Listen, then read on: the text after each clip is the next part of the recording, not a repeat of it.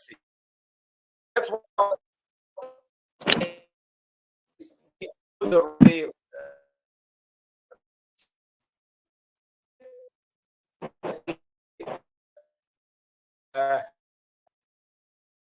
picture about the known in this infrastructure of the medieval Principality of Moldova, but later on, as I mentioned, because it was quite well placed along the trade routes, the village itself increased to the marketplace, to the area when the measures stopped, and already since 17, beginning of 18th century, we could speak about the quite in the most important elements of infrastructure of the medieval time, or the late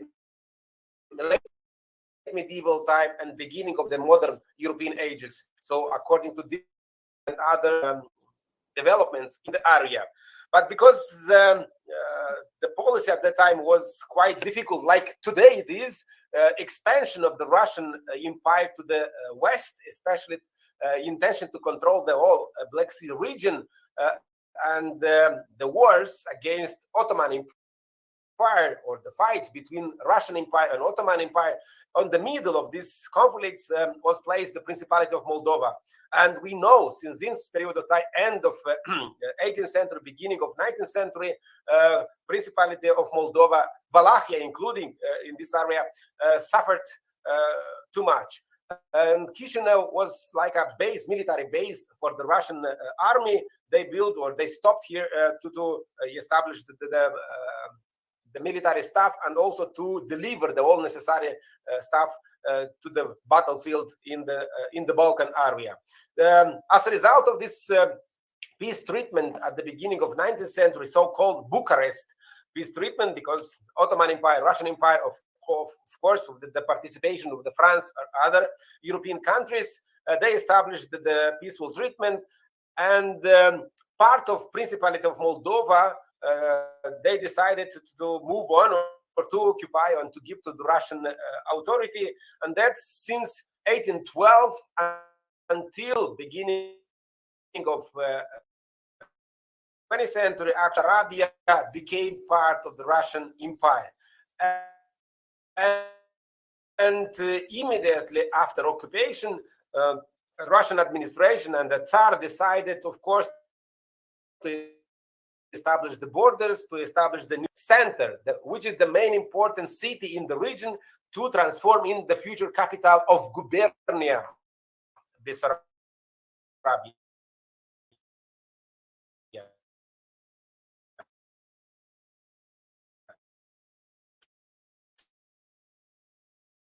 It was a long discussion which city is the most appropriate to the needs of city, the more important from the economical, administrative, also let's say geographical position. It plays an important role. In 1812, the Tsar decided since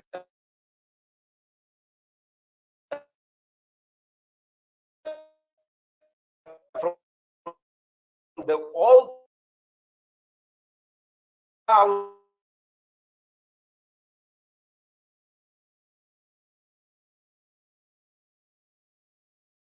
considered the Chisinau, the new Chisinau, or the new side, new part of the Chisinau, it's European part, because it was developed according to the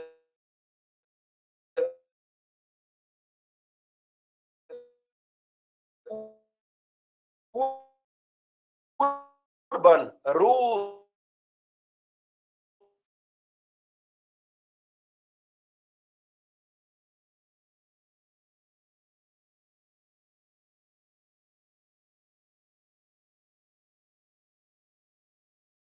it was not erased, but somehow marginalized. And nowadays, inhabitants of the Chisinau, they are not understanding exactly which part it's oldest, which part is its new one.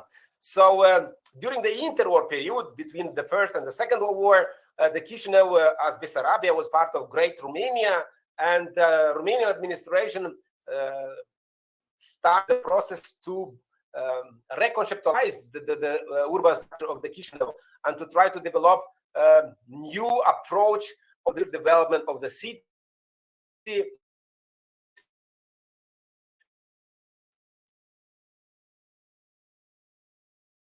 According to the war, of course, the whole process stopped, and during the Second War, Chisinau administration did a lot during this wartime, but not so much. The war, it was very close. Anyway, the administration tried to plans which they started during the impact in '94. Bessarabia and Chisinau have been occupied back by the Soviet army, and since period of time, of course, until 1991, until collapse of Soviet Union, Bessarabia became another Soviet republic, so-called Soviet Moldavia, and the style of the urbanization was like in many Soviet countries. So the urban plan and also the urban development was according to the central decision from the Moscow, and the capital itself was developed according to the architecture style imposed by the Soviet regime. So a lot of standard buildings, a lot of standard elements of infrastructure, and so on and so on. But we have to take into account also the issue that the Chisinau suffered very much at the end of Second World War.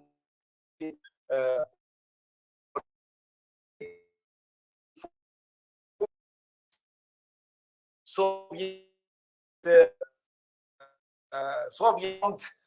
Chisinau quite often was, but anyway, the bombing of the Chisinau after 1995, it said that there more than 2/3 of the city, so 75% of the building suffered as a result of the Soviet bombs. So that's why immediately after the Second World War, the new process of rehabilitation of the urban plan and also the rehabilitation of the city started, and during the 1950s, 1960s, huge activities, construction activities, but also demolished process have been happened in Chisinau. So we have some, of course, we have plans, of course, we have some aerial pictures from this period of time, and of course we could compare the structure, the streets, and the buildings, and also we could discuss more about the impact of the war of the Chisinau and also the future developments. Why I'm saying this? Because just 2 years ago, a team of not scholars, a team of activists, a team of citizens of the Chisinau tried to establish in different parts of the Chisinau some memory, small issues like a public monument to remember to inhabitants of the Chisinau that in this part of the city, before the war, it was something else, like a church, like a historic building, which Soviet administration decided to demolish, or as a result of the bombing, the situation was very bad, and they tried to demolish and also to destroy and to reorganize the city from different points of view. So this example was like the church of Saint Gabriel and Michael in Chisinau, which was quite important area as part of the main urban part of the Chisinau, because immediately after occupation of Bessarabia in 1812, this church became like a cathedral, because later on they built a new cathedral, more still existing today in the main part of the city.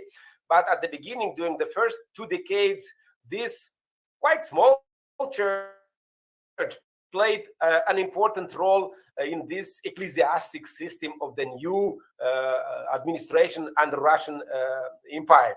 So the church and the building around have been placed in the, let's say, old part of the city, but play important role because near to this area it was the main market of the city, and you know what the market, the activity of inhabitants, the visitors from the country, outside of the country, always are coming to the main area and of course to the market to buy or to sell something. That's why we try to collect the information about the area, about the church, about the infrastructure, about the different interventions during the First World War, during the interwar period, immediately after. So we have, for example, this is a picture from 1942 under Romanian administration, and the local priests tried to reorganize the area and to try to transform it in a culture, not just economical as the market behind the street, but also this around the old cathedral, so-called old cathedral, to organize in the culture area, to transform some buildings in the museum of the church, and also to move some wooden churches from the region to the capital, and to try to give more aesthetical aspect, so that you could see different intervention in this area. So also we have the picture about the which are explaining the rehabilitation of historic building close to the church, which was transformed in the museum. So the building itself, it is since second half of 18th century. So we could see at the end of 18th century quite improved architectural style of the columns. The building itself, it was one important local citizen. He was like a chief of the custom, so that's why probably he has enough money to build such building. But the history of the building itself, it's very, very strange. So in 92, administration and the priest of the church succeeded the building and to transform the building in the museum. And we could see the result of the activity in quite short time. So just in one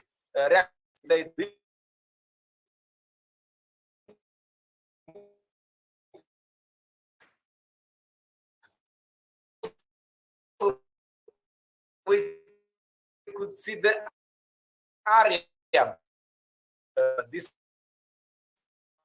part of the city, how much they try to transfer the area in you could see the main demolished a lot of buildings in this area. The green today, it's quite finished rehabilitation of the boulevard, and it looks quite nice. So, but the Soviet administration came after the Second World War, the new approach, because it's one of us to finish as part, but in 1960s they established a monument to the Komsomolists, the young part of the party.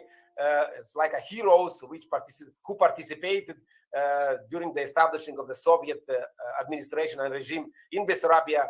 And the monument, you could see Soviet monument, the communist style, and quite close it was a church, which is not somehow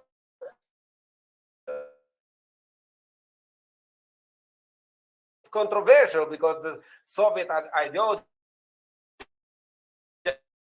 and the communist atheistic, and they didn't support. Probably the preacher said no, it goes it's not so well. The church, it's not part of landscape, but few years it was under the preserve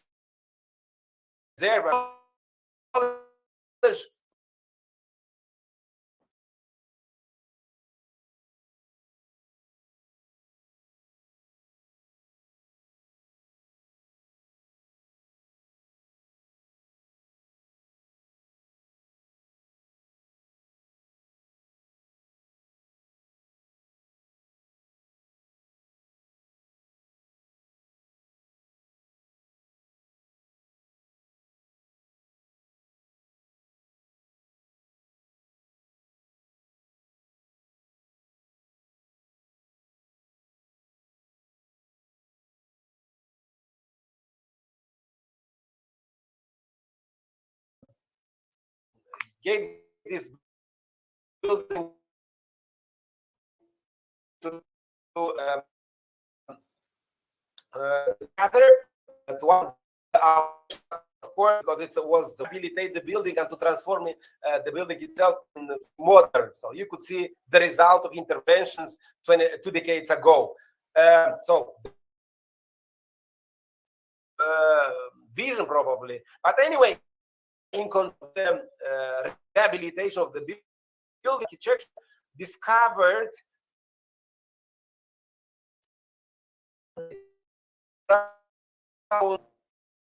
infrastructure around the building, and of course it's not during the 17, 18, even in 19th century. The area was quite busy and many constructions, and of course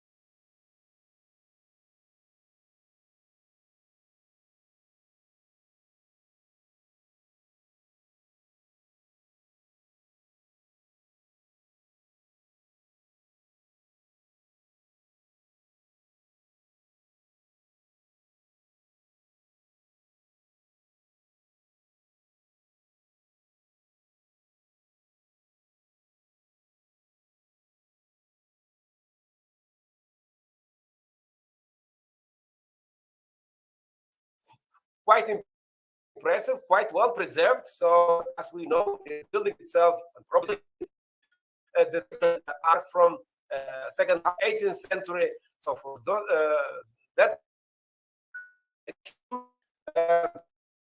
so yeah, you could see, and it was a huge debate what to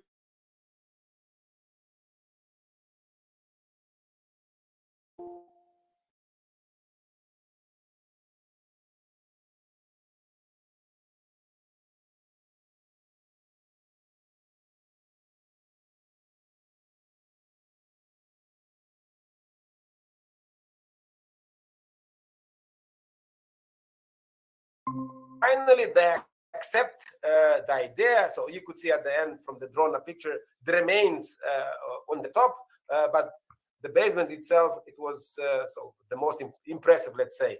So after that, of course, we developed the plans, we developed the project, how to deal with this urban heritage and to transform it in an accessible and, of course, to interpret and present the area to the public. You know, in the city of the urban archaeology, it's not so easy.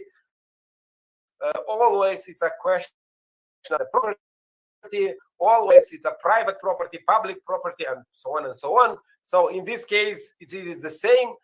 Two parts. One part of the area, it's a property of the municipality. Another part, it's a property of the government. And the middle part, exactly where the remains of the building, which we discovered in the basements, are property. So it was a huge debate to establish the statue of the monument, and also now we are under discussion to transform in a museum. So just 2 days ago, we had a meeting of our mayor, and actually we agree. So we will see how it's going on. But anyway, since last year, our discoveries and remains are part of the project of rehabilitation and transforming in a open air museum.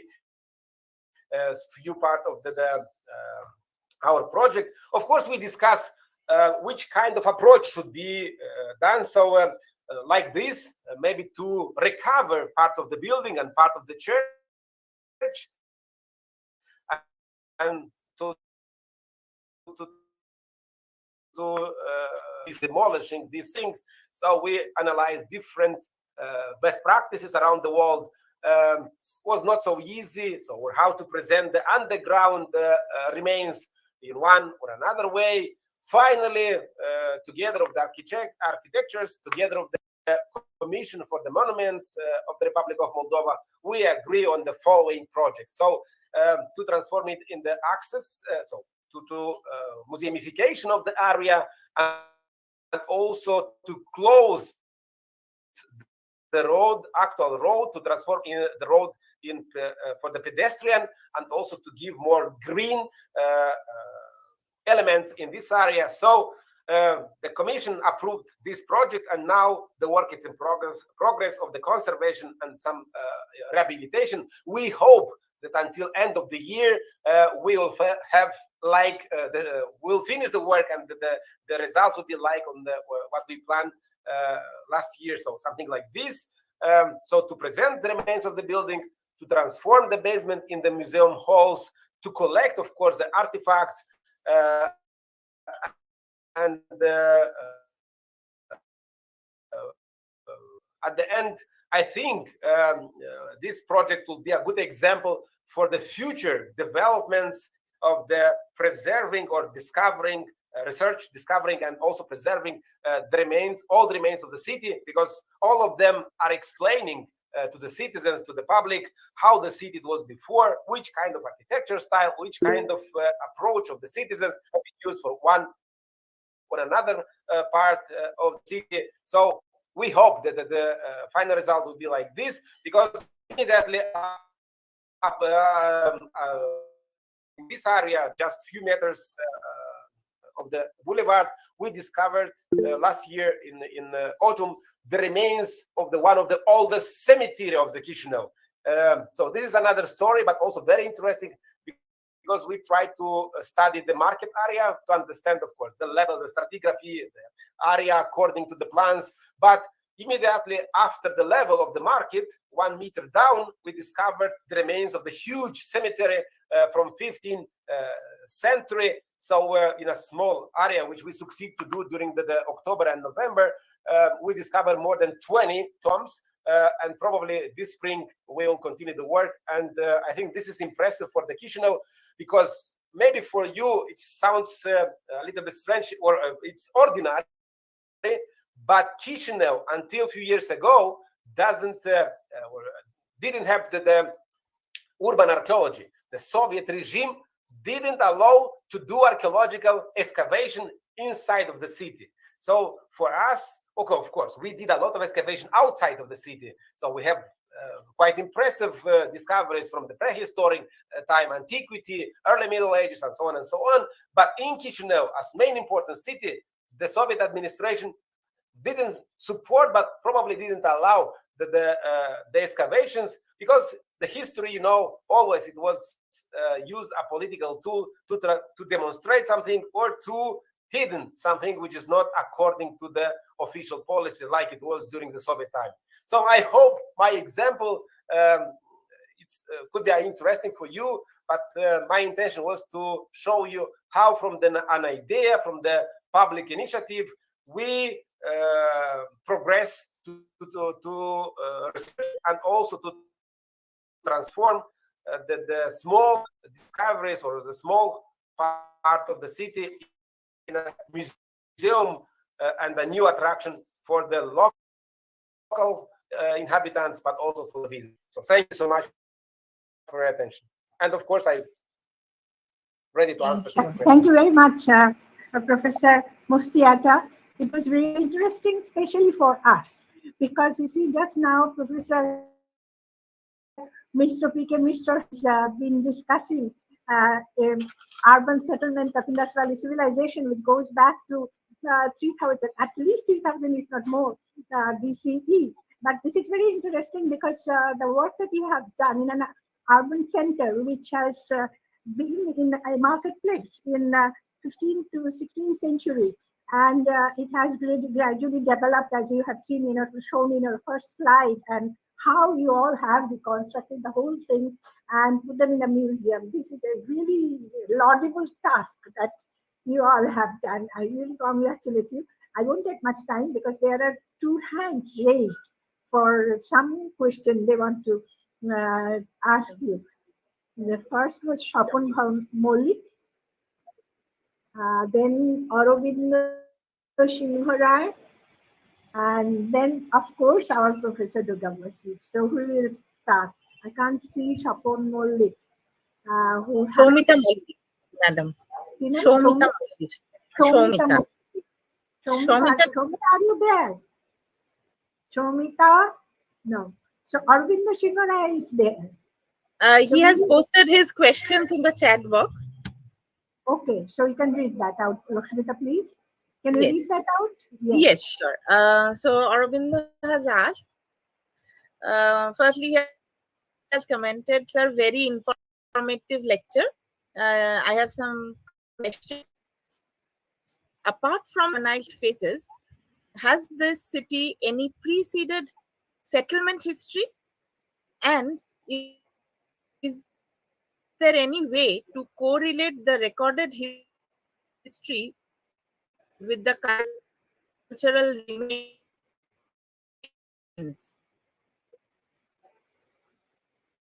How was this phase in the 20th century? Thank you so much. Very good questions.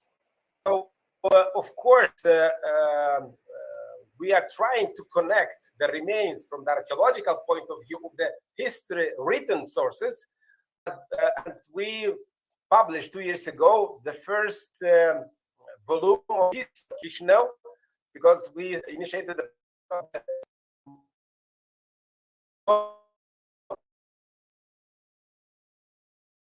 in 5. The first one already didn't, or with some main examples, it's not easy to connect them. So this city and the or the history of the forming the it was just based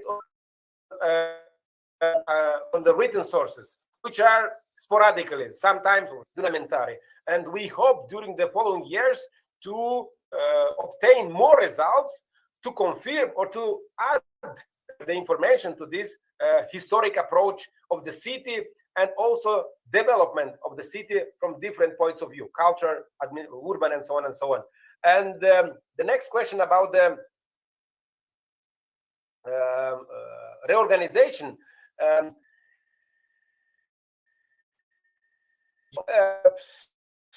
We have few book about the history of the city during the 20th century.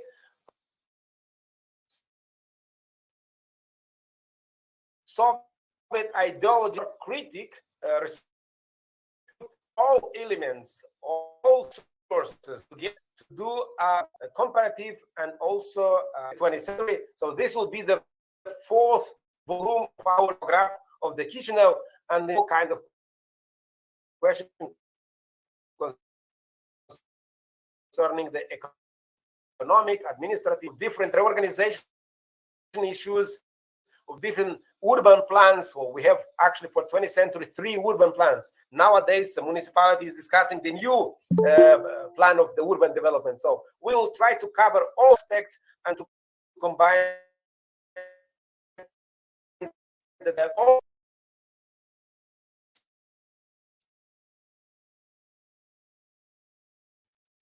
for us as historians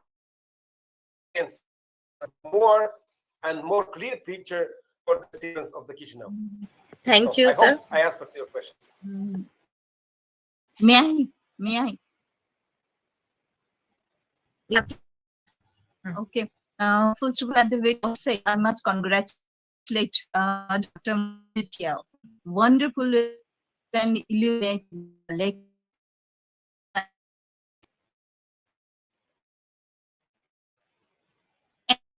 Our just to know broader. So it is so welcoming your lecture that we came to know certain points regarding the and the environmental study. So now my question is that, as you know, that urban archaeology is a very burning issue nowadays, and it is very difficult for us, even in the urban area, which is a very congested area, to protect, to preserve or conserve the structures, the ancient structures of building. So do you have any such government rules or any such, then you can take this so that you can protect it in the midst of a very congested area to conserve the archaeological sites from your country or from you, any idea? So we have, as you know, sites in the areas, in the midst of urban areas. So that is very difficult sometimes to conserve that. We have some problems from the other environment and others, settlements, growth, and all such things. So what do you think that there should be certain measures, certain universal measures can be taken by the other countries and by as a whole? What do you think about it? Yeah, Professor Basu, thank you so much, of course, for appreciation, of course, for I'm really glad that we developing the best way to share the experience and to support each other in our professional activities. Concerning your question, yes, we have the legal framework, and we have some institutions related to the preservation of the archaeological heritage. We succeed to develop a special law of archaeological heritage preservation in Moldova, and since 2011 we have a special law for archaeology in Moldova, but it's general law concerning the all kind of archaeological remains. So unfortunately we do not have something specific about the urban archaeology. So during the last 5-7 years I'm involved in urban archaeology, because before I used to be settlement archaeology outside of the cities. This way, different part of the Moldova.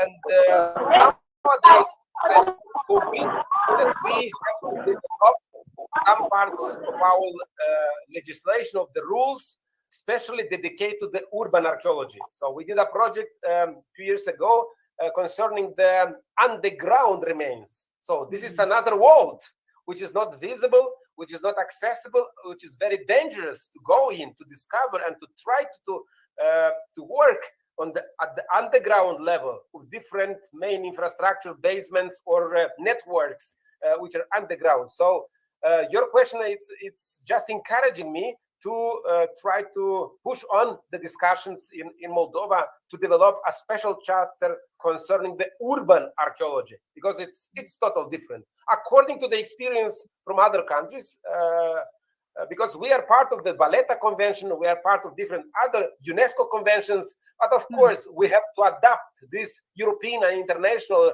treatments or rules to the local realities and needs. That's why in each case it should be discussed and analyzed and adapted some rules specific for the other country or for our cities. Yeah, but we have the agency. So, for example, at the moment we have the National Agency for Archaeology, and the agency, it's a government body who, which is doing the archaeological affairs, let's say. Again, it's general, it's about everything, not special focus. They're doing some research together with us in the urban areas around the countries, but sometimes it's just adapting our knowledge and practices to the reality when we are going to do some excavations inside of the city. Okay, thank you so much, Dr. Mustitia. Thank you. Thank you very much, Professor Mustitia. And it is rather very encouraging for the archaeologists. I'm an anthropologist, but I also deal with the earlier period of prehistory and archaeology. So we know that it's a very difficult work, task that you have taken up. So although you have all the kinds of UNESCO and other facilities, but I know to deal with the local public and to go underground their houses, it is a rather difficult task than anything else. Thank you very much for this new kind of urban archaeology that you have given a glimpse of. Thank you very much.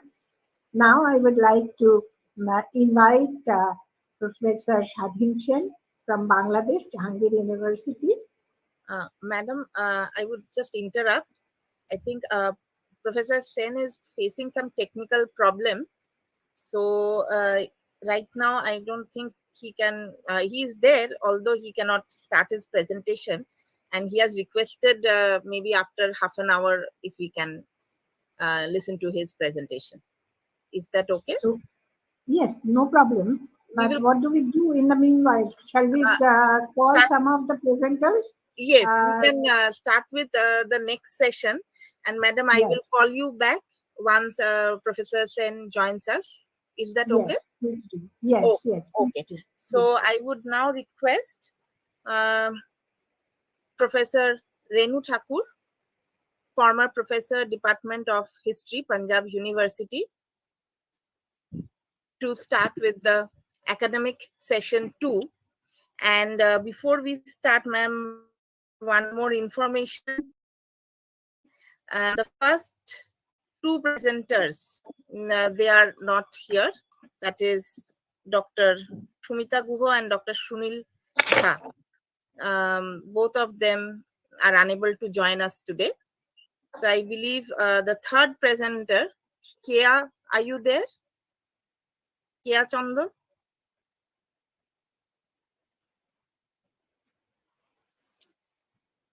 For a while, she was there. Yeah. She was there, yes. Yeah, but sometimes Ma'am, ago, I'm so They, so I could you're not. good, very good, good. Kea, She is here. Yeah, Kia is here. Kea, we are starting with the second academic session with your presentation. Is that okay? Okay, ma'am. Okay. Okay. I would request Professor Thakur to preside over the session, and many thanks for joining us today. Thank you very much. Thanks a lot. Good evening to all. Good, sir. And it is really a treat to be here and part of this, Society for Heritage, Archaeology and Management. Thank you, Professor Durga, for giving me this honor and inviting me to chair the session. Uh, Yes, I am not very happy with my two presenters not here, but yes, my third presenter, Kia Chanda, I think Kia Chanda, Junior Research Fellow, Department of Anthropology, University of Calcutta. She's here. And the topic she'll be speaking on is a glimpse on the process of urbanization and growth of Harappan civilization. Yes, we have ample time at our disposal since now you are only two left, two are not there. So you can take your time. I can say 15 to 20 minutes. That's it. And then we can have 5-7 minute, I think, questions. Is it okay, Dr. Asmita? Dr. Yes, Durga? ma'am. Yeah, but Absolutely. I have a suggestion that Yes. Akmita, you can call another speaker in this session. Okay.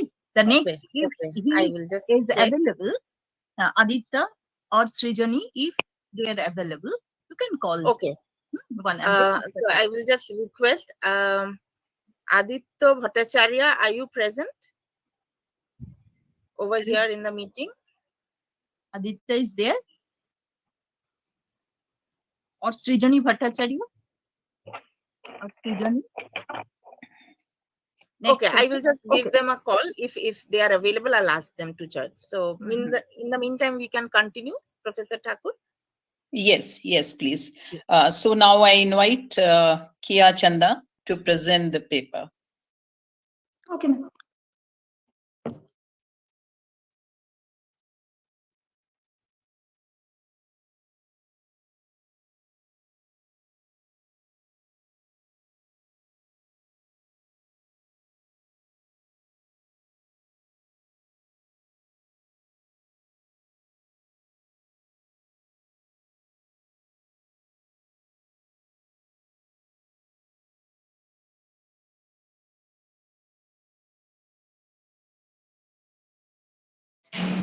Ma'am, am I audible? Yes. Yes, you are audible. Okay, ma'am. Good evening, everyone. Today I am going to tell about a glimpse on the process of urbanization and growth of Harappan civilization. Here depicting the slow and gradual urbanization, which is started from the Mesolithic temporary settlement to village settlements and to the urban settlement. Some criteria of urbanization is great increase in size of settlement, institution of tribute or taxation resulting in accumulation of capital, monumental public works, the art of writing, beginning of exact science as arithmetic, etc., extant foreign trade, warehouse, etc., full-time technical specialists, privileged ruling classes, organized society on the basis of residence instead of kinship space, and revival of naturalistic arts, etc. Here, here I am going to find some similarities which give relevance between both the urbanization and the criteria of Harappan civilization. Here in this map shows some criteria of urban, no, sorry, shows some urban centers of Chalcolithic period. And this slide shows some of the eminent persons who were related with the discoveries of Harappan civilization.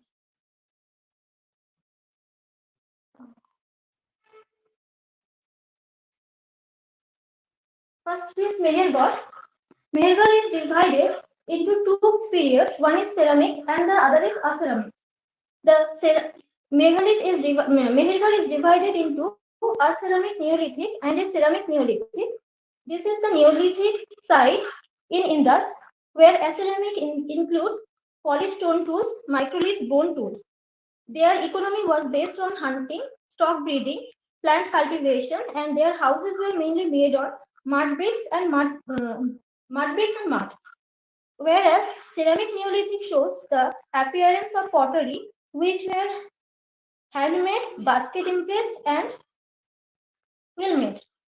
This phase had seen increase of settlement, emergence of polychrome pottery, and remarkable development in decoration of ceramics with birds and animal geometric designs, decline of polychrome. But period 7 in 1500 BC shows the urban phase with emergence of monumental structures and marked increase in settlement and cultural similarities with Harappa.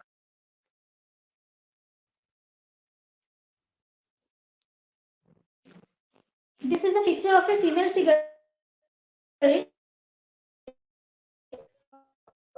image from Mehergarh. And this map shows all the farming cultures, Indus civilization, post-Indus cultures, and cities. This diagram shows the sites which of these are farming cultures and in the sites and this modern. This map shows the long distance trade routes, and the next map shows the internal Harappan internal trading.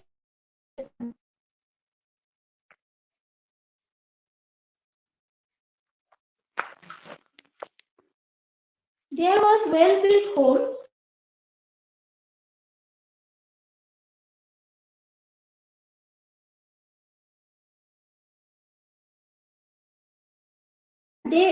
Had good. There was a big fresh water. Even the last house or the smallest house of this area was connected with a well-maintained drainage system. This picture shows the grid system of their house pattern and the great bar. This picture shows the arrangement of of bricks, citadel, and adjacent areas of Harappa and Ganwali.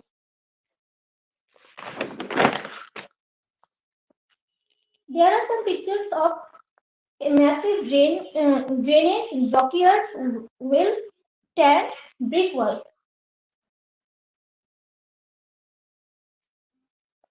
Blade of charred copper arrowhead and silt terracotta plough was found from here. The houses and sewage system. Two-story houses were made of baked bricks and with a courtyard. Size of the bricks ratio was 4:2:1. Each house has its own bathroom and well.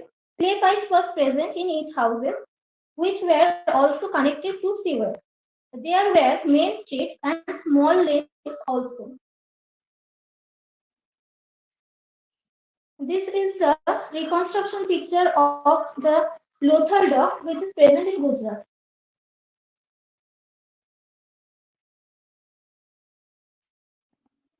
Revival of the naturalistic art.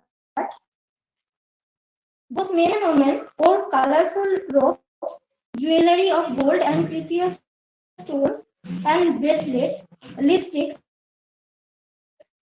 were also used by the women of Harappan civilization. The religious belief of Harappan culture seem to have varied from region to region. While Mother Goddess was very popular in the Indus Valley, it seems to have been partially unknown in Gujarat. The fire cult, which was popular at Lothal and perhaps at Kalibangan too, does not appear to have been known in the Indus Valley properly. These are different gods and goddesses which were present there and worshipped by the people of Indus Valley civilization. There were advanced pottery with varieties kind of motifs and varieties kind of designs were also present there. These are some female figurines, and this picture shows some terracotta human and animal figures, mask as well.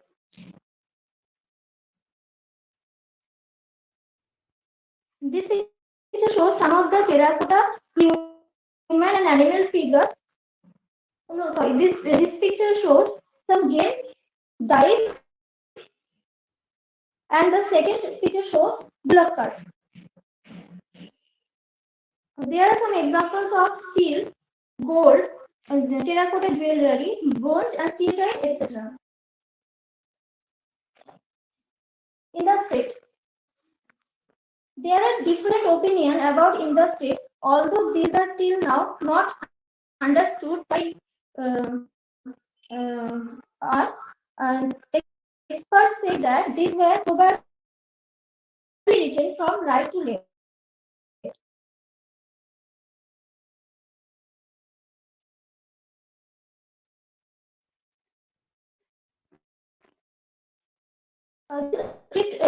Here, which are mostly used in this scripts.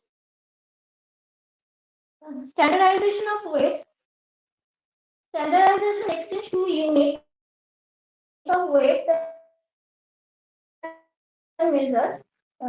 Crucible weights made of charred chalcedony, black stone, etc. have been found at excavated sites, and their accuracy all over the Harappan cultural zone is remarkable. The system is binary in the smaller weights.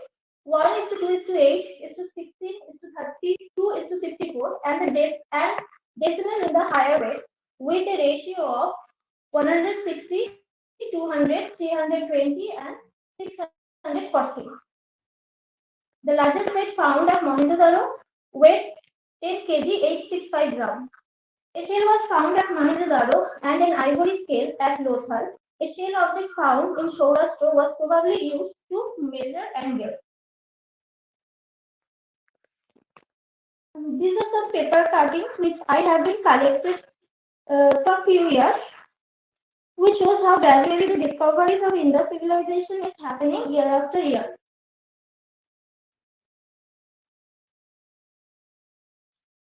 There are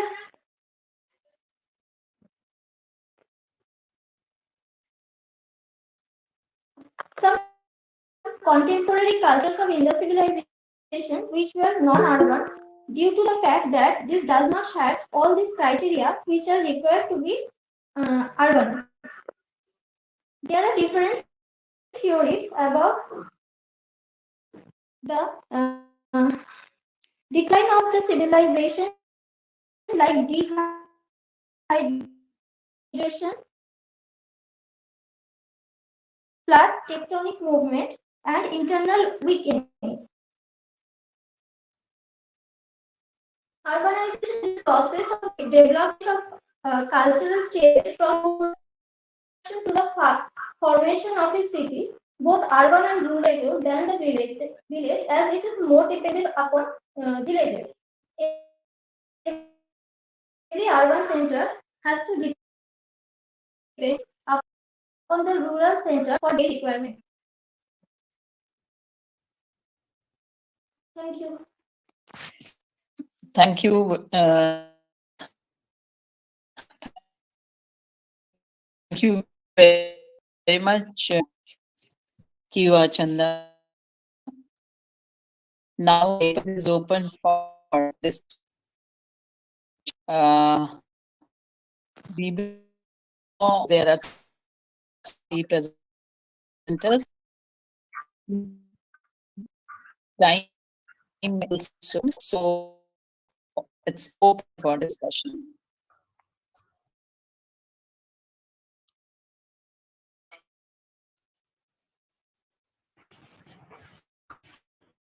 Any question? Any observation?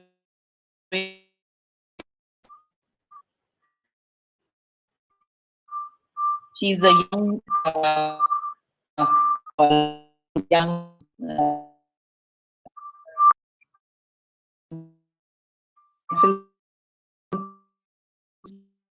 student.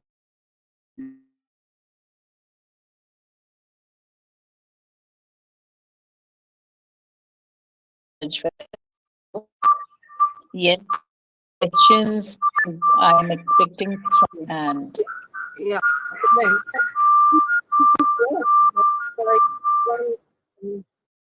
Indian archaeologists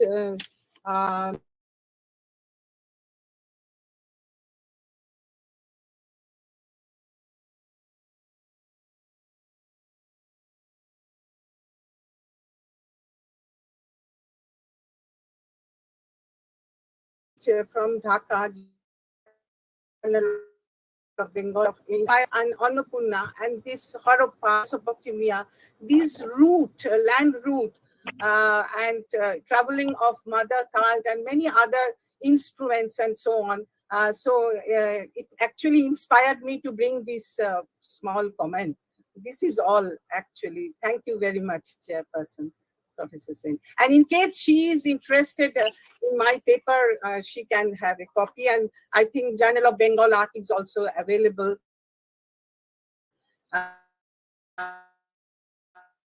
In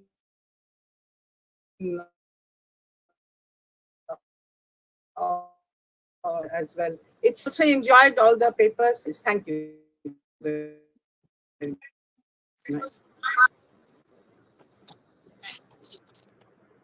thank you very much, Thank you, ma'am. ma'am. Thanks a lot. Yes. Any other question, please? Professor Banani can come forward. Professor Durga can also add some paper, some observations, so that our young scholar can prove paper.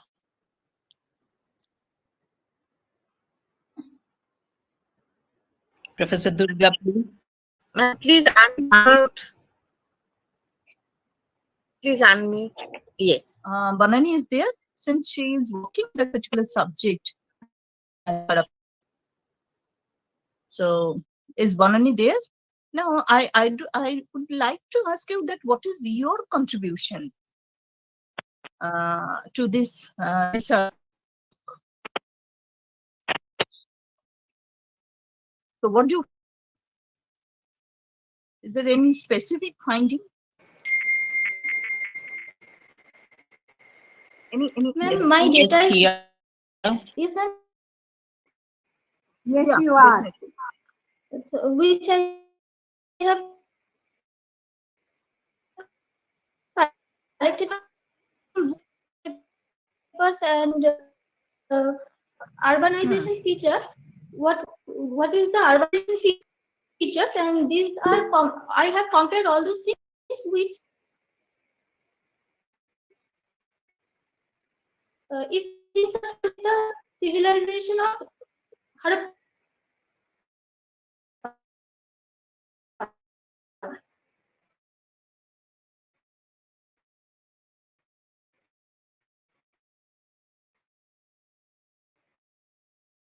So when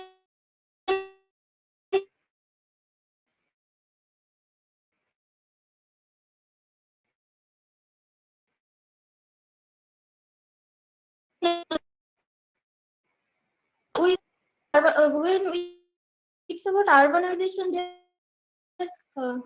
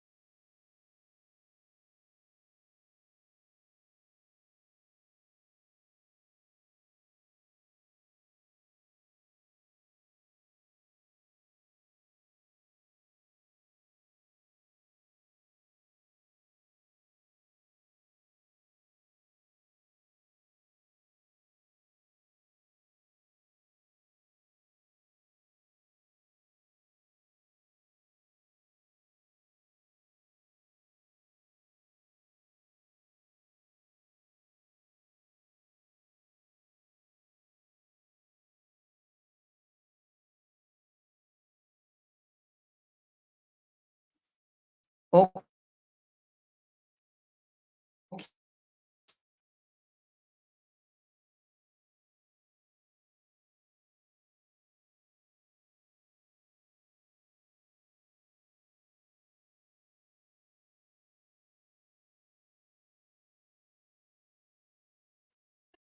Thank you very much. That's UGC Yes, Senior ma'am, I'm Research Fellow, present. Department of Anthropology, University of Calcutta. Yes, ma'am, I'm Is she present. there? Depini Mahato is there?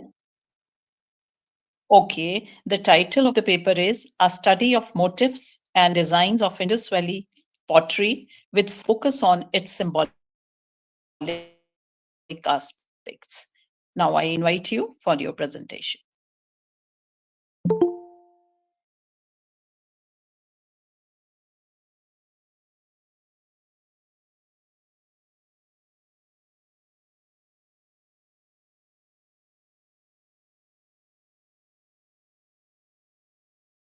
Am I visible? Is my skin visible? Yes, My yes, it is PPT is visible. visible? Yes. Okay, thank you. Yes.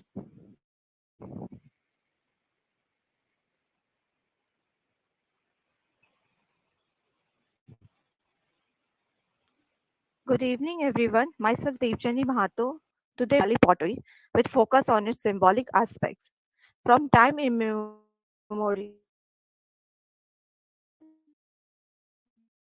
we know that humans are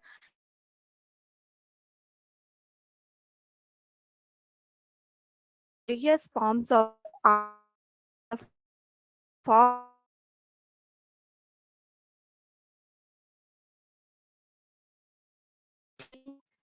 draw, painting, music, similes to capture its different activity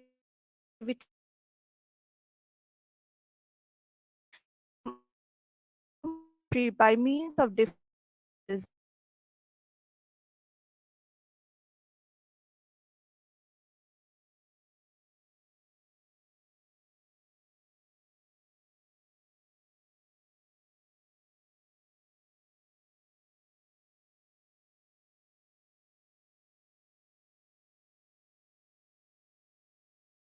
symbolic importance of them. And for this, I just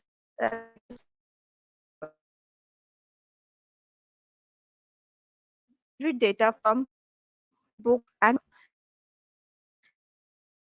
were separately identified and highlighted following one answer can be classified into four types. One is the geometry, which is again subdivided into circle, loops, triangle, check only used seal and seals Mohenjo-daro are usually found by inputting two lines at either 90 or at or a fuse angle.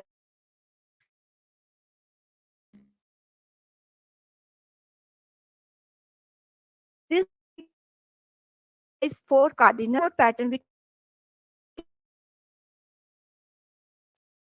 fish alternate squares are either complete checker symmetrical motif like cross, dot, or sun motif.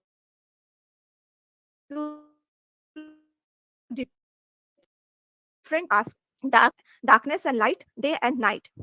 The next this is the most common geometrical motif where we are rows of triangles arranged on a completely darkened or high opposite structure. The background is either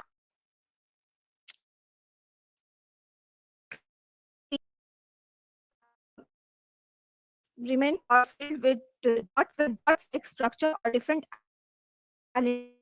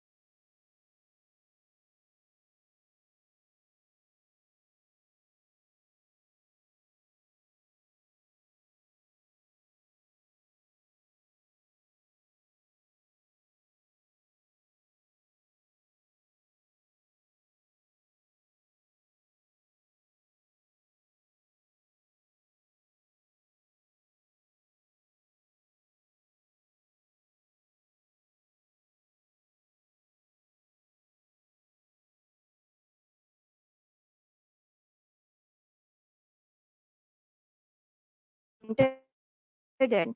It may be of a simple row or a multiple row, or and it may be simple or completely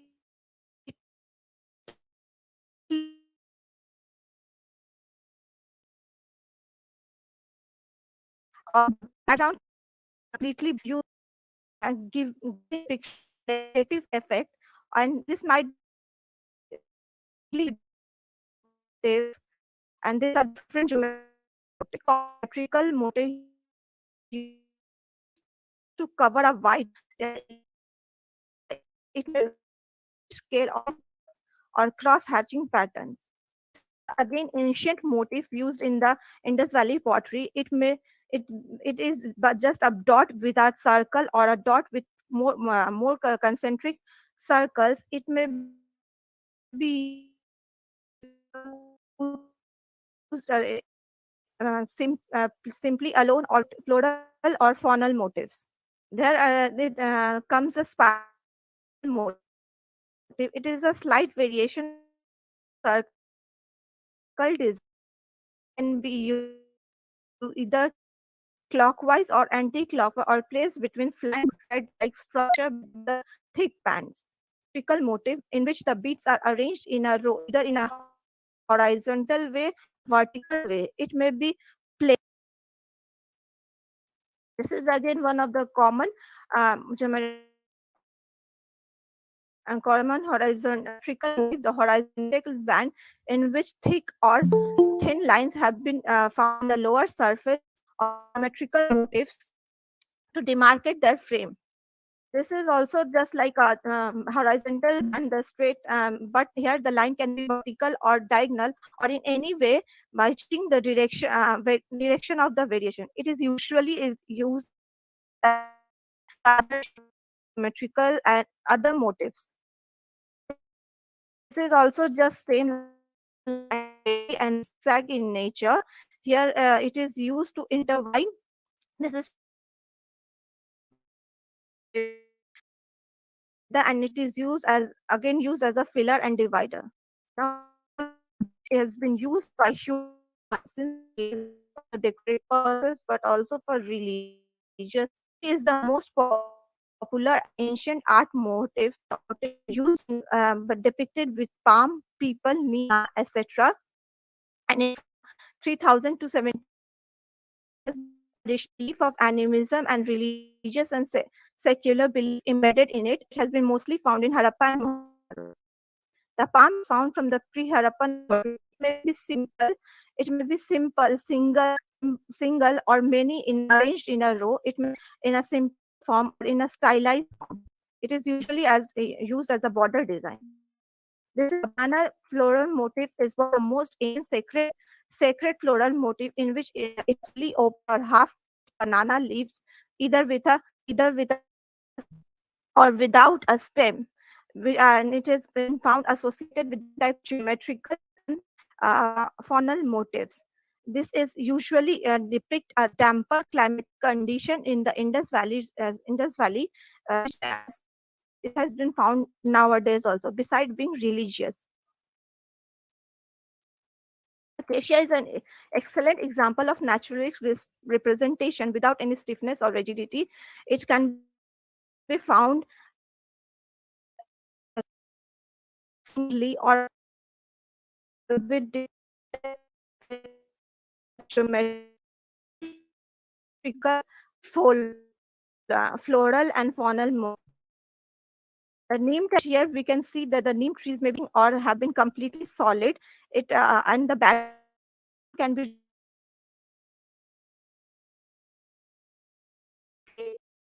or with different types of motifs. It has been it plays a very significant religious role, just like it plays nowadays. Some of the identified plant designs are also formed just like a chain of leaf-like structure with dots and a filament arising from it, giving like a structure. People type is also and has been first reported from Rahmandari 1, and it was found during the pre-Harappan and continue to the mid second millennium BC. It may be completely solid or with slanting lines and is been associated with different types of floral and motifs, just like associated with a bullhorn or have been represented in an arch-like form. Tiffany, try to sum up. Okay, ma'am. Okay. This is a single leaf bottom which has been cross and found with different geometrical motifs, mostly decorative purposes. Lotus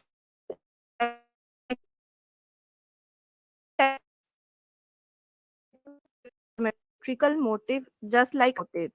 And people, it is people rosette is actually people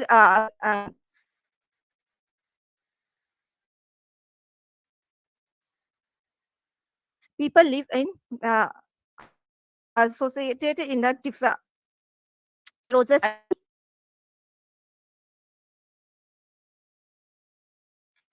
sunflower motif. It has been Gari Bang one, and this is a geometrical flower motif with having more than 4 or 8 equal angles.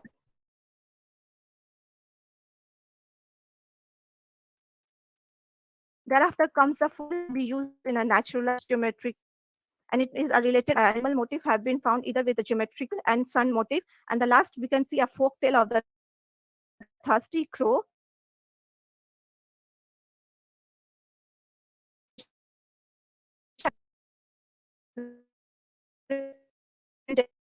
depicted very well, is the peacock, which have been found to the bird as a vehicle of soul, where the bird is flat of a human dying.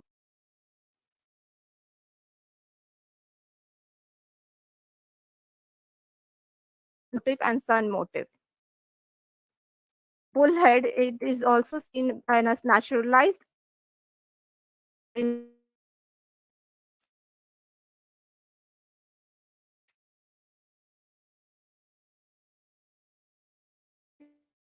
symbol of strength, so and cross horn. The sun motif is very as philosophy,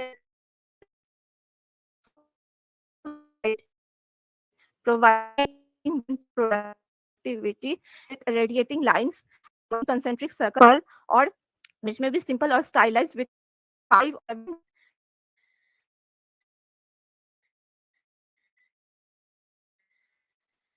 corners.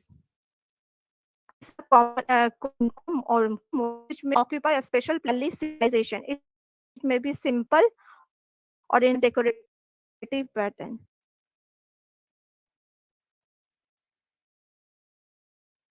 Finally, I would like to say that motifs of Indus Valley pottery, on the basis of its types, utility, symbolic importance, and distribution, and all these motifs have been found in different phases of Indus Valley, mostly used for decorative and ornamental purposes. Besides this, they are also related, most religious, ritualistic, mythical, sacred, philosophical, and mystical value. And finally, I would like to conclude that just like Indus Valley people used to depict the different thoughts in the way of different designs and motif, we can in this way very efficiently and efficiently and easily. These are my references, and thank you. And I would like to finally say that this is my first review paper, so I would be very it would be very happy to make it a very good nice paper, since it is my first review work. Thank you. Thank you very much, Jenny.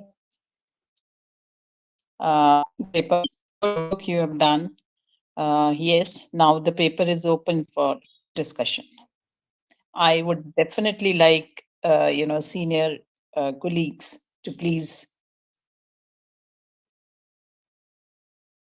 bring their observations, questions, how this paper can be further improved. No one is there. I have some questions. Am I Yes, audible? please. Yes, ma'am. yes. What about the petal formulation or some horn deities? Even we have recovered some fish scale designs also. So can you please highlight on these aspects? Yes, Horn ma'am. motif. They have also found horn deities and different. It's pottery. They are actually this depicting different type of strength of the strength that the in the strength and secretary values. Actually, wait, I'm So lying. okay, Yes, ma'am. Yes, ma'am. And they have strength. They're depicting the strength of the people and the okay. And what about the fish scale Yeah. designs? ma'am. It is mostly as a decorative purpose to cover a wider Must area. give some evidences of fishing. Otherwise, these area, it's Haryana practically, Haryana, Gujarat, Rajasthan. They are basically not Okay, ma'am. eating fish or something else. It's a large number of potteries recovered where depicting the Yes, fish scales design. Even in Kunal, we have found some fish bones also. So Okay, ma'am. this is also the information about their food items. Okay. Mananidhi, Mhm. actually fish in fish is considered very much sacred in rituals in different types Mm. parts of India. Mm. It's ceremony and Yes. everywhere fish is no, so it is Yeah. sacred. But I don't know. It may be that they have some sort of species for preservation for the future generation. That's I think thought that. But Yes. as per our knowledge, fish scale design it's not used ritualistic purposes only.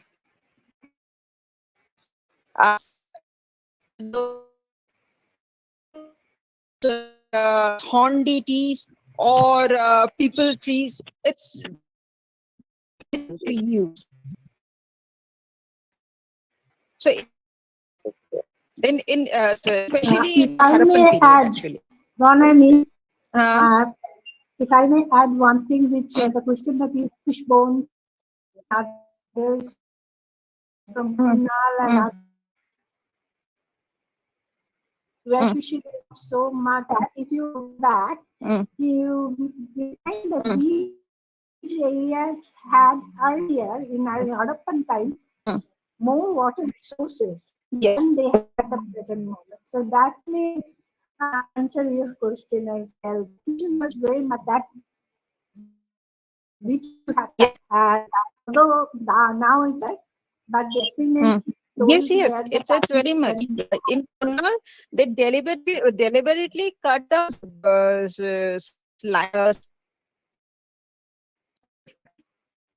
channels for their fishing purpose as because for pottery making, bead making, they use a lot of they need a lot of water water as actually. well as So good it's a quality very of soil. yes. Even today a total fertile land. It's too green. Good. Very interesting to know all these things. Jani's paper, we have enjoyed Professor Thakur very much. Yeah. But at the It's same very time, good paper, that discussion is also very fruitful, not only for Jani herself, but I think we also have got learned a lot from this discussion as well as from her. Yeah, definitely. Dr. Thakur, to Debjani. Yes. Yes. You have shown a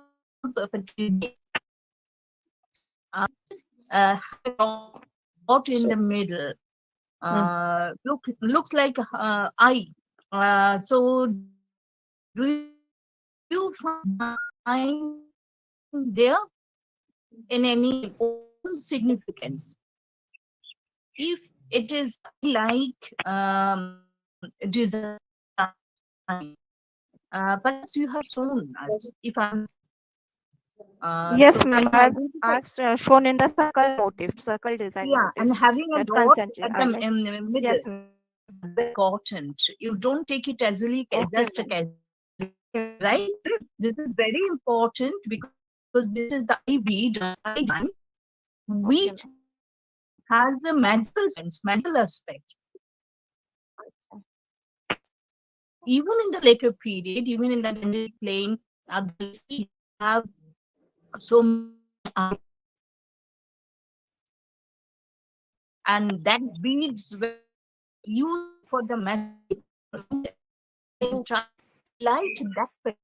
Okay, otherwise, I prefer. Thank you for your that. It is a very strenuous work to collect all these designs. And another thing is that if it is possible, if for you, because it is simply paid only,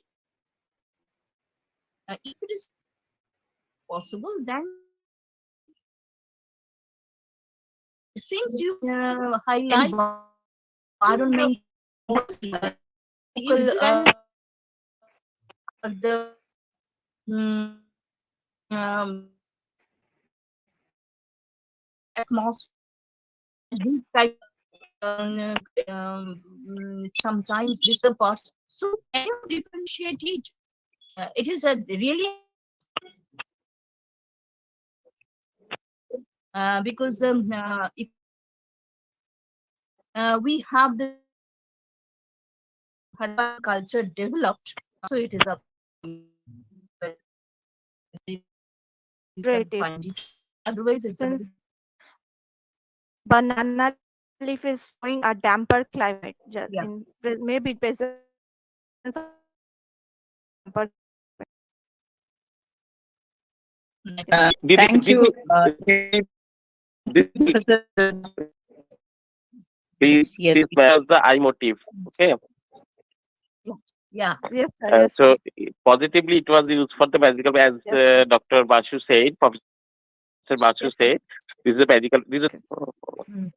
Being an anthropologist, I can add one thing, Professor Thakur, just one moment. That's now rural artists. They also consider the eye motif as a very sacred one. And you find their sort of art in the portraits, it's really something sacred. Eye motif is very important. So in the enough area, people are still drawing. So it's an interesting suggestion that Durga makes.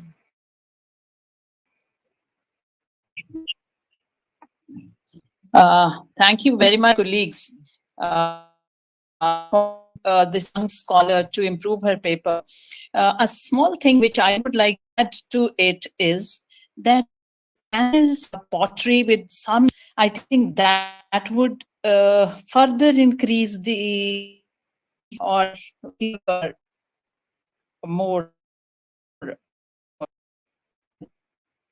refined. That you to yes, and give a conclusion also that how this pottery can also be associated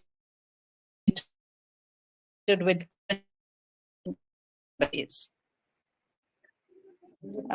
Thank you, everyone. Yeah, definitely.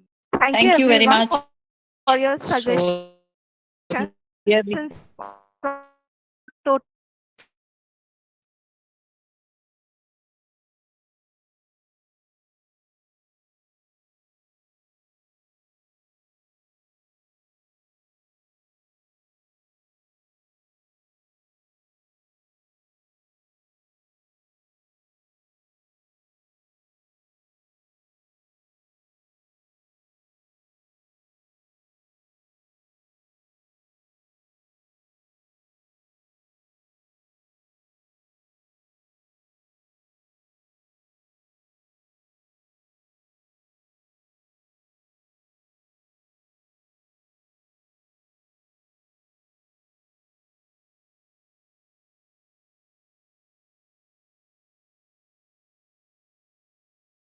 presentation, Yes. please. Thank you, ma'am.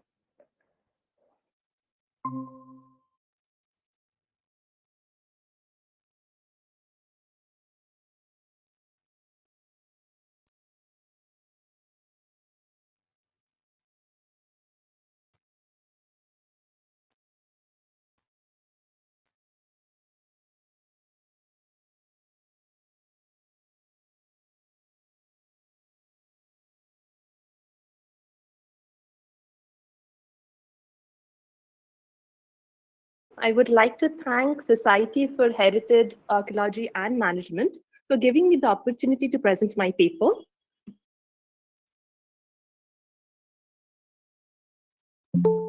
The title of my paper is Looking for Architecture at the Periphery of the Satavahana Rule, a case study of Vidarbha. Now, first, let me define what I understand by this geography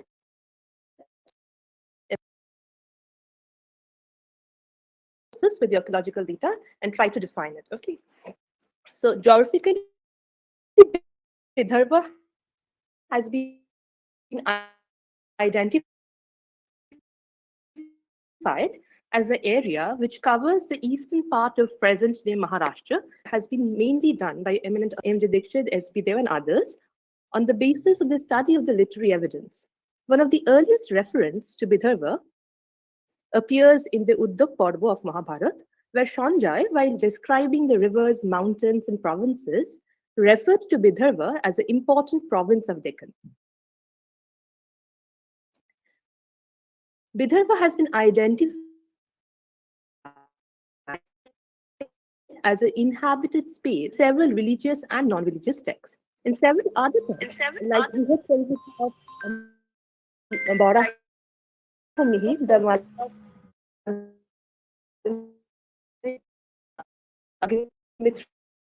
of Kalidash, and even in the Puranic traditions, Vidarbha has emerged a kingdom. And we also have been pointed Brihad Samhita, we get mention of a river that flows into Vidarbha. The name of the river was Venna, which has been identified as a modern Venganga river. Vidarbha have also been pointed out in some texts.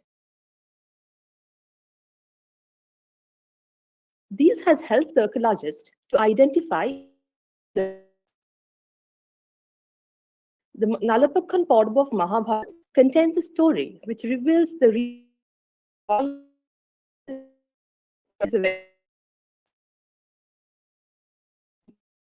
story. It is stated that this land, that is Bidhar,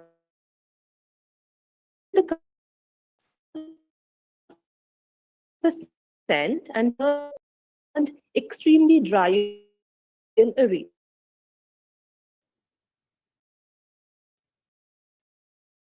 Archaeologists designated the eastern part of present Maharashtra as Vidarbha. Various place names identified as also led the archaeologists by correlating the literary evidence with our present knowledge based out of Maharashtra, guarded by the Satpura and Mahadeva hills. The north is what has been identified as Vidarbha. Long tradition of human occupation in several kinds of human activities were noticed from the late Chalcolithic period.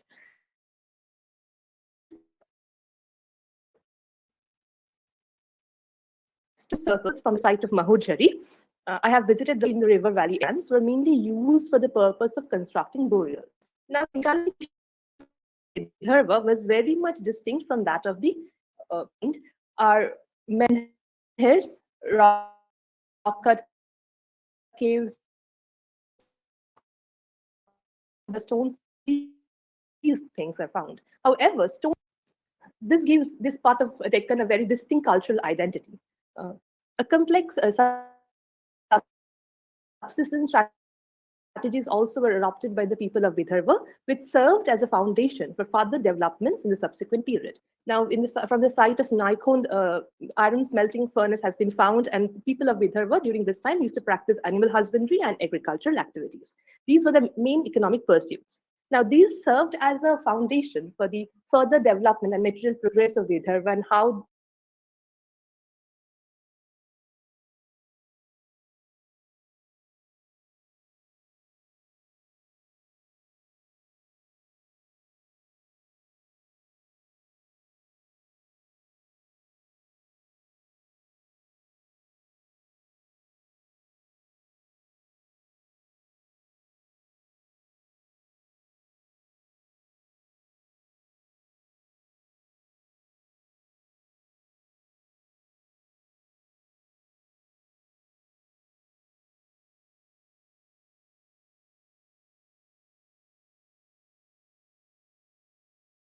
showing the important sites.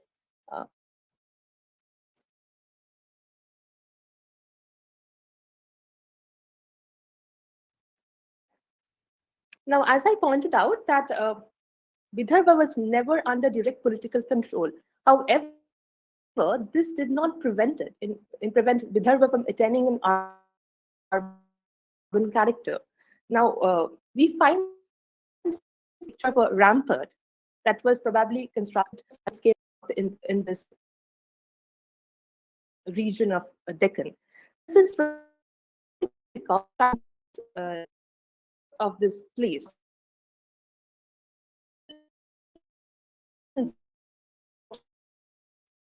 Done in various sites like Adam, Bhon,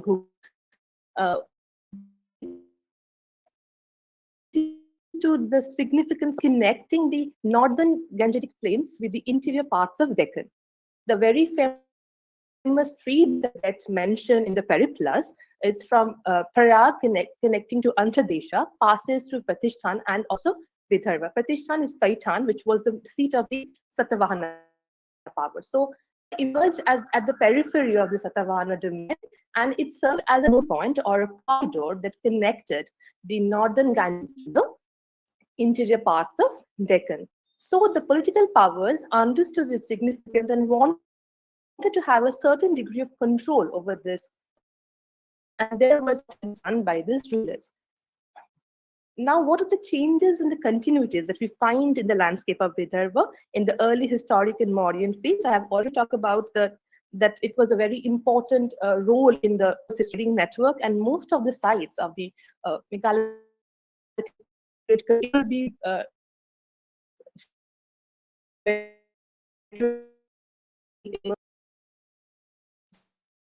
important centers. Now, there was tremendous field. We find burnt brick shells and remains of public building. It was a very settled area where querns with auspicious symbols. Now, the modern influence was trading communities. The trading communities born.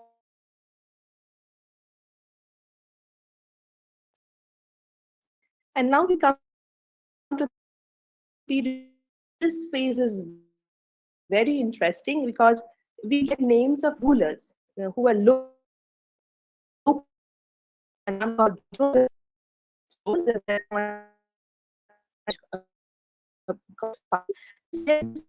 a period where economic activities were what they could of their own dynasties, families rather, and yet they should coin period 5 is the phase. Important findings are terracotta male heads of Greco-Roman affinity. These findings are very significant, as you can understand one thing, the role that were played in the trading network. And I'd like to point out that when Agastamuni came, that was the road which passes over Vidarbha. And if you look at Ramayana, in part, it has referred to this road, and is considered to be the most safest one. So it's connect Prayag with the Desha passing through Pratishtana. So this road was very important, and probably Vidarbha was located in this trading nexus. So we find this kind of artifacts, and fortifications and construction of ramparts were seen. Now this is a seal from Adam.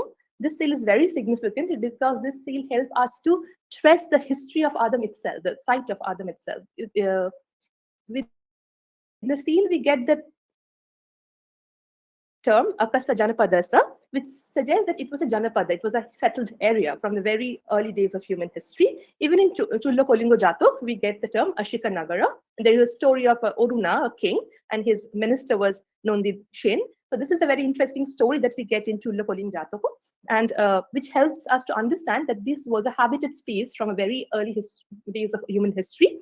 And it continued to develop and ultimately flourished as a very important urban center under the Satavahanas.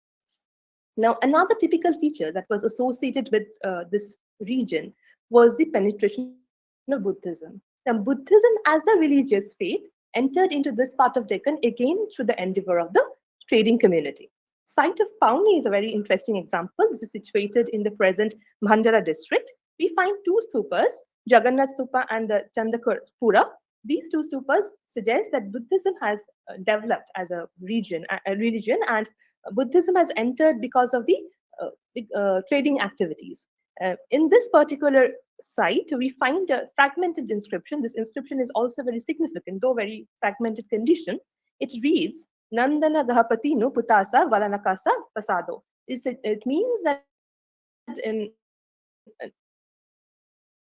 Nandana was the Gahapati who was a donor, and that this area was a settled area.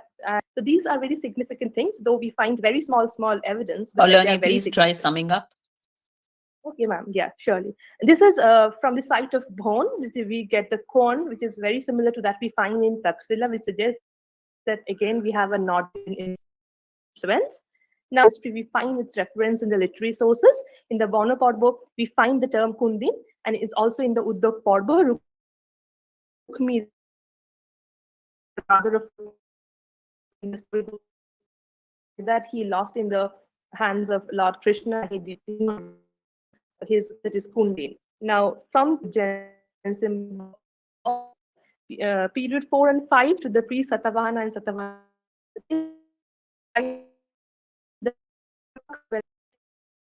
and were black. So this suggests that the urban already was active part.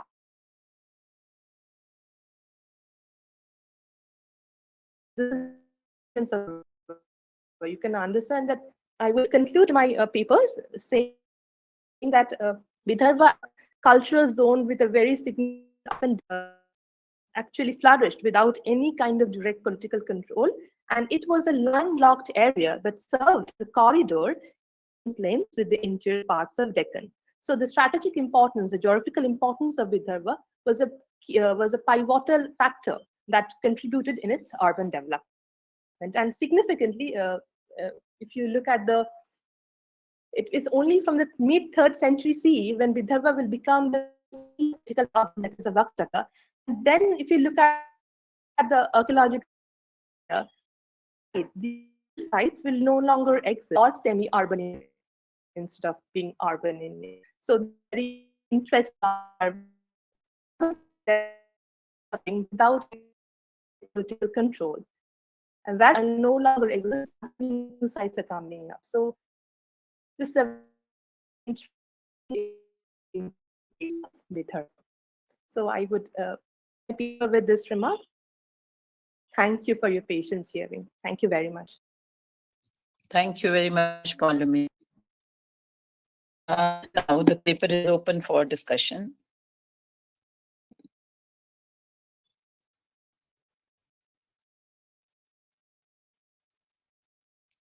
Please, or some suggestions that would definitely help the presenter. I will say something really interesting, because when we more about what so far for it grown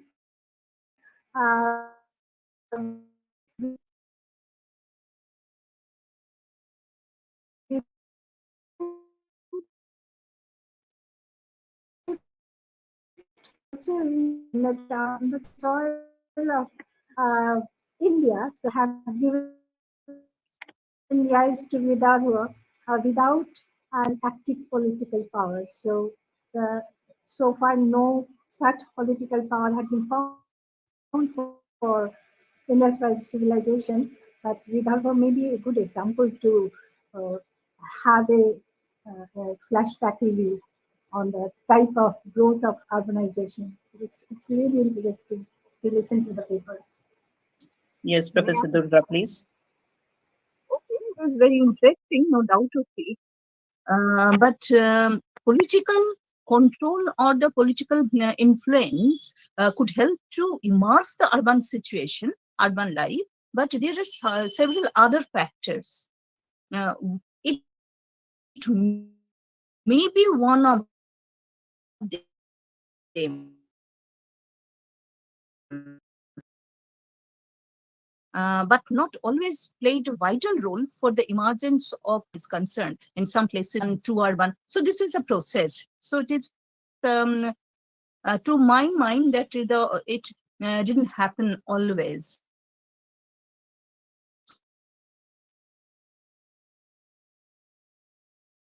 One thing. Another thing is that this is my query that you have told us that in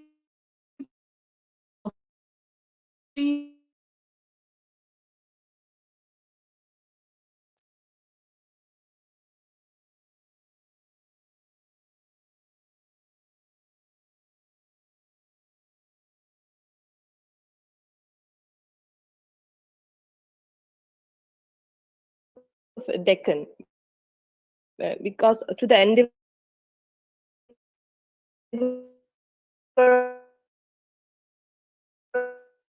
the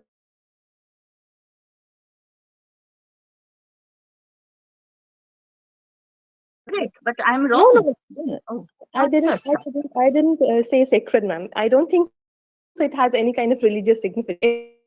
As you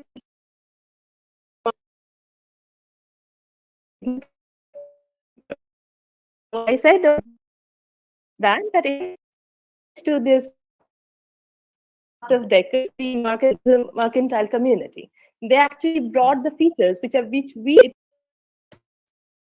by strategically position. It is connected with the tangible as parts of Deccan. oh.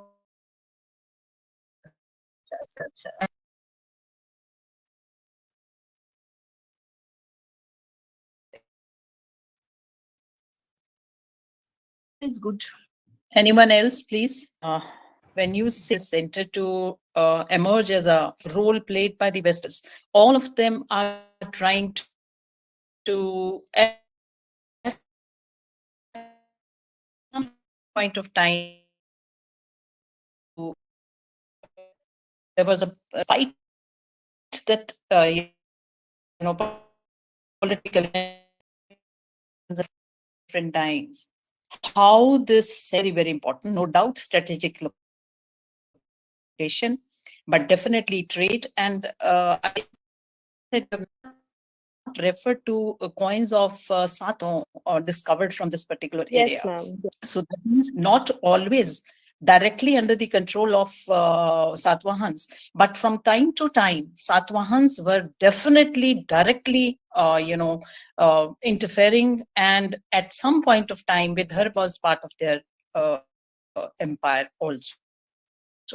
So maybe this kind of political intervention also possibly led to the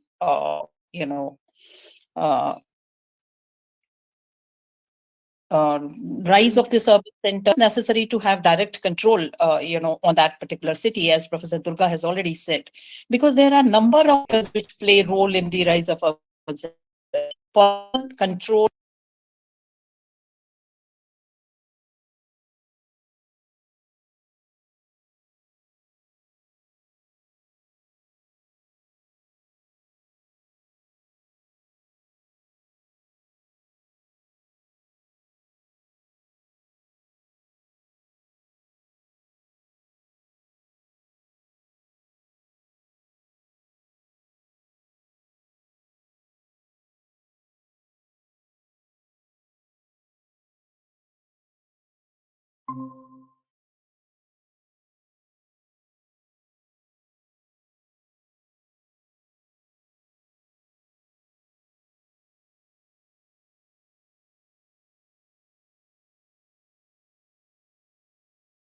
Dr. Thakur.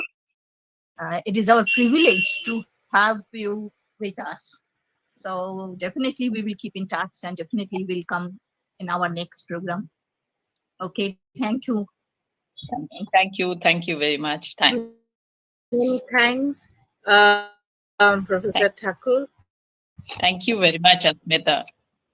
Firstly, and we have managed on time. Now I would request Professor Shadhin Shen. I think he has been able to join us now. Professor Shen.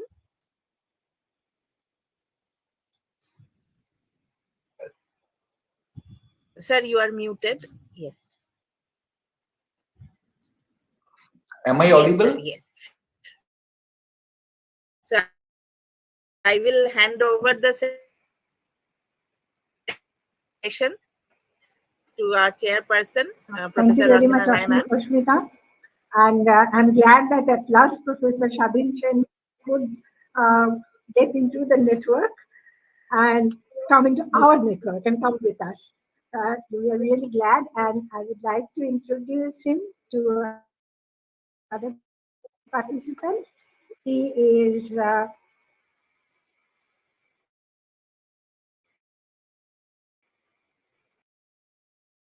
and settlement archaeology in the alluvial terrains.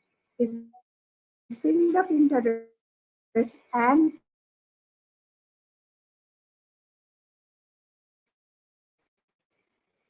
also landscape archaeology,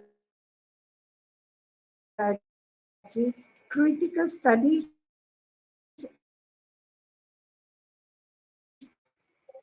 public archaeology, been working here.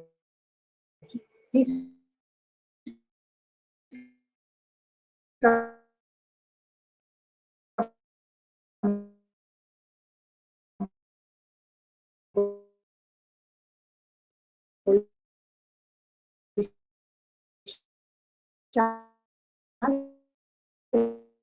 any of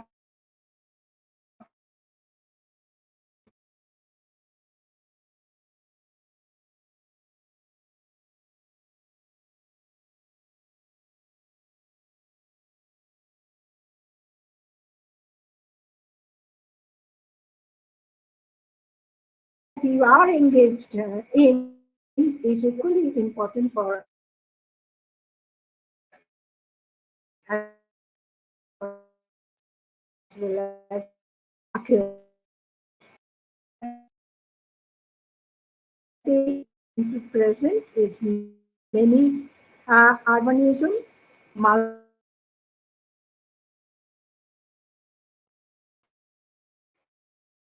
colon,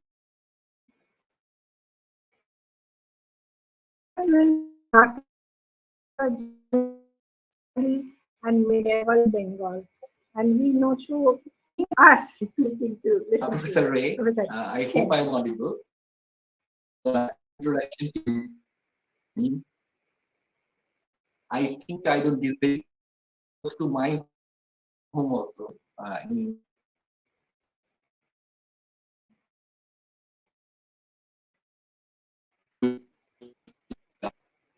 go 50%. Said to because participate because and there was the Therefore, I would like to connect Professor Durga Basu and especially Dr. Mon.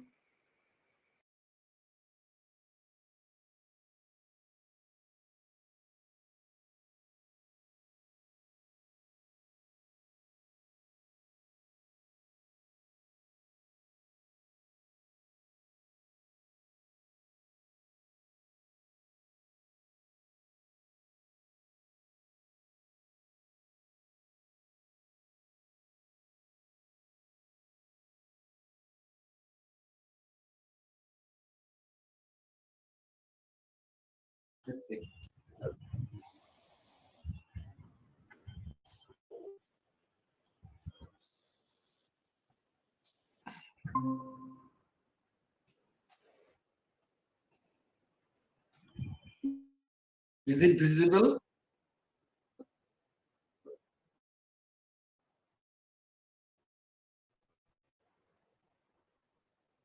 Yes, sir, it is visible. Okay. My paper is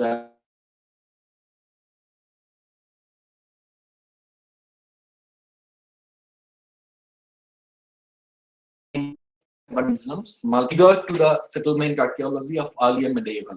We are working in northwestern part of Bangladesh, as has been mentioned by Professor Ray. For the last 20 years,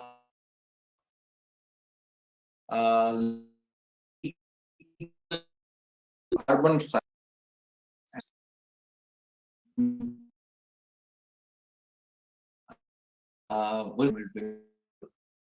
I hear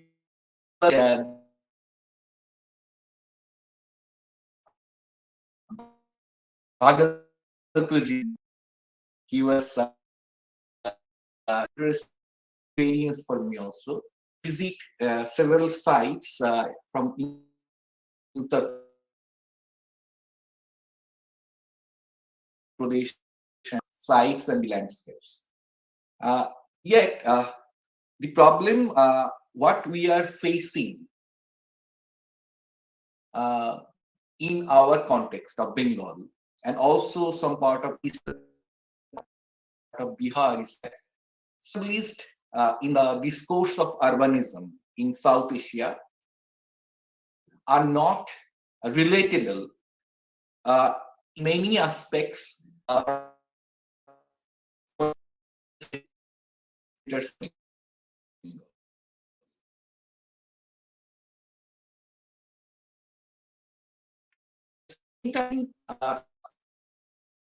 Many settlements in survey for several survey, the settlements that we're identifying are also not fixed sources. That is another aspects of our problem.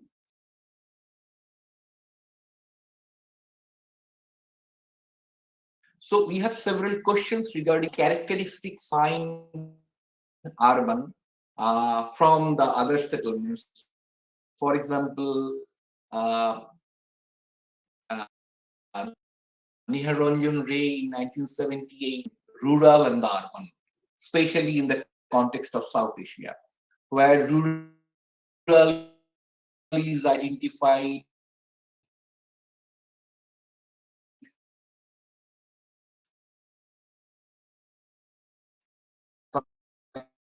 kind of pure or sacred from any kind of pollution.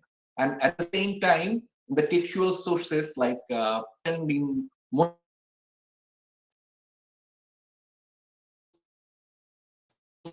of the literature of urbanism or some of the text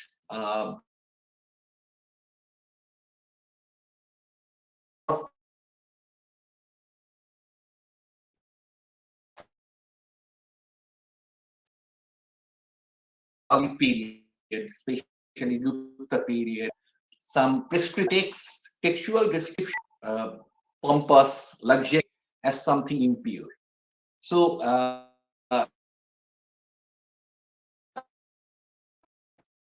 according to him, the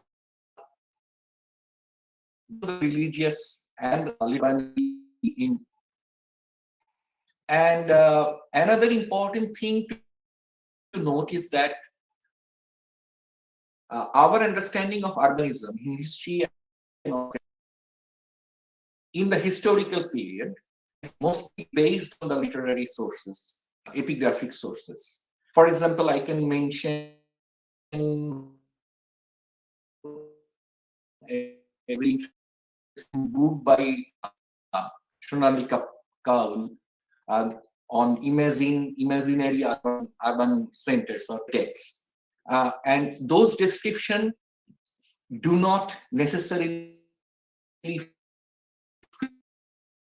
fit with the archaeological findings of many centers which are identified as urban. I think another important thing, which I will come later, that this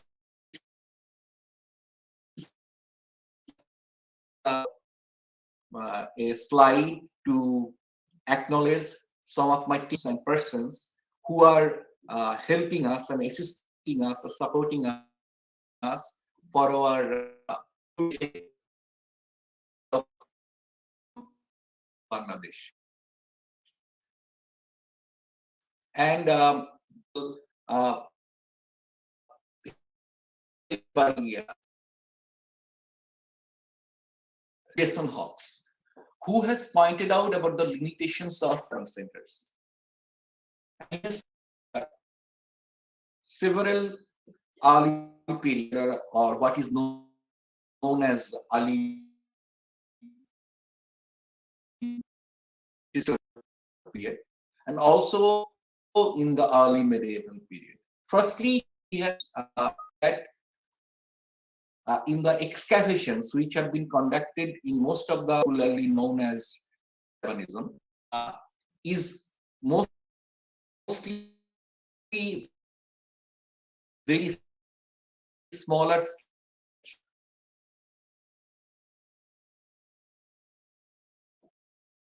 And secondly, when this strategy, the understanding of archaeological strategy about old Wheelerian method is of course still very method can also be applied with much and intensive analysis, which there is a good excavation in Balupuri, I think Malda district. And the book is published by Primus, and you all know, and Shuno Bandopadhyay from Calcutta University. A very good example of the incentive and detailed application of Wheelerian method. Still, in most of the sites which are known as urban centers or which is known from the textual sources like epics, like other sources, are excavated on a stratigraphy. Later levels were not consulted, and that is also an addition to the proposition of third urbanization against the notion of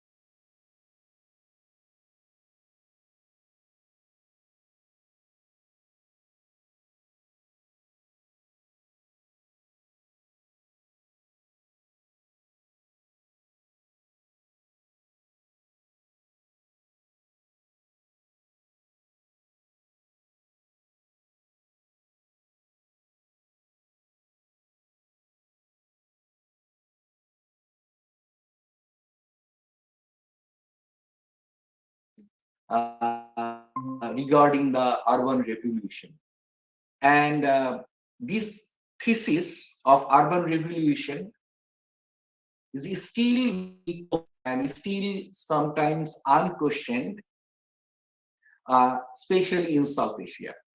But if we consider some of the recent works, for example, I have just put one of my very favorite book, which I have read recently, and it is a very popular and controversial book indeed, by David Graeber and David Wengrow, The Dawn of Everything, A New History of Humanity. Here, they have shown that some of the things that are very well established or taken for granted in the long history of modernity since last 100 years and more than 100 years can be questioned on the basis of many new archaeological finds or on the basis of reinterpretation of archaeological finds.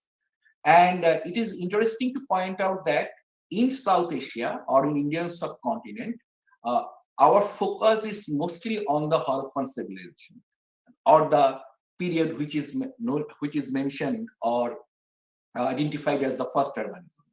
And still, if we consider the Harappan civilization, I am not an expert on Harappan civilization.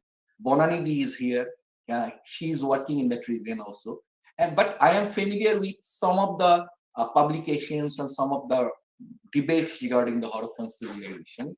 And here is also, there is questions about the imposed homogeneity or imposed standardization of urbanity over a very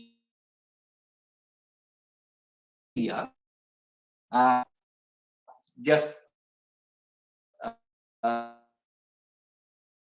India and Pakistan. And book, I was just reading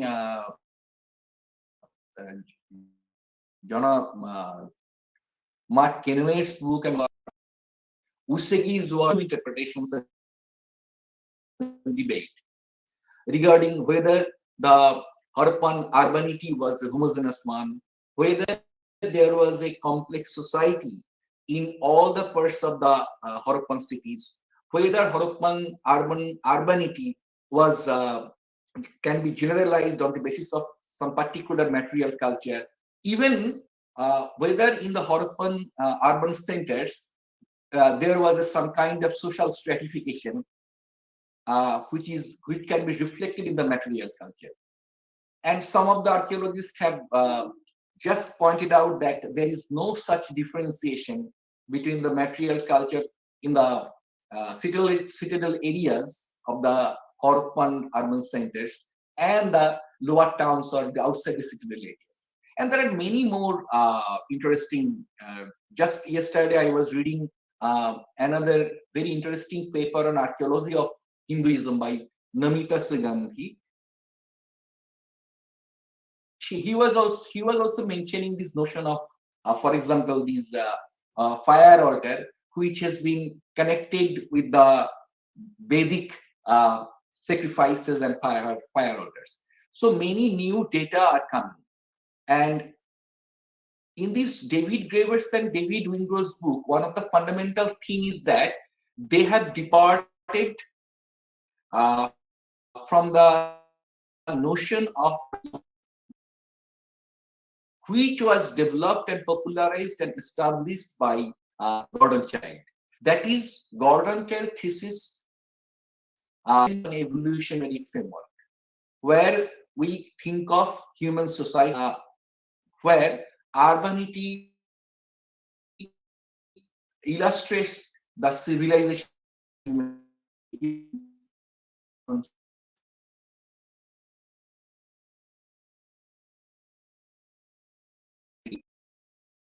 and the earlier Paleolithic and so on.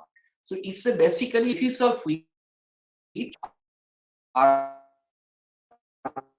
urbanism was founded.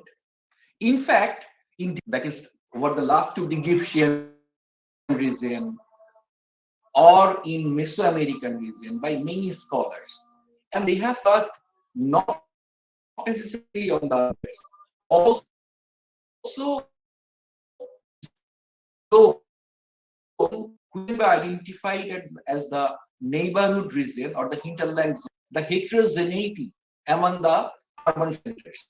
And they have shown that peak standards provided by the Gordon child, which can be identified archaeologically as the markers of urbanism.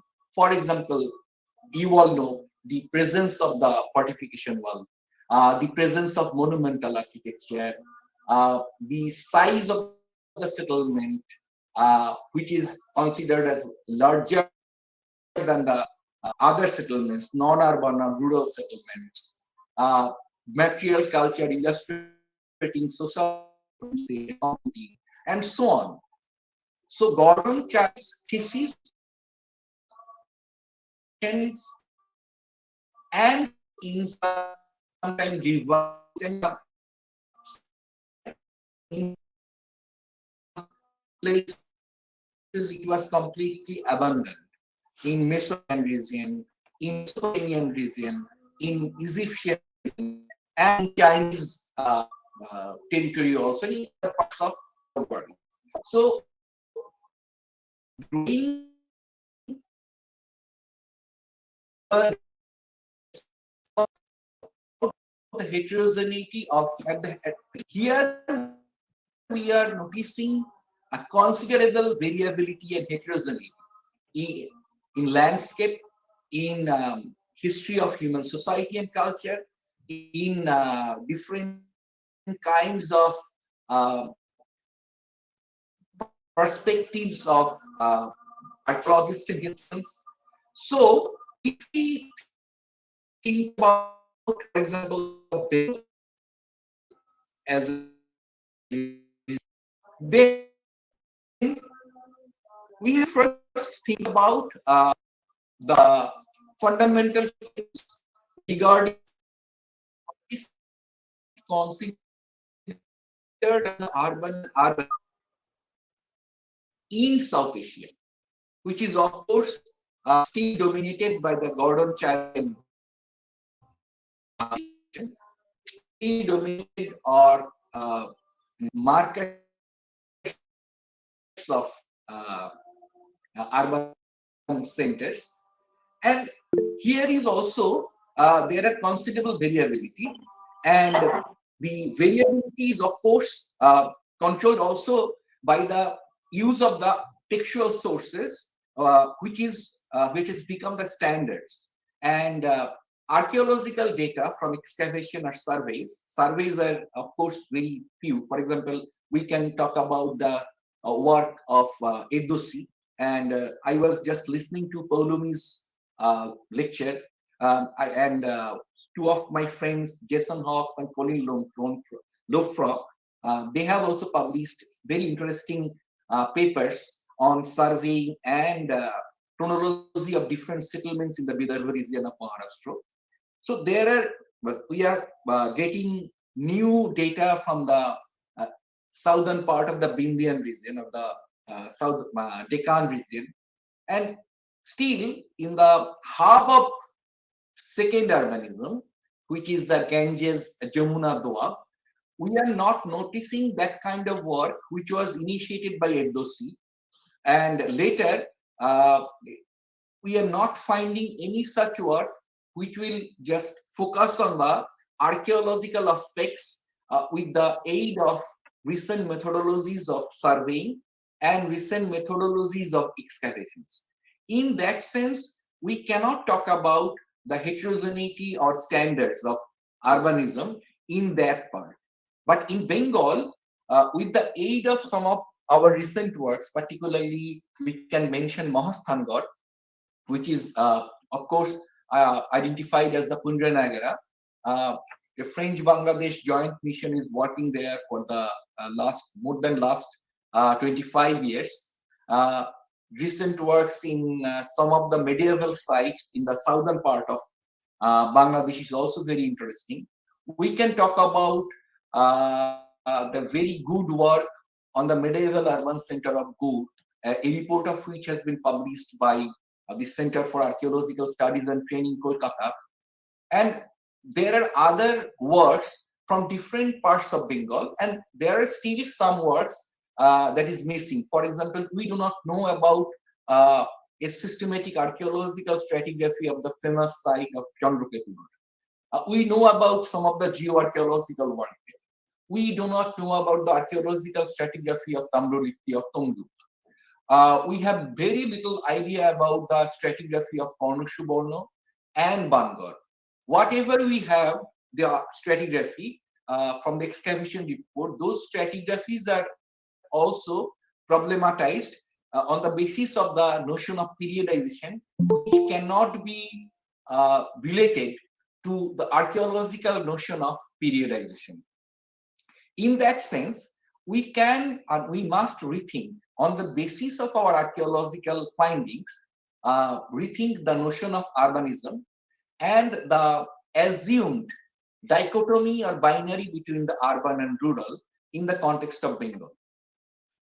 And at the same time, we have to think about our idea of fortified space, and at the same time, our taken for granted notions of accepting some of the trademark artifacts like NBPW as the marker of urbanism. For example, punch mark coins as the marker of urbanism, or some of the cultures, archaeological cultures, which are still defined on the basis of specific trademark artifact like PGW cultures. And we also emphasize in our practice mostly on the monumental remains. In that sense, the practice and the literature and our understanding of urbanism, especially during the second period of urbanism or the third period of urbanism, and if we consider the urbanism in the medieval period, that we are not thinking about different standards for different periods. Firstly, we are not thinking about different standards for different regions. So spatio-temporal heterogeneity are not considered when we talk about the archaeology of urbanism. In that sense, I would like to focus and I would like to show in my short presentation about the problems with the standards or fixed standards or the universalized standards in the context of Bengal. And I will do that in reference to some of the key concepts in archaeology. For example, the idea of space and scale in archaeology. Urban center is nothing but a space which is considered different than the other centers. Other centers or other settlements in the vicinity. So what are the standards or characters which are applied to define an urban center from a rural center or from a non-urban center? And scale is also very important because if we consider the landscape scale, or if we consider the scale in terms of a measurement, what is the scale of the influence zone or neighborhood region of an urban center? Was urban center or is urban center is the center of the entire activity area or settlements of the particular area? Or was the distribution of urban center or centers was necessarily something that controlled the hinterland zone? Or was the relationship between the other settlements in the neighborhood region of urban center determined the nature of urban center? And at the same time, we must remember that an urban space, if we do not call it a center, an urban space transformed continuously. Because, for example, in Mahasthangarh or in Bangor, if we consider, where we are finding occupation or habitation from 3rd and 4th century BC to 16th, 17th century CE for more than 2,000 years. In Bangor also we are finding continuous occupation with some, we don't know about the period of abandonment or deoccupation. In that sense, and space, which are part of human activity, different kinds of human activity are not used homogeneously through time. Specific part of the space can be changed. Specific part of the space can gain focus in particular period or for particular activity. And according to Brajudulal Chattopadhyay, who has written a very interesting article on the urban centers of Bengal, he has particularly emphasized on this differentiation and organization of space in any urban center. So, in contrary to the Childian standards, we must focus on what have been pointed out by Professor Brajudulal Chattopadhyay, that the space has to be the focus of our understanding, both historically and archaeologically, about the continuity and changes of the human occupation and their reflection in the material culture. And third thing is very, very important, which is not very emphasized, because in our practice, we mostly emphasize on the objects in our archaeological research. We do not focus on the context of the objects. So I was mentioning earlier that Jason Hawkes has pointed to the limitations of the stratigraphic understanding of most of the urban centers of the second urbanism, period of second urbanism.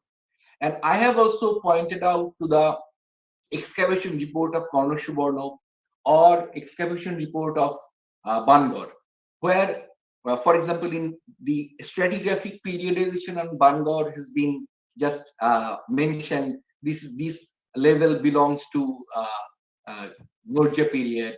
This level belongs to Gupta period. This level belongs to Pala period. Periodization in terms of dynastic chronology cannot be acceptable according to the recent standards and methods of archaeology. And fourth thing, which is very crucial for some alluvial and fluvial zone like Bengal, is the formation processes of archaeological record. In any urban center or in any other settlements, if we just consider or read the first interim report of the excavation of Mahastangad by Bangladesh-France Joint Excavation Team, we'll see the specifically reuse of the soil. They were digging pits, they were using the soil. By digging, they were reusing the materials and so on. So if we just see this pattern of reuse and this pattern of transformation of the context, then our entire understanding of the space and time on the basis of material culture can be changed. This is just to show you, I have taken this map from the very popular book by Professor Upinder Singh to show the Mahajanapada period. You are very well aware of these Mahajanapadas, where specific areas like Bengal are not very present.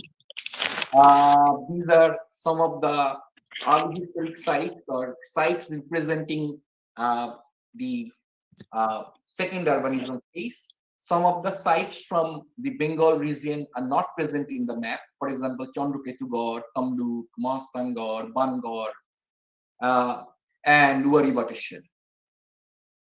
And these are some of the urban sites or urban settlements from the southern part, which is also been taken from Professor Upinder Singh's book. Now I come to Bengal. So in Bengal, you all know that the Bengal basin is bounded by some of the specific geological and geomorphological features. In the north, we have Himalaya. On the west, we have Chotanagpur Plateau. In the east, we have the extension of Indo-Burman ranges, and the south we have Bengal. Still, we are getting evidences from early historic period from the recent alluvial zone.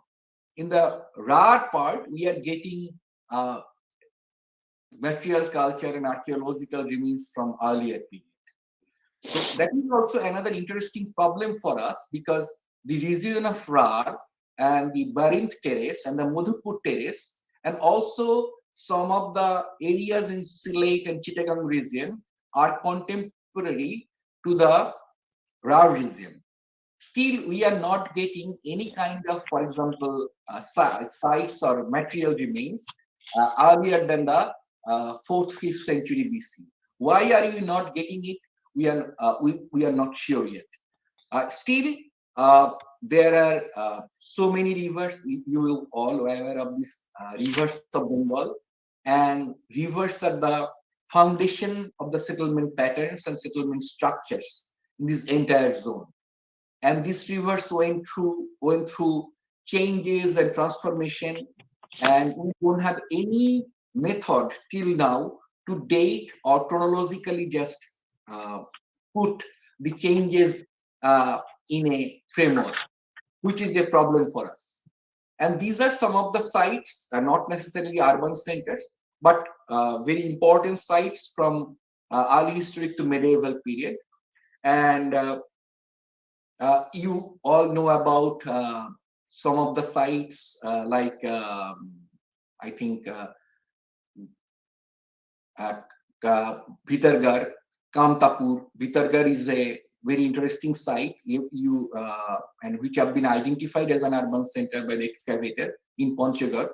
Dharmapal Garh is another interesting site, which is probably related to the, according to the legend, the ruler of the Pala dynasty of the Kamrup region, not the Pala dynasty of this region, of the Bengal region. And there are medieval sites also, for example, Sonargaon.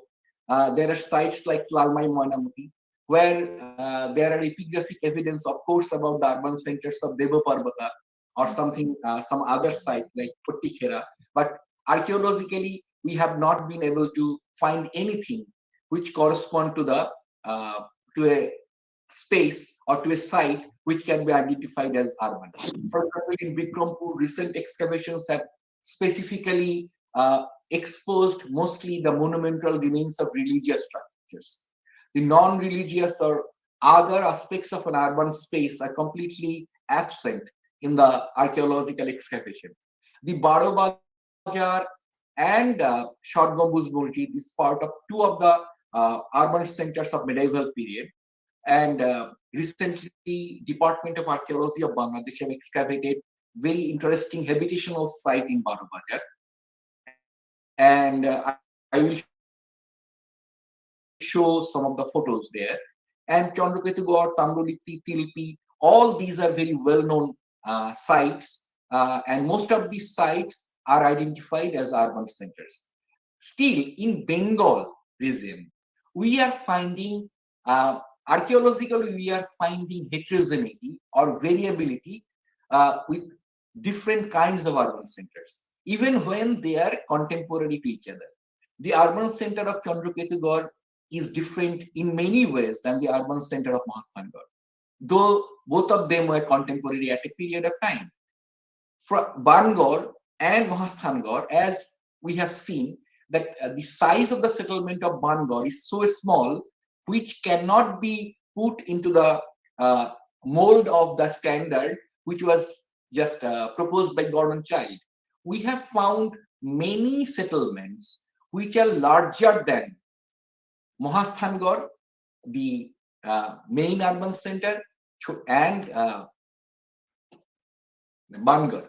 And at the same time, the medieval urban center of Gaur and its size and its monumentality is also not supportive of archaeologically because of the absence of excavation, because most of the structures are either city walls or gates or religious ones. Recently, there is a monumental remain which have been identified as some kind of palaces or something like that, but no habitational site or site which is not urban, like the excavated site of Balupur, has been found or has been gained focus or attention in the on around the Gaur or on around the Pandua, even on around the Kaunusuborna region.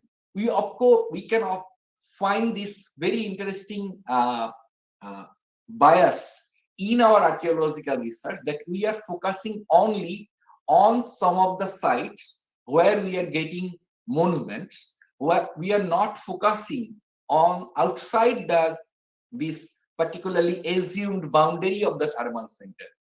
Now, Department of Archaeology of Bangladesh, Kumilla region, is excavating one interesting site outside the hilly zone of Lalmai Manapti, and it is on the floodplain of Gomti.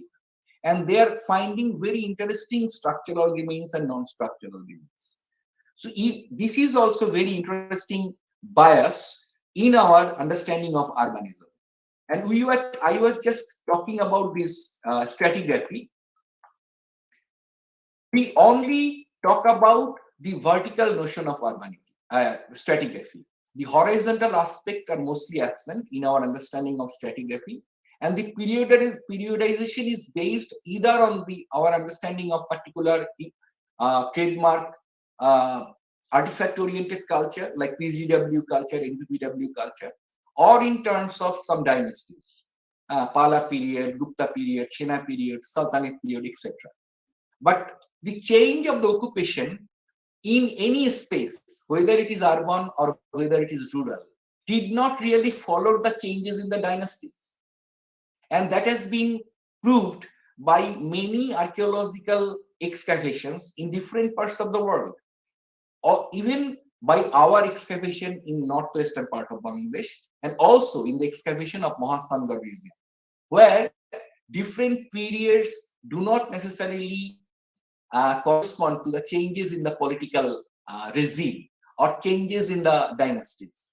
So the understanding of time and periods are very different than the understanding of periods and time in terms of dynastic chronology. In excavation, we must emphasize on these horizontal and vertical aspects of changes in any particular space, whether it is urban or whether it is rural, and changes of space and focus of the space. Even if we consider, for example, this is the assumed urban center of Mahastangad, where we can see a Google Earth image and the drawing by the French Archaeological Mission.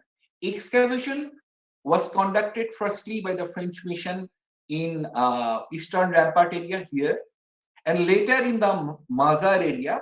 The report has not yet been published, and there were some excavation in the colonial period and also in Pakistan period, but the reports are not published. And even when the reports are published, the periodization is also based on this notion of dynastic chronology, and also the emphasis has been given only on the some selective material culture like sculpture, like NBPW, like some metal objects or sculptures or Shungo terracotta plaques and so on.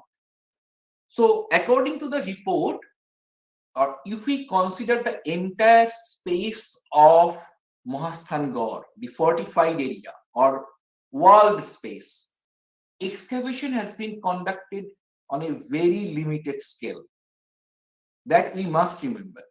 So this part is characterized by a water body, and this entrance or the entrance into the fortified wall was basically assumed to be an entrance for the boats, which came from Karatwa River through the moats into this Kalidaho Sagar, which is also included within the fortified space. So there were heterogeneity in the use of that space. That is what Professor Brojudulal Chattopadhyay tried to focus on, that what was the changes in the space organization of the use of the space within and outside the urban center. within the fortified space or outside the fortified space. For example, there are archaeological remains on the north of this settlement or north of this urban center outside the fortified wall, also on the south of this fortified space. So whether those remains can be identified as urban or whether we will identify these as a non-urban. Definitely they were related. But this definition of space in terms of a particular boundary as a fixed boundary can be problematic for many other urban centers in later period and also in the contemporary period. And if we just show for example, these are some of the excavated remains of Mohastan. I am indebted to Professor Jean-François Salle and French Archaeological Mission. This is a famous and interesting way of attacking the wall that you have found, that you can find in the second interim report, which was published in just 2017 or 2016, I guess. And these are some of the weapons, iron-made weapons, and these are the ground plan of the excavation in the Majar area. The report is still not published. So, and this is some kind of proposal. I have also some kind of reservation regarding this kind of hypothetical proposal following the Arthashastra. According to the Arthashastra, there are particular mention of a fort or a city, and there are particular names of different parts, and there are some specific prescriptions regarding the formations of the or organization of the space. I am not sure whether we can follow that prescriptive text to understand the space of the urban center in the contemporary period or the later period. And this is very interesting thing. This is not real. These are all hypothetical. It was a PhD thesis by Sajid bin Doza, an architect from Bangladesh, and he tried to hypothesize and understand the spatial organization within the city and outside the city. And these are all hypothetical or conjectural drawings. And these photographs are taken from his PhD thesis. And you can see his identification of the rampart wall and the Karotwa River, his identification of the settlements within the fortified area. This is the Kalidaho Sagar I was talking about, the water body within the fortified area. And these are some of his reconstructions of the houses used by the general people within the urban area. And these are the streets, hypothetical reconstruction of the streets within the urban center of Mahastangad. And these are the hypothetical reconstruction of Vasu Vihar and some of the houses or dwellings used by the local general people. And now, if you permit me, I will just use my Google Earth to show the problems with our understanding of, for example, Mahastangad as an urban center. I think it is visible. This is Mahastangad, and we were talking about this Mahastangad. And even in the survey by Prabhash Chandra Sen in the 1930s, which was published by Barendra Research Society, there were mentions of more than 100 sites in the surrounding areas of the Mahastangad or Pundranagara.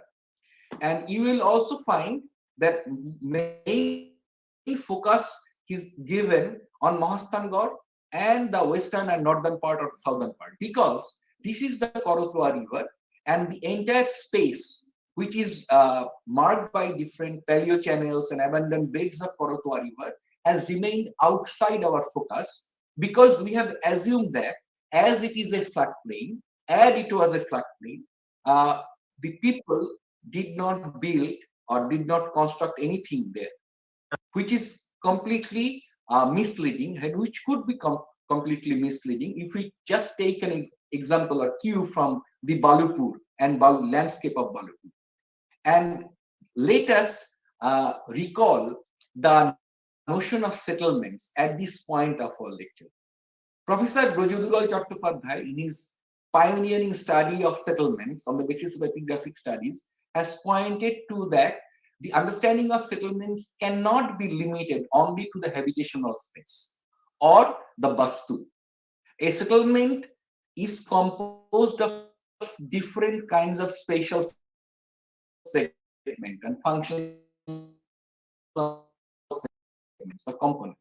For example, bastu or habitational area, khetro or agricultural area, cultivated area, at the same time pastur, at the same time aranya or forest, and this space, which were of course used by the inhabitants of Kunjanagara since the early historic period or since the establishment of the Mahasthan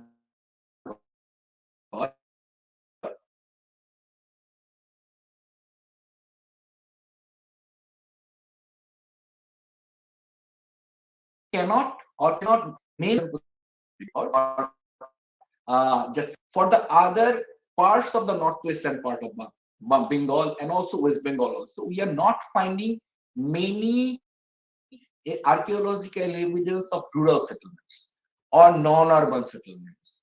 It is mostly probably because of the formation processes, as the people lived in the perishable material built habitation, and this is of course visible even in the colonial period. The survey reports that general people was living in the wattle and duck constructions, and it is very difficult to find, or it is very difficult to preserve those materials in the climatic condition and the soil condition of our region. Still, we are getting many archaeological sites around Mahasthangarh, which have been identified by Monica L. Smith as the hinterland zone of Mahasthangarh, or neighborhood zone of Mahasthangarh, or the urban center.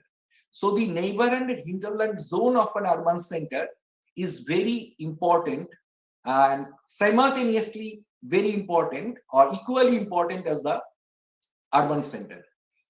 At the same time, Michael Smith and Monica L. Smith and many other people who are working on the archaeology of urbanism, they have also pointed out the empty spaces where we are not getting any visible or detectable archaeological material in and outside the urban center.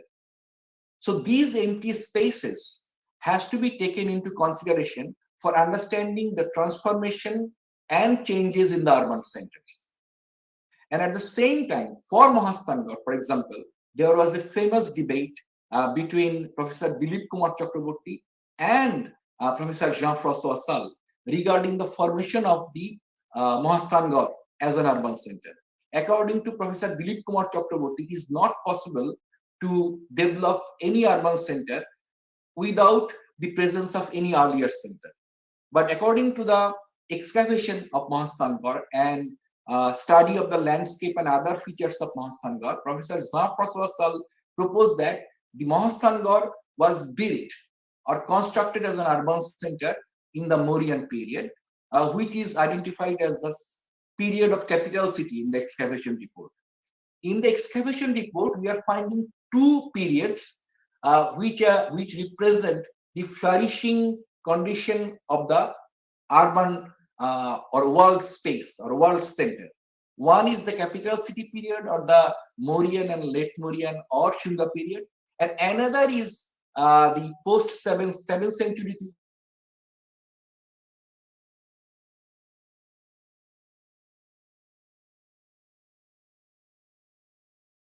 interestingly, mostly religious structures during the late period of the flourishment. And interestingly, as we have pointed out in one of our articles also, the presence of the Gupta period, which is known as, of course, the golden age of India, South Asia, the presence of the archaeological material from Gupta periods is very rudimentary and fragmented. And it is also supported by our survey in the northern part of Mahasthangarh. So what is the definition of the hinterland zone or neighborhood zone? It is a region or an area which was identified as an urban center in medieval period or Sultanate period, which is Ghoraghat. You know that Ghora is horse, and it was famous for the trade of horses, Tibetan horses, in the Sultanate period. This Ghoraghat is 20 kilometers away from Mahasthangarh. And interestingly, we do not find any kind of fortified area as a boundary of this urban center.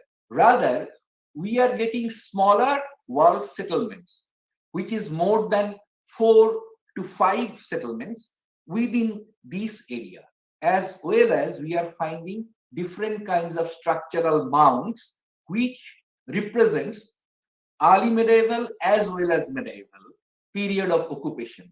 We have excavated in this area, Beloa, it's a settlement, and we have found a Brahmanical temple, which was later converted into a non-religious habitational site. I was pointing to the problem of periodization in terms of dynastic chronology. And here we are getting the solution or the evidence that the change of the structure or change in the settlement of Beloa, where 2 copper plate inscription was found, one of first Mahipala, another of Vigrahopala, third Vigrahopala. We are not getting any kind of changes in terms of the dynastic chronology. The period also mentioned that our notion of, for example, Buddhist settlements or Brahmanical settlements can be quite misleading, because not only in the site of Beloa, but in several other sites that we have excavated, we have found Brahmanical temples have adopted or appropriated the space which were used by Buddhist temples, and later it was used by some kind of non-religious activity. So how do we identify a particular settlement or particular area as Brahmanical and Buddhist, where throughout the time the nature of the function and nature of the use of religious identity is changing. Now I will switch back. I have taken much time to the last, I think last one I have already mentioned. These are the area I have just shown in the Google map. These are the settlements just close to Mahasthangarh, and this is also very dense settlements, and most of the settlements are larger than the urban center of Mahasthangarh. So according to the Childian notion, the size doesn't matter in identifying the difference between urban and non-urban. And fortification is also not necessarily represents an urban center. And I will just keep this slide, which are representing some of the key sites in northern part of the area. And we have to consider the landscape. For example, these are some of our hypothetical reconstruction of the changes in the river courses. And here we are finding many wall segments, smaller to larger. And these, if we consider Gordon-Chaldean parameters or standard, all those settlements were urban. But none of these settlements, most of the settlements were non-urban. And it is very difficult to identify them as also rural. So we have to find some terminology or some standards which can identify the feature where some features of urbanity is present and some features of rurality are. And lastly, I am getting back to this Baltic region where we are getting the southern part of Bengal.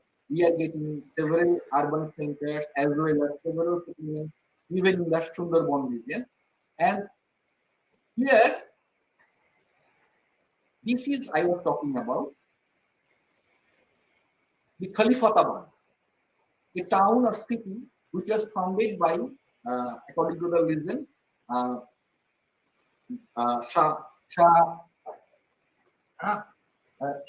The Shah Masjid was center of this settlement, and this is the concentration of the settlements.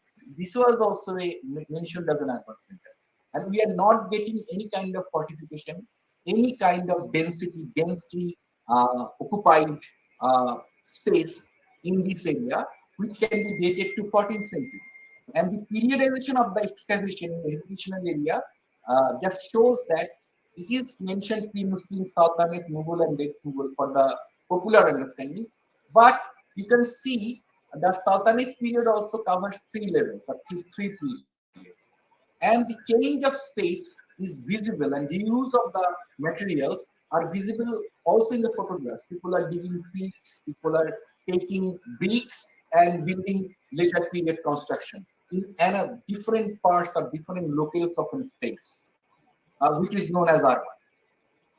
So, in terms of our understanding, this is the composite plan of the excavated places. In terms of our understanding, in Bengal also, if we just focus our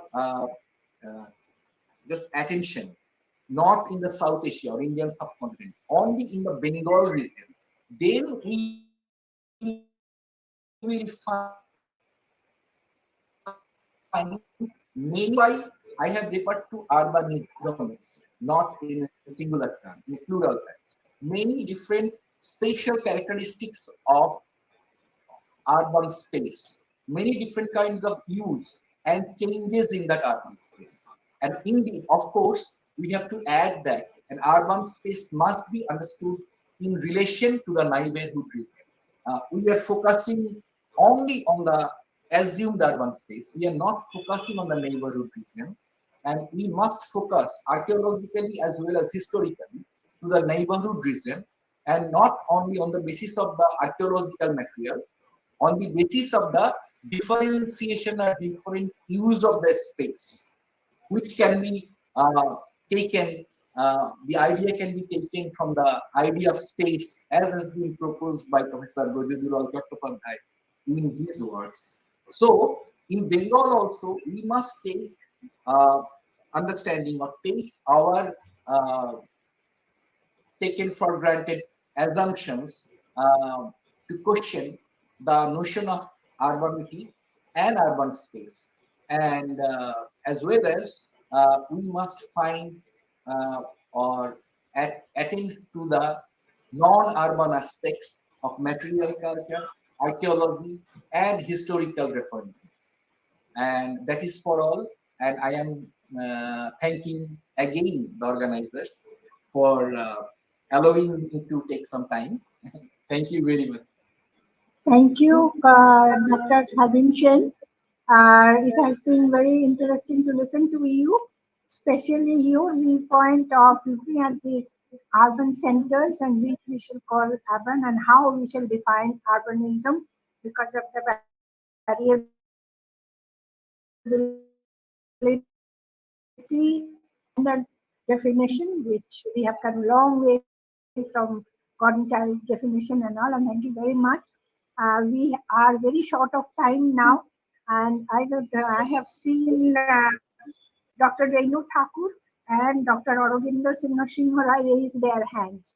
So if you have any questions to ask to Professor Khadim Chen. Aurobindo Singh-Rai and Professor Renu Thakur. Please, Professor Renu Thakur. Professor Thakur. Thank you very much, ma'am, for giving me this opportunity to ask a question. It's not a question, but rather it's a treat to me because I work on early medieval urbanization, and I have been confronted with all these kind of issues, that what should I write and how should I write. I have always been in dilemma because of all these problems which are there. We are writing, and actually people have written on the basis of vertical excavations and not anything horizontally done, and we are not taking into account any epigraphic record or literary record. So there is much which is there in inscriptions, because not all the sites can be excavated. since many areas are occupied. So in that case, what do we do? That is my question, sir. Because yes, you have said rightly that when a site is excavated, you come to know of so many things. Yes, dynastic labels are not should not be given, and then you have said different use of space. But if excuse of that, we are talking of urban decay, or we are talking about phases. Now, how do we, get out of this kind of mess which is there? Okay. Thank you. Just a minute, Professor Shen. Aurobindo Singh Rai, Dr. Aurobindo Singh Rai, do you want to ask any question? We have short of time. So can we combine your question with Professor Thakur's question? Aurobindo Singh Rai? Yes, ma'am. Yeah. Ma'am. Then he can answer both the questions. Yes. Sir, I hope, sir, you're fine now and you're well now, sir. So after a long time, sir, I have got an opportunity to listen to you again.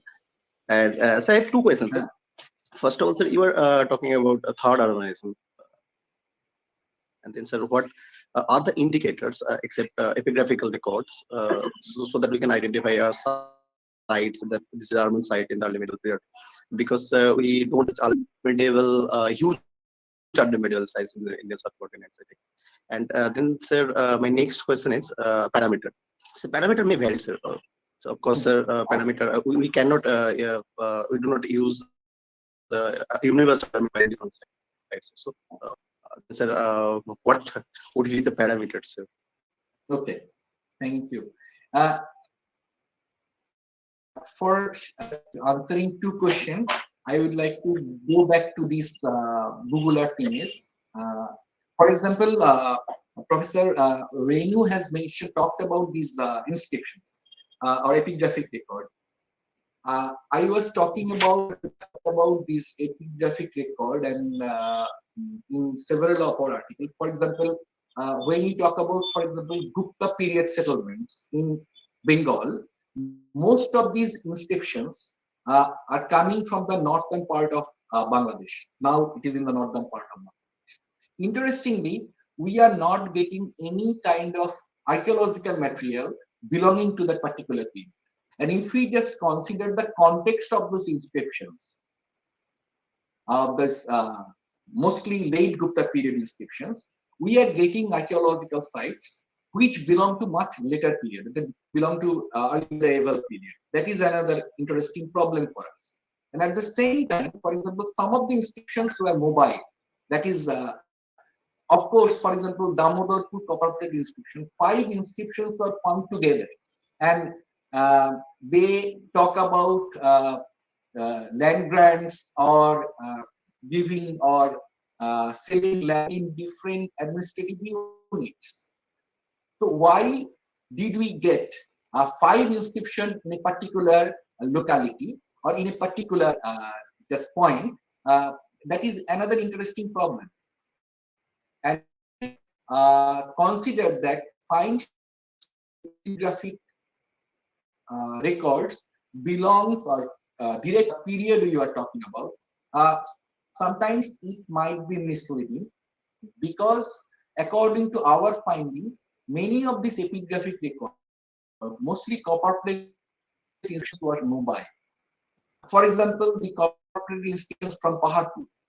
In our research, we have found that the Gupta face in the Paharpur is completely absent, and the mention of the Jaina in the Paharpur cannot be detected or not yet been detected.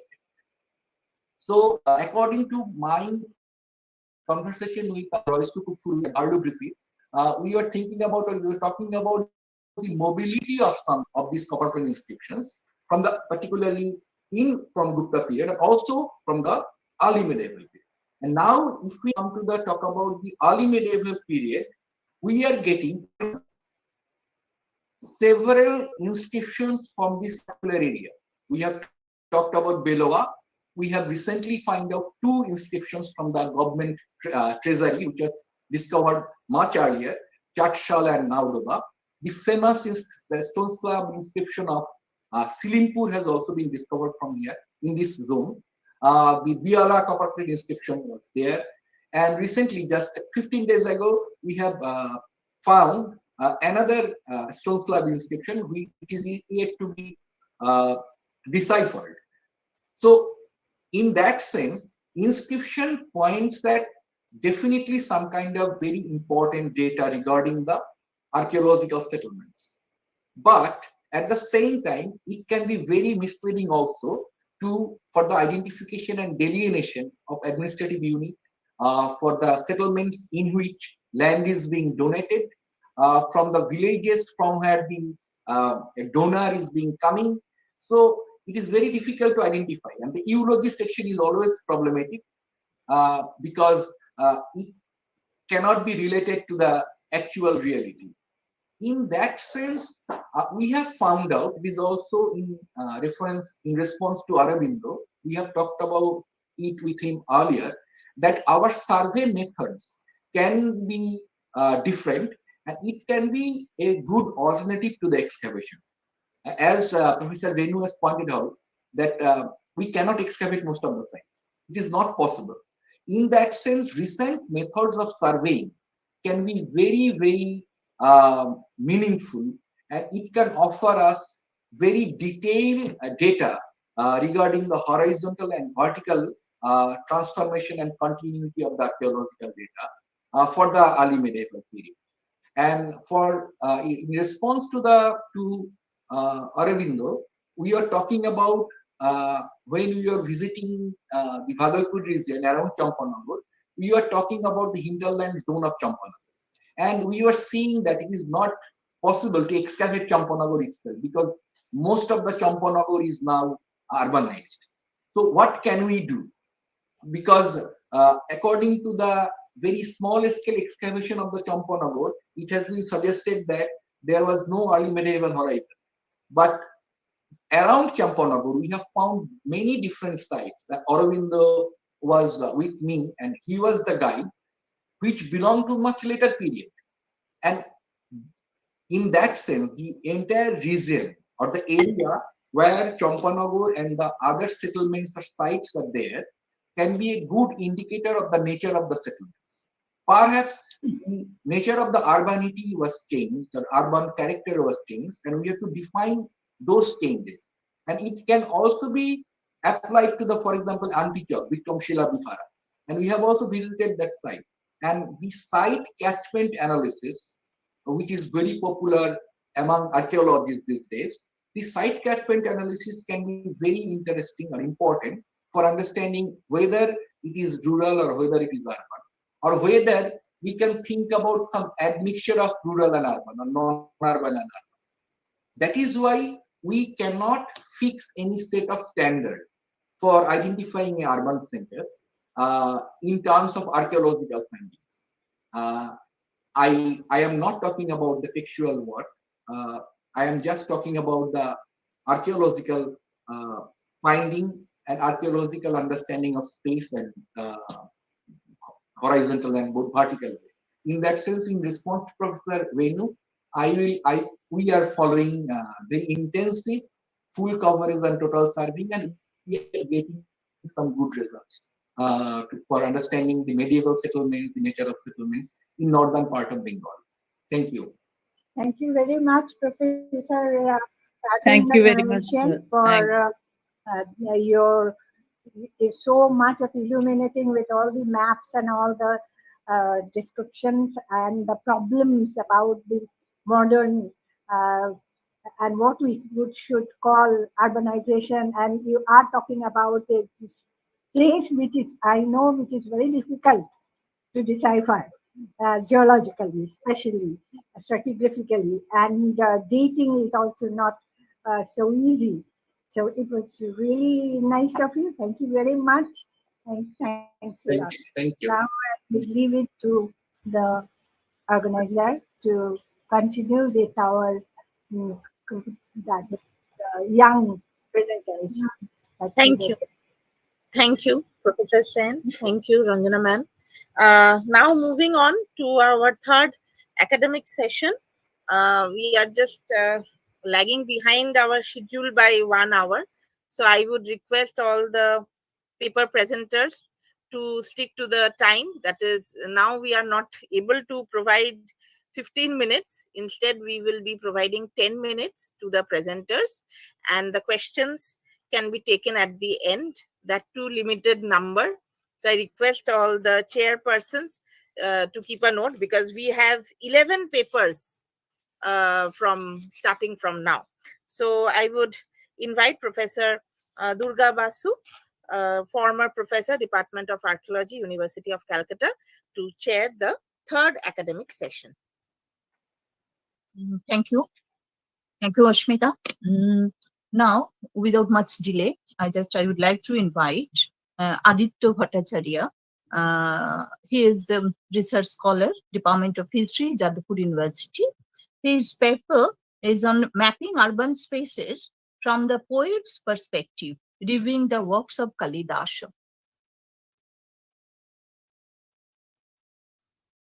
Good evening. Hopefully, I am audible and my screen is also visible. Yes, absolutely. I will be talking on the poet Kalidasa's perspective on urban spaces, and it's a very basic paper. What I am trying to look at today is before going into that details, I would just like to share something on Kalidasa. Kalidasa lived in 4th or 5th century CE, and he is a famous Sanskrit poet, a court poet of the Guptas. And there are 7 works ascribed to him, 3 plays, Malavika Agnimitram, Vikramorvasham, and Avigyana Shakuntalam, 2 Mahakavyas, Raghuvansham and Kumara Sambhavam, 2 Khandakavyas, Ritu Sangharam and Meghadutam. I will be mostly focusing on Raghuvansham, Meghadutam and Avigyana Shakuntalam, taking at least one of each categories. I would like to define the poet's perspective, the scope and scape of this paper. So royal patronage helped him to compose his works, but also shaped his perspective. And thus, contemporary life world ideas of kingship and Brahmanical ideology surfaced in Kalidasa's works. And sometimes, to serve the purpose of the stories, the poet had to describe some urban centers as well as certain nuances of urban life world. So I am focusing on some of those descriptions, and those descriptions indicate the elite perspective and desires which were circulating around the royal court of the Guptas. This will help to shed some light on the literary inclinations of the elites. Before going into the urban spaces, I would like to mention something about the non-urban spaces. The courtly literatures required romantic mood and dramatic effects, and the targeted audiences belonged to only a small, sophisticated urban elites. For them, the village, the forest, and the ashramas of the sages were the different non-urban spaces, and these 3 types of spaces surfaced in Kalidasa's works. According to Romila Thapar, the ashramas acted as a threshold between the settlement and the forest. And we can see various characters of the works of Kalidasa either go to reside at or are banished to those non-urban spaces. For example, the Yaksha of Meghadutam was banished to Ramagiri, which was a non-urban space. Coming to the urban spaces and their features, Kalidasa, whenever Kalidasa described urban spaces, he started with beautiful tall buildings everywhere. Then of other features, we can see mentions of broad roads, high walls, markets, etc. And urban spaces were spaces of wealth and pleasure. There is one example of municipal administration, if we can say, the brother-in-law Shalaka of Dushwanta, the king of Hastinapur. His Shalaka or brother-in-law was coveted with the charge of municipal administration. He, along with 2 guards, caught the fishermen that tried to sell the king's ring with royal insignia, the ring that Dushyanta left with Shakuntala, and Shakuntala lost that. So that episode is one of the reflections of municipal administration that I have seen.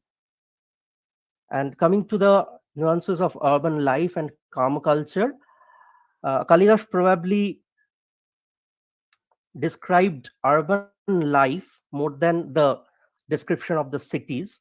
So while describing the path towards Olokapuri, the destination of the cloud messenger Meghadutam, the Yaksha repeatedly told that cloud messenger about the beautiful women of various cities like Ujjaini, Vidisha, Dasharana, etc., and even in Olokapuri as well. So, Kama culture might have been a significant feature of urban life. And there is another incident. Sharadvata and Shangarava, in their conversation, they were feeling discomfort while experiencing the urban life, while experiencing the pleasure that was circulating in the Hastinapura. So, thus, it can be said that for the for his audiences, Kalidasa relied more on the descriptive part of urban life, especially the pleasure and other pleasures, wealth, etc., and related Kama culture thing uh, more. And in case of Ujjaini, I have taken as a case study here from the Meghadutam. Yaksha told the cloud messenger to go through Ujjaini, even though that was not supposed to be the ideal or shorter path. Probably Kalidas could not resist himself from describing the second capital of the Guptas, and that was Ujjaini was, as per legends, his birthplace too. Now, while describing Ujjaini, again, there are tall buildings, there are great walls, etc.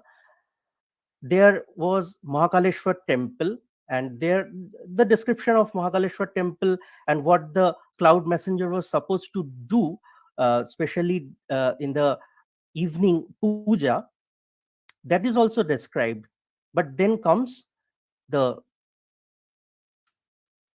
beautiful women who wander at night, and the cloud messenger was supposed to stay for a night there and experience that Kama culture thing.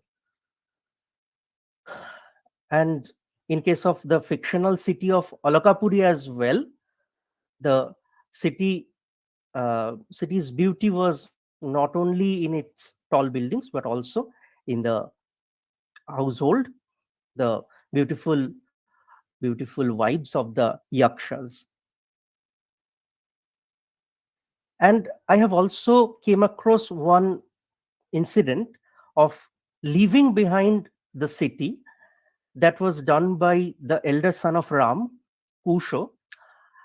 Uh, After the death of Rama, Ayodhya was deserted. So the unprotected city goddess of Ayodhya came to Kusha at night and described the situation of Ayodhya. What happened to Ayodhya? The buildings were damaged, walls were torn down, foxes and boars were roaming around the city.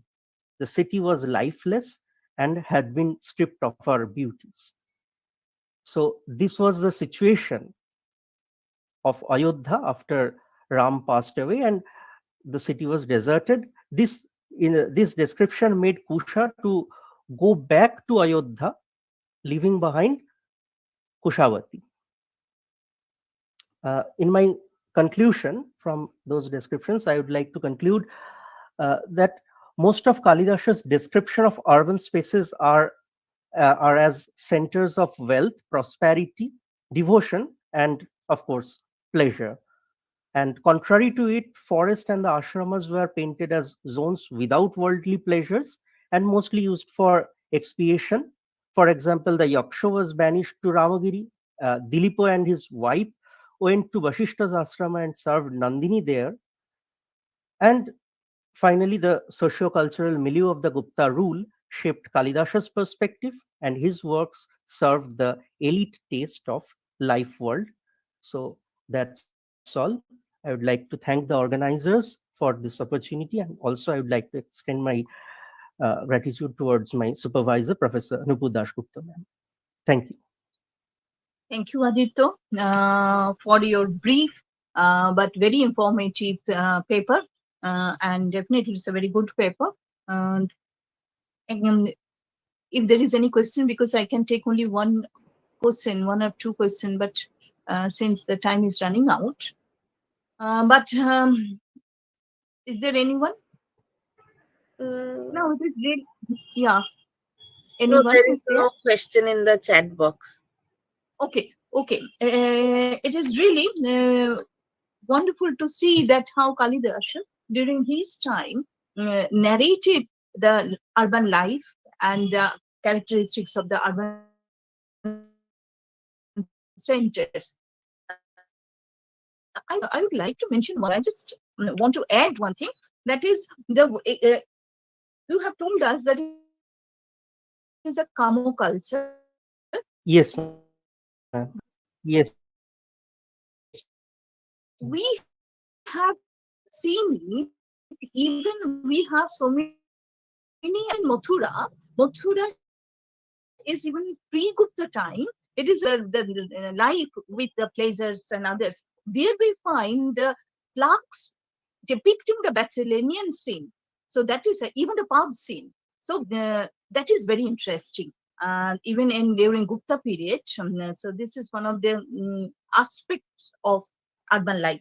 So thank you. There are so Thank many you, descriptions, and definitely you will be today. You are now very briefly described, but definitely in your paper you will discuss in detail. Thank you. So Thank you. next speaker, Srijoni Bhattacharya. Is she here? Srijoni? Yes, ma'am. Srijoni? Yes, ma'am. Okay. I'm here. Okay. She is the assistant professor of history, Amenity Institute of Social Sciences, Amenity University, Kolkata. And her topic is Making of a Colonial Headquarter, a study on the growth of Shillong as the seat of political administration in British Assam. So naturally, it should be very brief due to time constraint. Yes, ma'am. Yes, ma'am. With respect to the chair and all my fellow participants, I shall begin with my presentation. The topic of my presentation is Making of a Colonial Headquarter, a study on the growth of Shillong as the seat of political administration in British Assam. The birth of Shillong as the headquarters of British Assam passed through different phases and had several factors associated with its expansion. Till 1864, it was a small village in Khasi and Jaintia Hills when it was made into a civil station under British initiatives. The salubrious climate of the place has always attracted the British towards it. After Assam was formed as the Chief Commissioner's province in 1874, the region soon emerged as the leading tea-producing territory in India that significantly contributed to imperial revenue generation. During this period, Calcutta was the business center that catered to various trading operations from eastern India. With increasing tea trade from Assam, the British authorities realized the necessity to establish a local headquarters within the limits of the newly established Chief Commissioner's province in order to manage the political administration of the region. Till then, the headquarters of Assam was stationed at Guwahati on the bank of river Brahmaputra. The southern valley of the region was administered from Sylhet. The colonial authorities felt that these places were difficult to access and neither of them offered spatial advantages as regional headquarters. In such a situation, they thought of considering Shillong for the purpose, which was situated at 5,000 feet above the sea level and was located between Guwahati and Sylhet. The British realized that the place had greater natural advantages and better water supply in comparison to the existing headquarters. Though Shillong was remote from the haunts of men, the British considered it for its rich forest and mineral resources and also for its temperate climate. It was thought that the wood, lime, coal, and stone resources found in the region would be worthwhile for infrastructural requirements needed for the new seat of political administration. It was thought that the temperate climate would match the European considerations. The region appealed to the colonial rulers since they made their appearance in Assam after its annexation in 1826. David Scott, the agent to the British administration in Northeast India, experimented to grow European crops like potato, cabbage, radish, carrot, and cauliflower, among others, in the area, and the experiments proved successful. Shillong and its adjoining areas were found to grow fruits like pineapples and oranges too. These vegetation suited the European taste buds that increased their fondness for the area.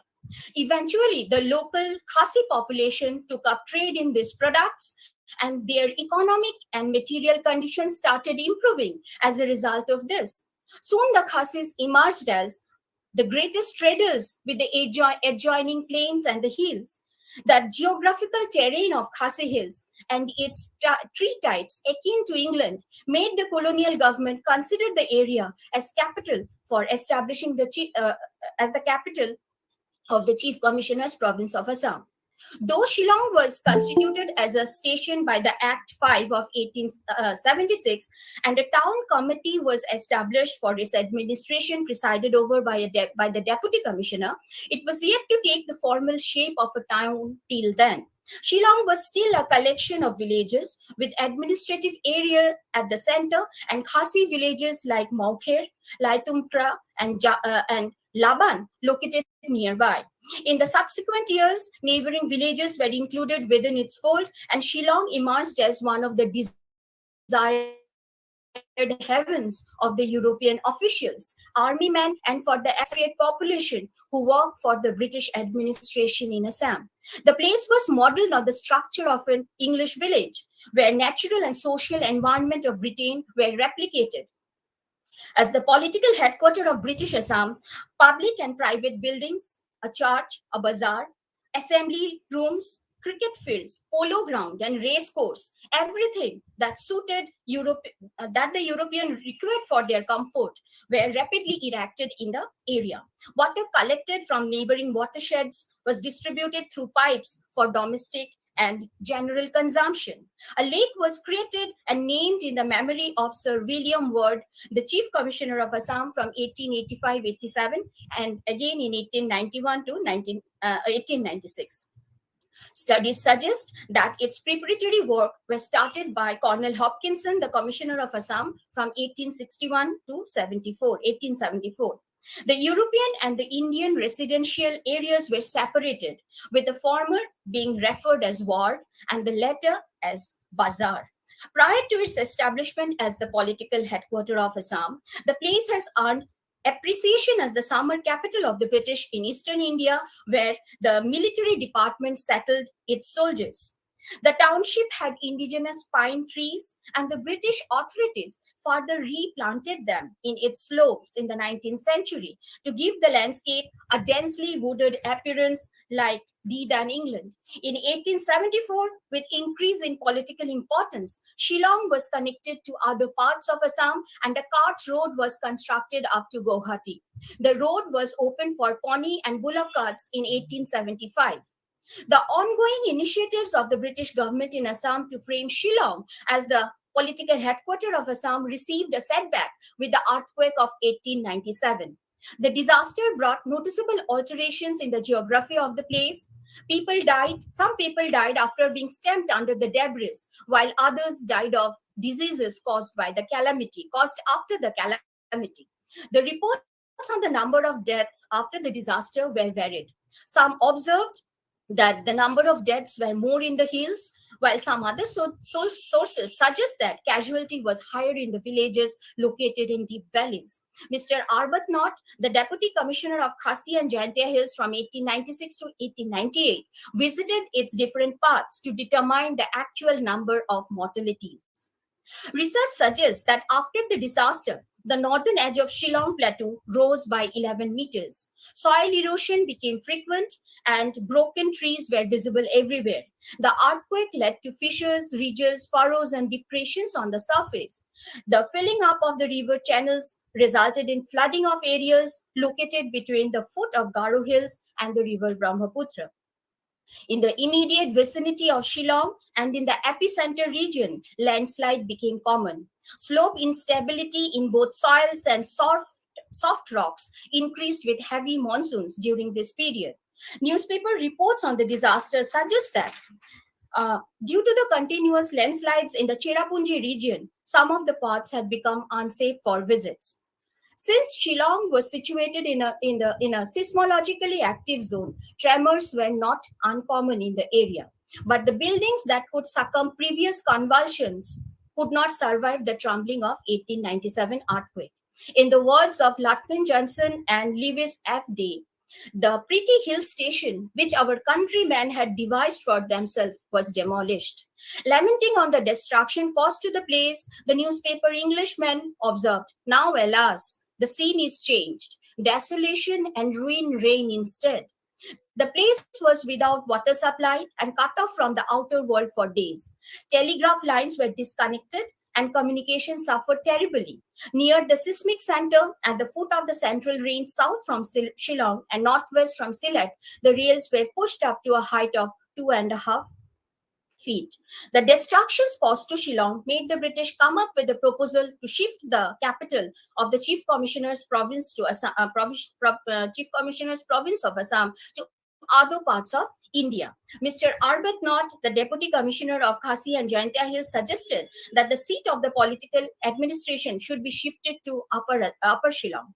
But issues associated with water supply, greater rainfall, coupled with mist, went against the proposal. William Ward, the Chief Commissioner of Assam, on the other hand, suggested that the site of the capital should not be shifted, as reconstructing the same site would be economical. It was also thought that as Shillong was distantly located from the Assam-Bengal railways, a place with suitable climate and lesser rainfall near the Assam-Bengal railways in North Kachar Hills district of Assam should be chosen for the purpose. However, despite the proposals made for the change of capital, the venue for the political capital of Assam remains unchanged. Europe-like landscape, rich mineral and natural resources found in Shillong and its adjoining areas impelled the British government to rebuild the station. The construction activities of the town was rigorously taken up with increased engagement of manual forces, clerical staff, and British bureaucratic officials. Hence, the population of Shillong rose to 9,621 in 1901, which was an increase of 2,901 persons from the population census of 1891.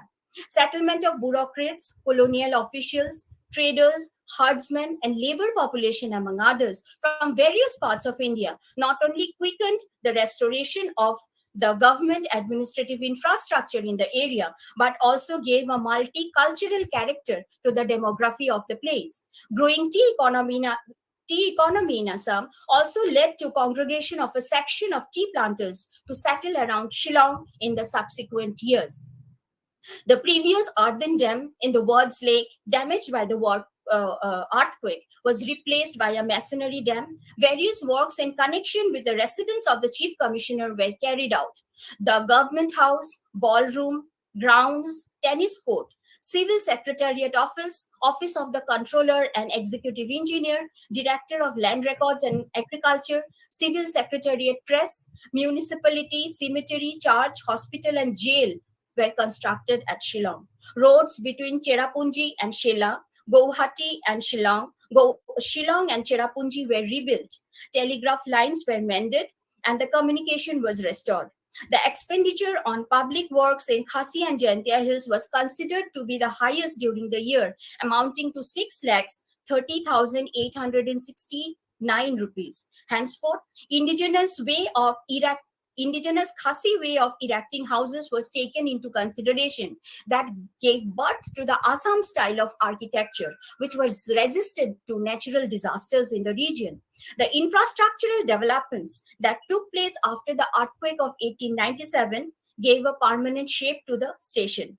Though Shillong temporarily ceased to be the capital of Assam during the Bengal partition of 1905, when it was combined with Eastern Bengal, yet it continued to function as the summer capital of the British in Eastern India. Shillong was reinstalled as the capital of Assam when the region was declared as a separate territory in 1912. The territorial... You have 2 minutes only. You have Yes, 2 minutes now, please. yeah, this only one sentence I have. It will get over. The territorial boundary of the station was extended, and the neighboring villages and areas under Khasi Shamship, that is Khasi chieftainship, were brought within the ambit of its municipal administration. So this was it. This was the growth of Shillong from 1874 to 1912. Thank you. Okay. Thank you, Srijani, Thank you. for your presentation. Any question? I would like to take one question. No, I think. So Srijani has mentioned how Shillong emerged or grew as a capital at the time, at the British period, and it became the center of attraction. And now, due to the seismic causes, then again, actually the popularity of the Shillong at that time decreases. And now, after restoration of the entire area, Shillong or the city, then it became again the place for destination of the visitors and so many other administrative work. So thank you for delivering that particular topic. And now I would like to call our next speaker, Rishi Kalpo Paul. Rishi Kalpo is here. Namaskar, am I audible? Yeah. Thank you. And Rishi Kalpo is the founder president, Coach Bihar Archive. And please continue.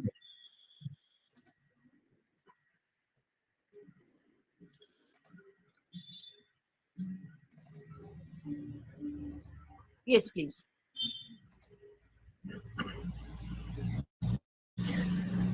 The title of my presentation is From Protective Isolation to the City of Beauty, the Tale of a Forgotten Capital. Next, please. The former princely state of Coach Bihar was founded in the early 16th century by Maharaja Vishwasingha of the Coach Bihar dynasty. It became a feudatory state of the British India from 1772, acceded to the independent Dominion of India in 1949, and was transformed into a district of West Bengal from January 1950. This is a map of Coach Bihar state with its various subdivisions. The Coach Bihar town was the former proud capital of the Coach Bihar state. It is well known for its straight roads, beautiful avenues, and immaculate water bodies.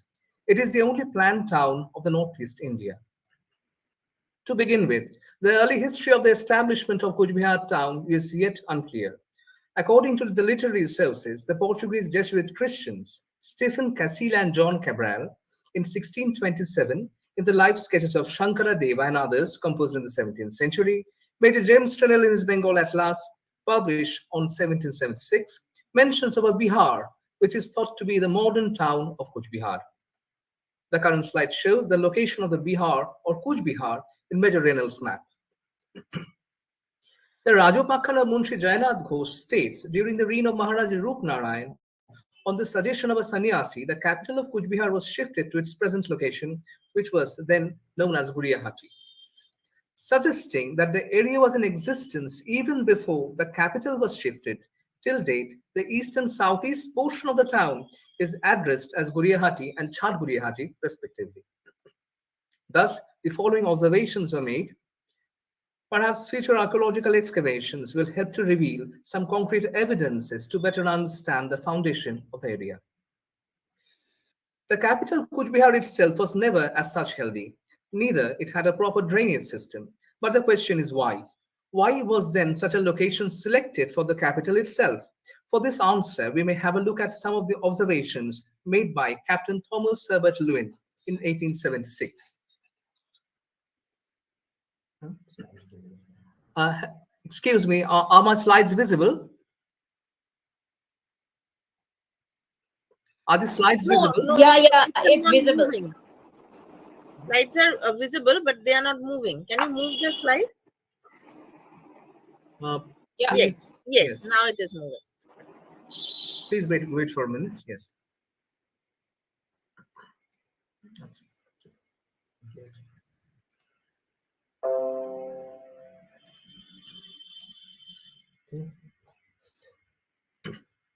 So, as observed by Thomas Herbert Lewin, Kuch Bihar town was surrounded on three sides by two small streams, both called Tosha, which enlabs the town in their sinuosities. According to Captain Lewin, the site of Kuch Bihar town recalled the days when the dread of the Bhutias caused the position of a town to be chosen more with a view to defensive than to sanitary or commercial considerations.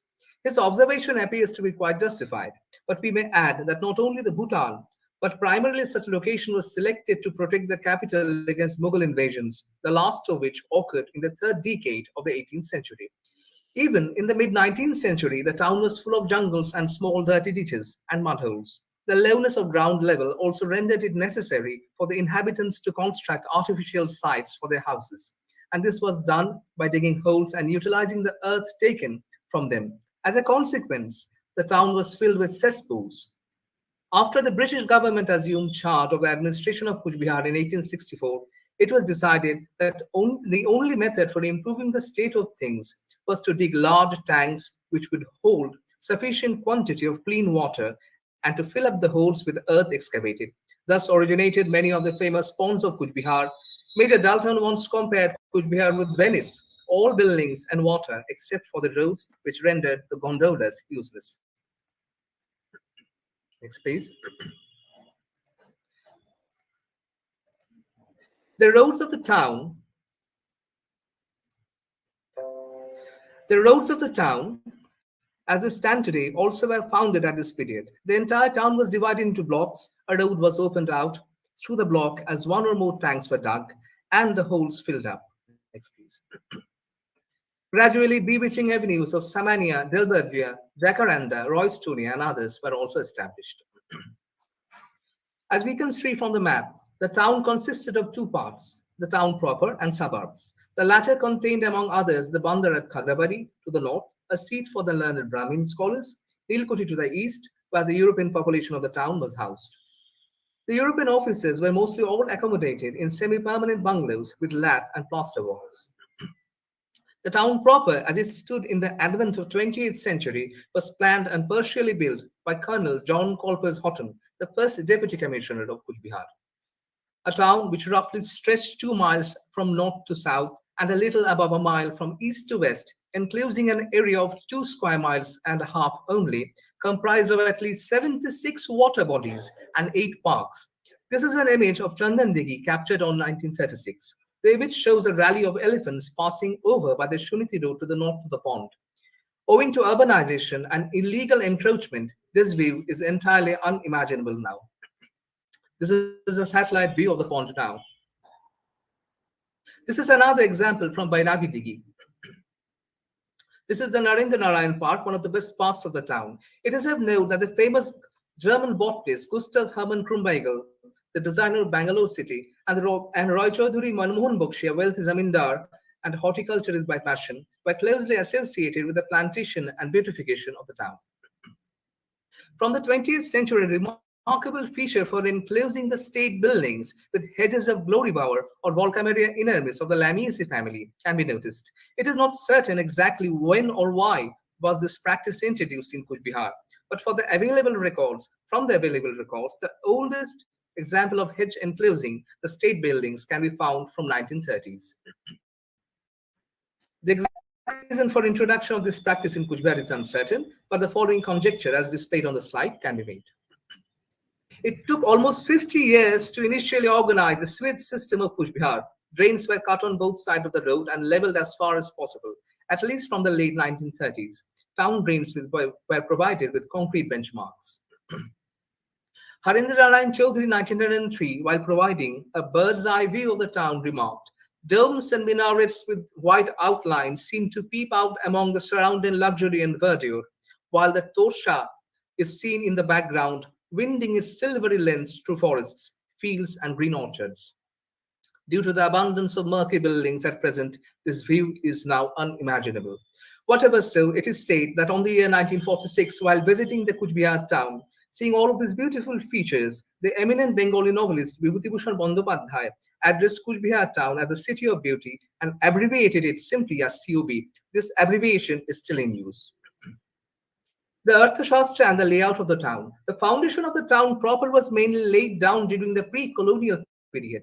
Therefore, it is intriguing that there are certain points of interest where a comparison can be drawn with the town of Kuch Bihar and the town planning strategies mentioned by Kautilya or Chanakya in his Arthashastra, composed during the Mauryan period in between 375 to 283 BCE.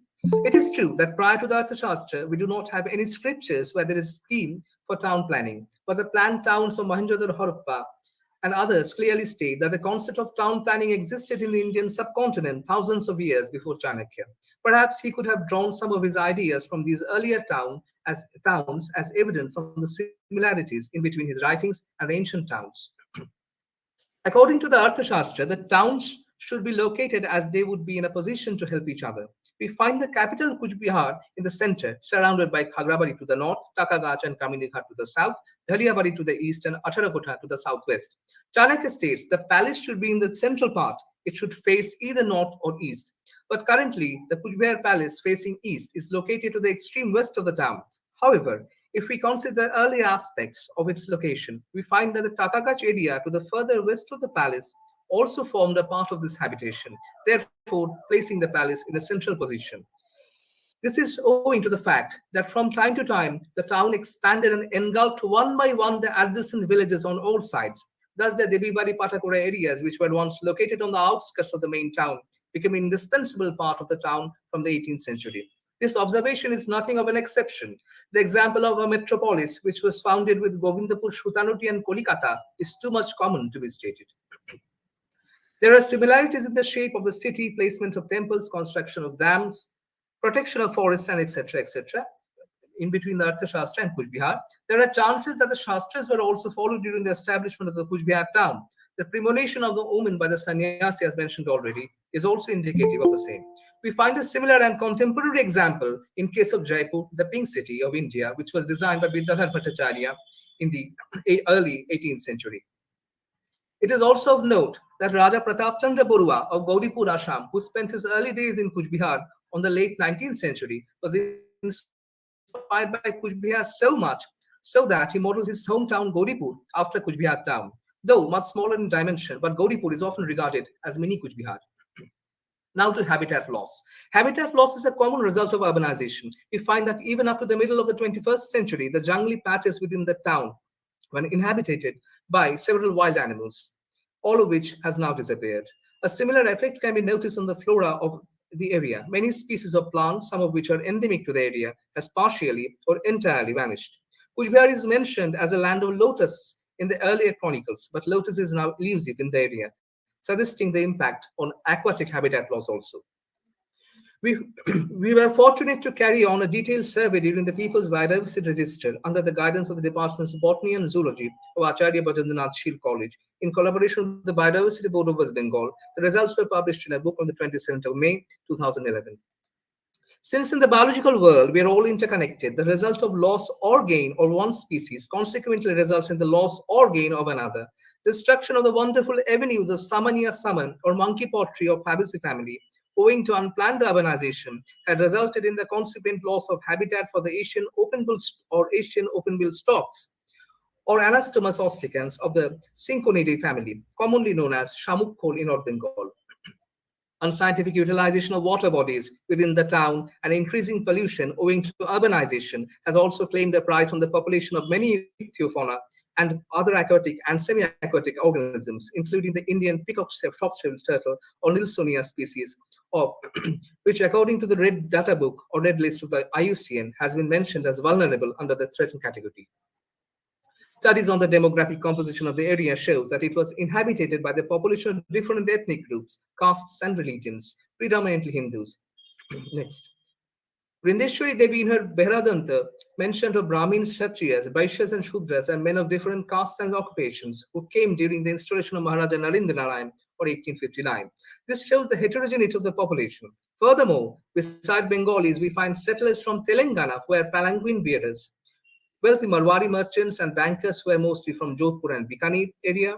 Rajputs, Punjabis beyond the Indian subcontinent, we find Chinese, Australian, of the Europeans, British, Swedish, Australian, Italian, German, and Americans as inhabitants of the town. As noted by Aditi Ghosh in our article, Kolkata and Bengali for others, a sociolinguistic analysis, that cities are quote unquote linguistically diverse, we may also add that developed cities, for many instances, constitute a population with a cosmopolitan nature. This cosmopolitan approach is also somewhat reflected on architecture of the town. The early Kujbehar Kabudul displays of early structures with Mughal architectural influences blended with Moorish elements and components of Hindu temple architecture to the late colonial modified Art Deco or Indie Deco styles, some of the types through which a rough chronology could be followed as displayed. These are some of the architectures. Next, next, next. The effect of natural calamities played a significant role in the development of architectural patterns in Kuch Bihar. Kuch Bihar is an earthquake-prone area, very humid and frequented by floods. The greatest of these were recorded the earthquake of 1897, which measured 8.9 in Richter scale. Next. The flood of 1954, which washed away a large portion of the town, is also mentioned worthy. Next. Whatsoever, for these reasons, buildings with pakka roofs were seldom found in the town. This added to shape a specific typology of the area. Large buildings, ornamental in some cases, but with tin roofs, and a large number of wooden houses, also due to the easy availability of timber in the area. Because the tender, sandy, and loose nature of the soil in Kuch Bihar made the production of good bricks quite impossible, and lime had to be imported through navigation from as far as Mymensingh in those days. Almost a similar case, my predecessor had already discussed, can be noticed in case of Shillong, which was also affected by the great earthquake of 1897, as quoted by Amia Chaudharani in her memoir, Didi Mar Jugo Jibon. Next. Now to heterogeneity and transiency. Heterogeneity and transience in the population which has effects on the process of urbanization. The slide graphically represents the factors affecting urbanization. These are some negative impacts. Next. These are some positive impacts. Next. Findings and conclusion. We have seen how an unhealthy town filled with cesspools and ditches, established solely for the protection from invaders, gradually developed into the city of beauty. In context of Kuch Bihar, we have noticed the importance of the past history of an area while sliding through the urbanization and its effects on the town. Recently, on the 10th of February 2021, Kuch Bihar has been declared as a heritage town by the government of West Bengal. But to protect the heritage of a town which is subjected to rapid urbanization, we must always take into serious consideration the history of the town, the biotic and abiotic factors related to its natural environment, especially edaphic factors, flora and fauna, sources of water, etc., its demographic composition, and associated socio-cultural features. Thus, studying the different aspects of urbanization and framing a planned urbanization are the two key factors for the development of a well-balanced township. Thank you for your very kind audience. Namaskar. Any questions, please? Thank you, Rishikalpo, for your wonderful deliberation. And it is really, really very good and very extensive research work it shows. So I would like to take the questions because Kuch Bihar, the ancient town of Kuch Bihar, it is a very little known to us. So it is just, I find it just whatever your deliberation is just so picturesque. So I thank you for enlightening us for this ancient capital. Now, if you have any question. I just have an observation, not a question. Congratulations for such a brilliant paper. It was wonderful to hear. Yeah, very well structured, very nice paper. Yeah. Yes, please, Dr. Thakur. I have just said that it is one of the most wonderful paper, and I have congratulated the presenter. And really, you have not left a single thing, which everything you have mentioned. Rather, I will say you have not omitted anything while talking about how this site grew and what are the hazards of urbanization. So yes, this is very, very important to check that this town remains there for posterity. Otherwise, we'll be losing this city to, this unplanned urbanization which is going on. I hope government take note of this and does something. Yes, Thank you. definitely. Thank you, Rishi Kalpo. Now, I have just a small query that the 76 water bodies in that particular small town, and these were built by British. Actually, these water bodies, they owe their origin to the abandoned riverbeds, and in some cases, there were cesspools dug by the inhabitants when they used the earth to heighten their habitation area. Later on, when the British administration took the Kuch Bihar state under their very own administration, 1864, they decided to convert the cesspools and dirty ditches into healthy water bodies. That is how the water bodies in Kuch Bihar originated. Mostly, though there are exceptions, but generally, that is how the water bodies in Kuch Bihar originated. Okay, thank you. It is wonderful paper, and definitely will publish your paper. Definitely. Thank you. But due to time constraints, I have to wind up this session. And thank you, and my congratulations, heartiest congratulations to all the speakers in this session. And these papers are really, really very research oriented and very illuminating. So I'm thankful to all my speakers in particular in these sessions. And now I would like to call Dr. Banani Bhattacharya, and please, Asmita, the next session. You can start the next session.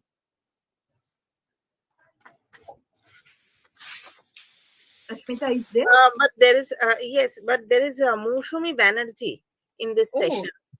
Oh, another message. Oh, I missed it. Okay, Yes. okay. Okay. I'm calling her. Mushumi Banerjee, madam, are you there?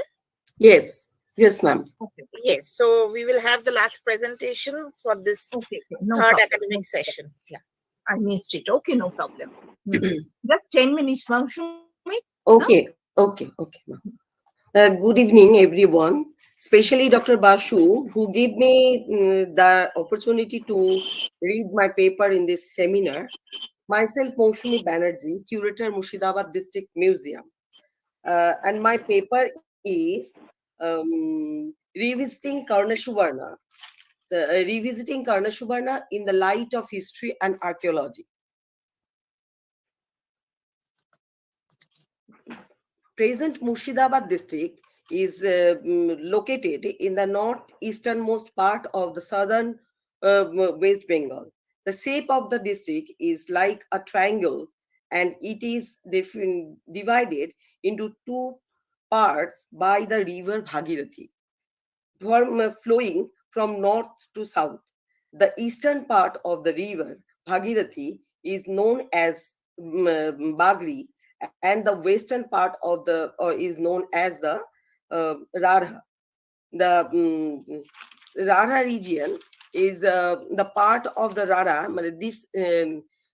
This time in this district, the Radha region is a part of Uttar Radha. This region of this district is characterized by very high bank of stiff clay, gravel, gootings. It is consists of older alluviums, and geologically, this portion is much older. This region contains also all old settlement sites of this district. Karnasubarna is the ancient city, also situated in the same region. The present locations of this city is Baharampur subdivision under subdivision block Jodhpur in the great metropolis of this Gaura kingdom under the Sasankya, the first sovereign of the Bengal in the first half of the 7th century AD. The famous city of Karnashuvarna has been mentioned and described in both literary and inscriptional records.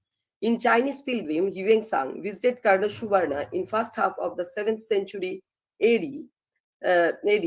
He visited Tamralipta. Then he came in the kingdom city Karnasubarna. He mentioned the famous in Karnasubarna.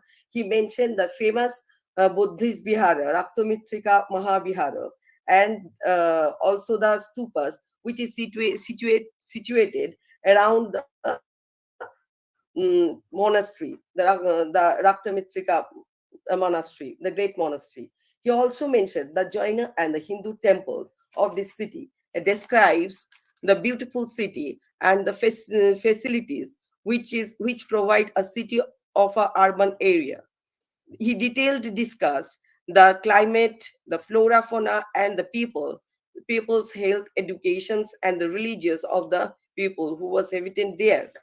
After 7th century AD, we can explain the we mention আমরা কর্ণসুবর্ণকে এরপর পাচ্ছি কোথায়, the Indian museum copper প্লেটে। Indian museum copper plate যেটা doctor Furui describe করেছেন as the Karnasubarna copper plate which is issued by the ধর্মপালো। Here আমরা এইখানটাতে পাচ্ছি, here we found that that the land grant some Gandha Kutira means the perfume house, the land and the land which is donated from by the king from the extension of the monastery, the Karnasuba plates. And আমি আমার পেপারে ডিটেলটা description দিয়েছি, and after that আমি এসেছি the discussion of the Captain Laird, who is visited in the year of 1853 in Murshidabad, and he extensively explored this region, and he written an article, the ancient city of Kanchanapuri, now called Rangamati, published by Asiatic Society. He discussed the ruined city of Karnasubarna, such as the fragmentary parts of the ruins of monastery, temples, and also the non-religious fragmentary parts, which is some কিছু parts আমরা এই part আমরা মুর্শিদাবাদ জেলার পড়ে থাকতে দেখছি ফিল্ডের মধ্যে। আমরা কিছুটা মানে বিভিন্ন মিউজিয়ামে যে রুইন্স গুলো দেখতে পাচ্ছি। And after that আমি যেটা মেনশন করেছি, that is 1893 তে retired civil servant Beveridge who visited this site, and উনিও একটা এক্সটেন্সিভ ভিজিট করে এটা একটা রিপোর্ট দিচ্ছেন, এবং এই রিপোর্ট গুলোর উপর ডিপেন্ড করে আফটার দ্যাট আমরা দেখতে পাচ্ছি যে ডক্টর 1902 তে আমাদের local historian Nikhilnath Roy, who is written a ইতিহাস, মুর্শিদাবাদের ইতিহাস, এবং ওই বইয়ে উনি দেখছি কর্ণসুবর্ণর একটা এক্সটেন্সিভ বর্ণনা দিচ্ছেন। নট অনলি দ্যাট, উনি দেখাচ্ছেন ওখানে যে নবাবস অফ মুর্শিদাবাদ ওরা কিভাবে ওটাকে এক্সকাভেট করার চেষ্টা করছে, এবং মানে এটা একটা মিস্টেরিয়াস প্লেস, অ্যান্ড খুব ইম্পর্টেন্স দিচ্ছে ওখানটাতে। ওরা খুব টেকনিক্যালি এক্সপ্লোর না করলেও বা এক্সকাভেট না করলেও ওরা মানে বলছে যে এখানে এই বর্ণনা দেওয়া আছে। and তারপরে আমি দেখিয়েছি এশার দাসকে, হু ইজ এক্সটেন্সিভলি এখানে এক্সকাভেশন করছেন, 1962 থেকে উনি শুরু করছেন, এবং স্টিল 10 ইয়ার্স উনি কাজ করছেন, এবং উনি এখানে দেখানোর চেষ্টা করেছেন যে কিভাবে মানে উনি মেইনলি রাজবাড়ি ডাঙ্গার উপর এক্সকাভেশন করছেন, কিন্তু এক্সপ্লোর করছেন ওটা মুর্শিদাবাদ জেলাকে। আফটার দ্যাট আমি আমার পেপারে ওটা বর্ণনাটা দিয়েছি, পুরো কি কি পেয়েছেন বা ওনার ইয়েটা। অ্যান্ড আমি এরপরে যেটা দেখাতে চেয়েছি যে এরপরেও বিভিন্ন মানে এসআর দাসের পরেও বিভিন্ন জন কাজ করছে এর উপরে, দ্যাট ইজ ইয়ে স্টেট আর্কিওলজি এক্সকাভেশন করছে, কোলাবোরেশন উইথ এসআই। অ্যান্ড তারপরে আমি দেখছি খালি তাই নয়, এরপরে মুর্শিদাবাদে একজন সিভিল সার্ভেন্ট আসছেন, সম্ভবত উনি 1900 আমি সালটা ঠিক 1914 সালটা এর মধ্যে আমি মেনশন করবো, এই মুহূর্তে মনে পড়ছে না। উনি উনি কিন্তু একটা মানে একটা আর্টিকেল লিখছেন, দ্যাট ইজ হিভেং শাং এবং কর্ণসুবর্ণের অশোক স্তূপ।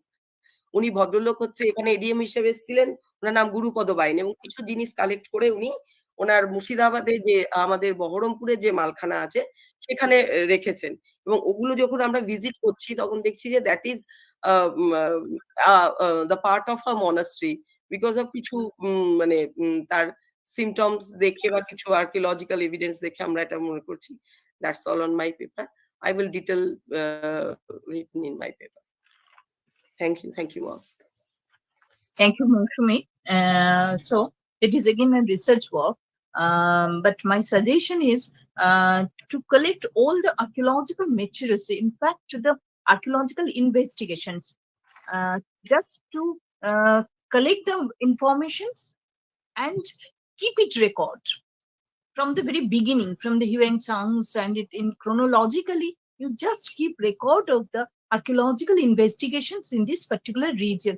Because as we all know that Karnashuvarna was once a very important center, not only for the religious activities, but also for the Karnashuvarna as a capital, also for the settlement history, and also for the city town history. So it is absolutely whatever we have at this moment, the archaeological evidences we have very little. So many mounds are there, and so many areas are still unexplored. Yes, So you keep it, keep records of all these things. Okay, that would be another research paper. Thank you, Moushumi. Now I would ask Ashmita to start our next session. Thank you. Yes, thank you, ma'am. Now we will move on to our academic session 4. And before we move on, I would like to take this opportunity to thank all the participants. We have been very fortunate enough to have with us Professor Nupur Dasgupta, Professor R.K. Chattopadhyay, Mr. Modak from Modak Trainers Academy, Dr. Gargi De, and many research scholars who have also joined us today. Thank you so much for having this patient hearing. So moving on to the 4th academic session, I would now call upon the chairperson, Dr. Bonani Bhattacharya, who is the Deputy Director, Haryana State Directorate of Archaeology and Museum. Over to you, Bonani.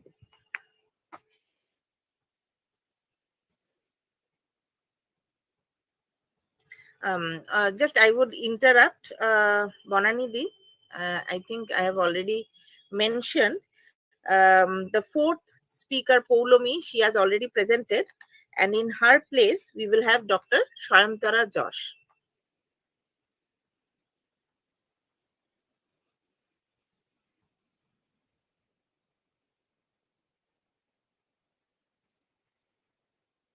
Bonanidi. Ashmita, just mention that we didn't maintain the chronology of the papers or the chronology of the themes subject-wise because due to the late receipt of the papers. Yes. So the academic sessions are not not in chronological order of the topics. We have a mixed batch, we can say, and that was also because of late entries and scheduling issues. Different sessions would be having a combination of topics starting from very early time to even to the very modern times. I think there is some network issue, Bonanidi. Can you hear me?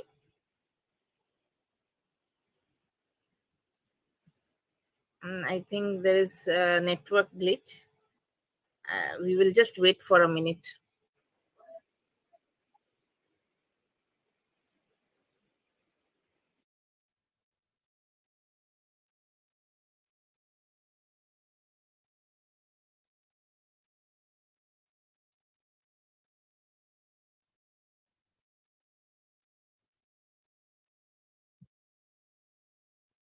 In the meantime, if the participants have any questions, for the earlier papers?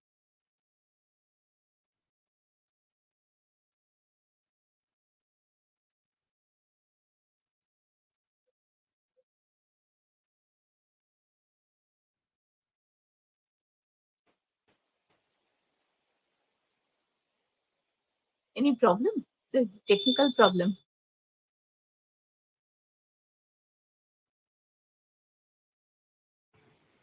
Okay, there is some technical issue on part of Dr. Bhanani Bhattacharya. So she has asked me to call upon the first presenter, Krishnendu Das.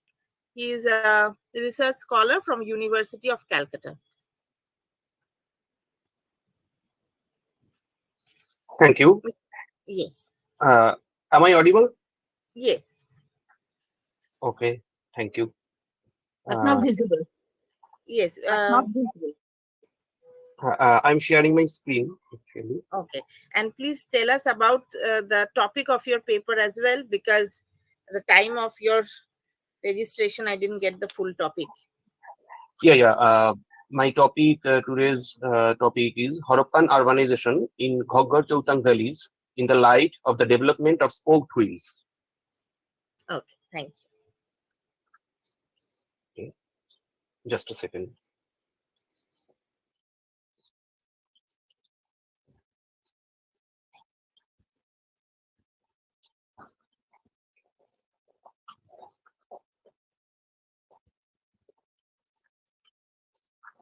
Is my screen visible? Yes, it is visible. Okay, thank you.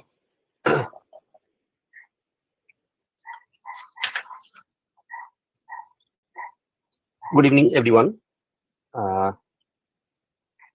My title is Harappan urbanization in Ghoggar Choutang valleys in the light of the development of spoked wheels. Since the middle of the 3rd millennium BC, the Indus Valley in northwestern South Asia has been recognized as a significant hub for the emergence of cities and urban society. However, new, more in-depth scientific excavations and analysis have only begun to reveal the intricate processes by which these urban centers emerged. To better comprehend the role that carts played in this process of urban development, I will concentrate in this paper only on the early use and gradual development of spoked wheels at various Harappan sites. According to Jaris and others, wheeled vehicles were not used by the earliest Neolithic communities that emerged around 7000 BC along the borders of the Indus Valley. Raw materials for stone and metal tools, construction materials like mud brick and timber, and regionally abundant food items would have been primarily transported by human porters or, in some cases, domestic animals prior to the invention of wheeled carts. Although some goods may have been transported by rafts or boats along the numerous rivers and their tributaries, it would have been difficult to transport heavy items to the settlements. Archaeologists have discovered several specimens of terracotta model toy cart wheels with the paintings of spokes from various sites of Harappan civilization. In his excavations at Harappa between 1920 to 21 and 1932 to 34, M.S. Watts published a picture of wheel-like object with 11 equidistant spokes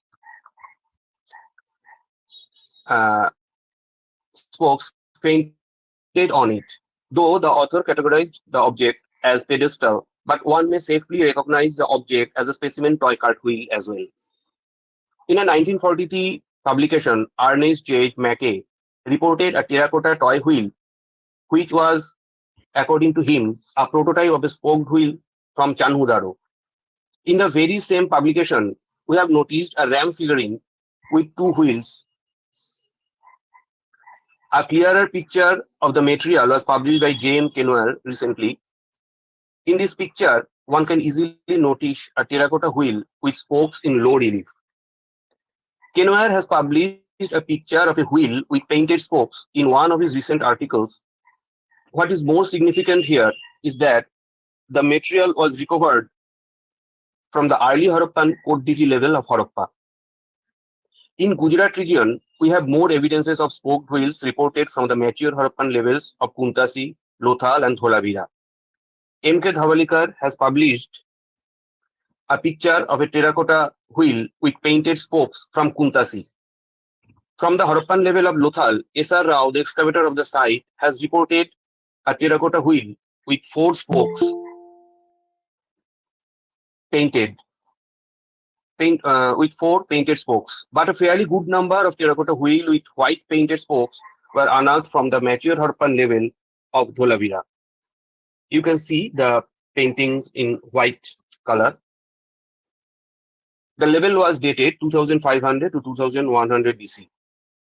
The region adjacent to the Ghoggar Chautang rivers have produced large number of terracotta wheels with painted spokes.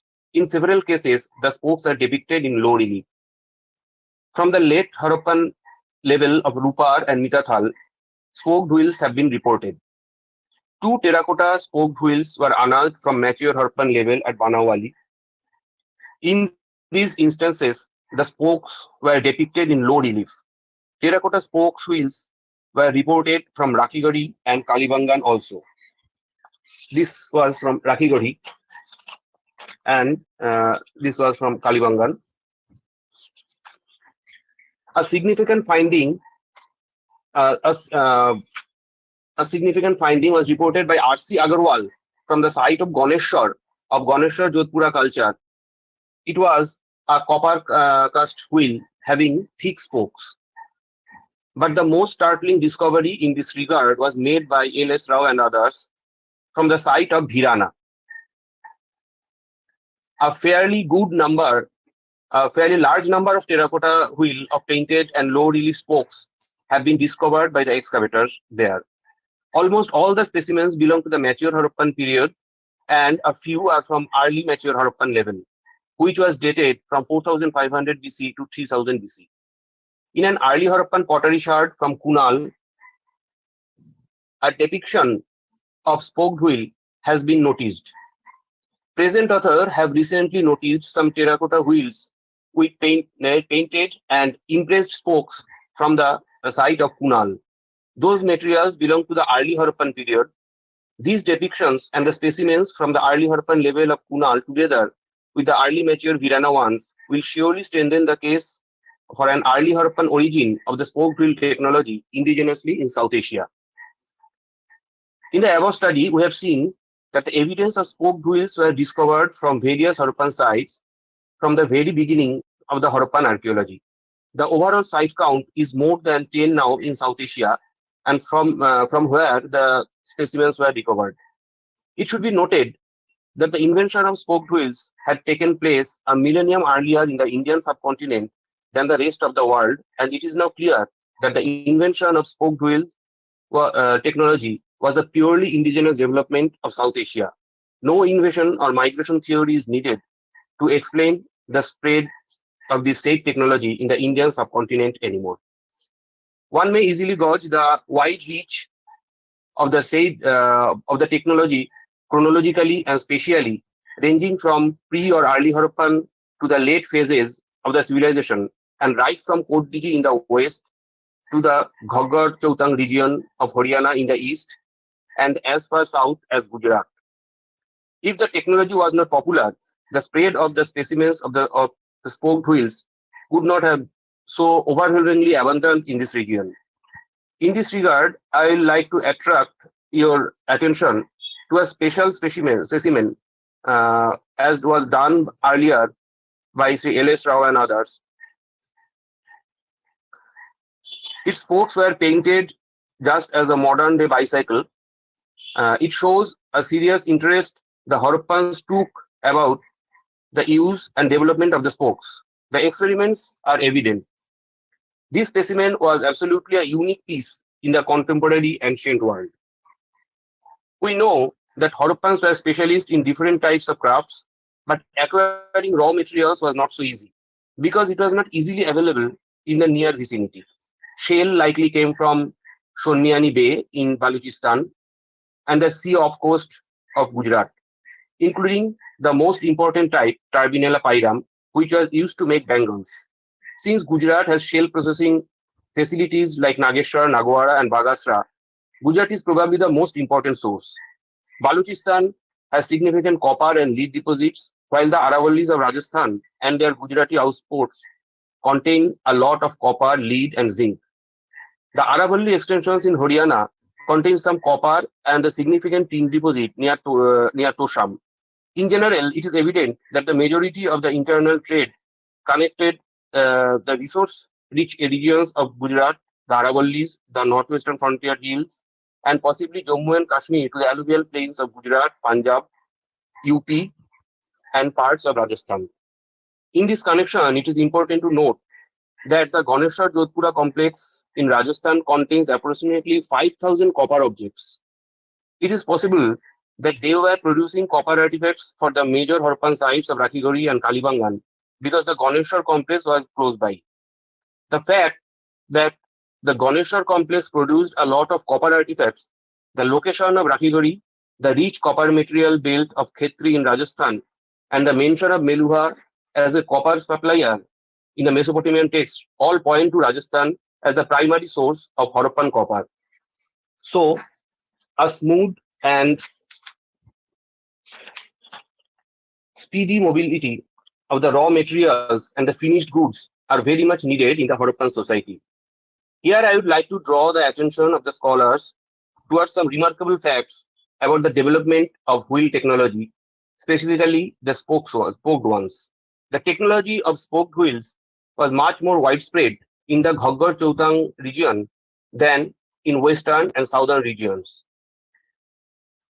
If you look at the chart, in the western parts, the examples are rather sporadic in comparison to the other parts of the subcontinent, just 5% of the total specimens recovered. In the southern parts, mostly Gujarat regions, the number of the examples grows up to 20% of the whole. But in the Ghaggar Choutang region, the percentage jumps to 75%. The technology was more widespread in a comparatively short and limited area of Upper Ghaggar Basin than in the other regions.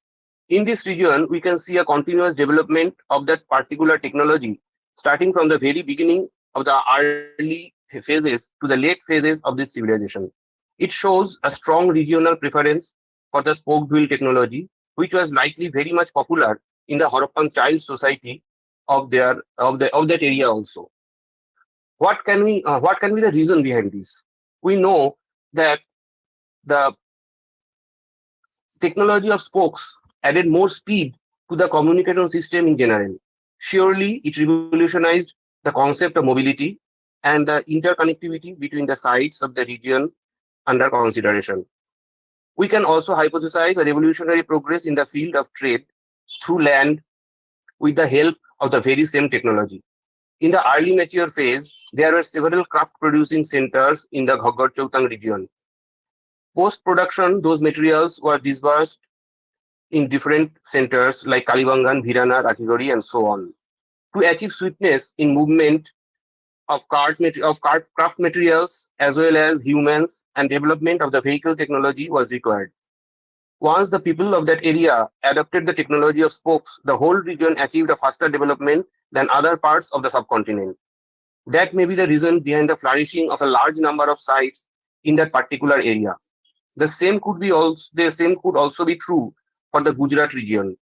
Fast mobility was needed in between the producing centers and cities and towns, and for that region purpose, purpose,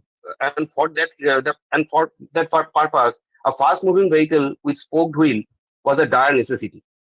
Since the wooden wheels are perishable, the terracotta wheels with the painted spokes indicate the existence and popularity of spoked wheels in those regions from where the maximum number of specimens were recorded.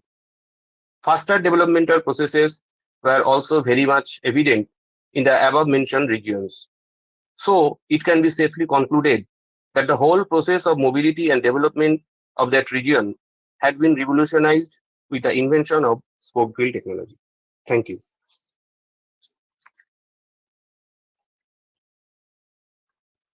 Thank you, Krishnendu, for your so informative paper. It's really good. And for archaeologists, every sculptural material is important. and it's no proof that a spokes wheel can be tell us the chronology of the culture, the mobility of the culture. So it's a fantastic paper. Thank you. Is there any question?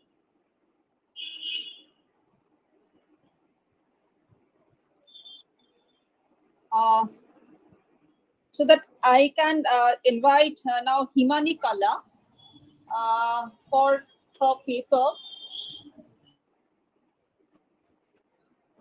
It's Bonanidhi, I have a question. please. This presentation is very lucid and very nice. We became very much enriched with your valuable data. Thank you. Just I Thank have you. just I have one query. That all you shown this picture wheels are from toys car or the original car. So I think it is a toys car, no? Yeah, Yeah. it's These are all from the toy carts. Yeah. These all are from toy cart wheels. Okay. Thank you. Thank you. Anyone else? Durgadi? Mute. Though we are running late, but you told us that even some terracotta wheel, you find the painting of the spoke. Yes. Does Yes. it indicate that it is the precondition of the real spoke wheel? Can you Yeah, define maybe. it? Because it is the indication of coming up the spoked wheel. Is it Yeah, true? sure. Or is it so? Actually, yes, ma'am. Actually, we found those terracotta wheels in the pre or early Harappan level in Virana and Kunal also.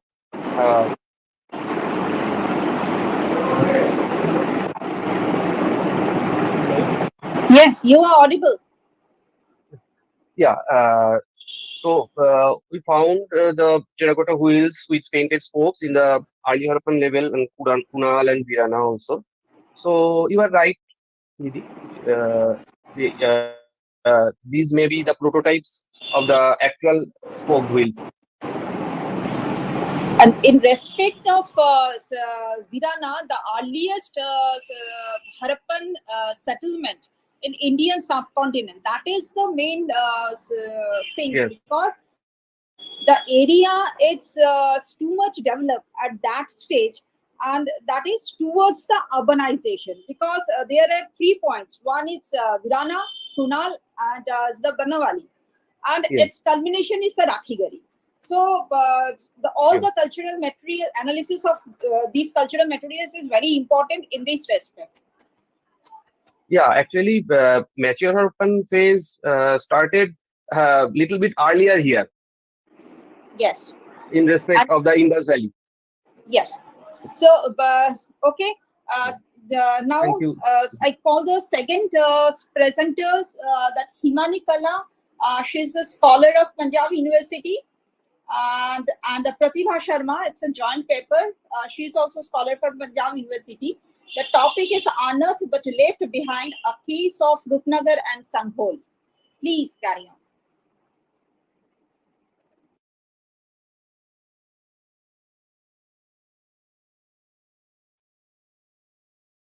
on. Himani, please.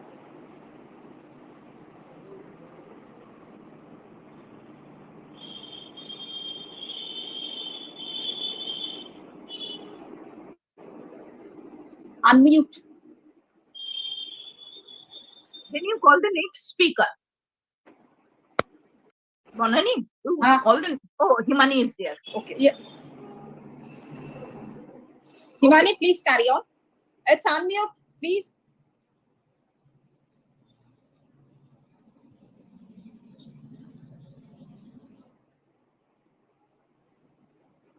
Himani, you have to unmute yourself.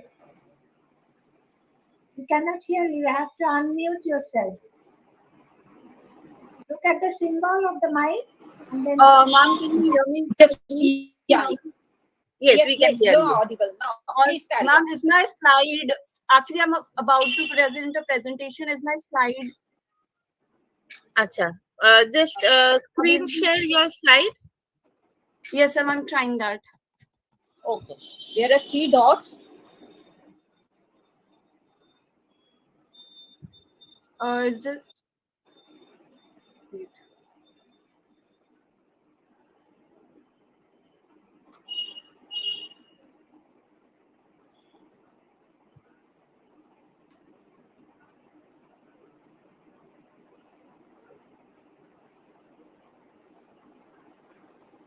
Is this?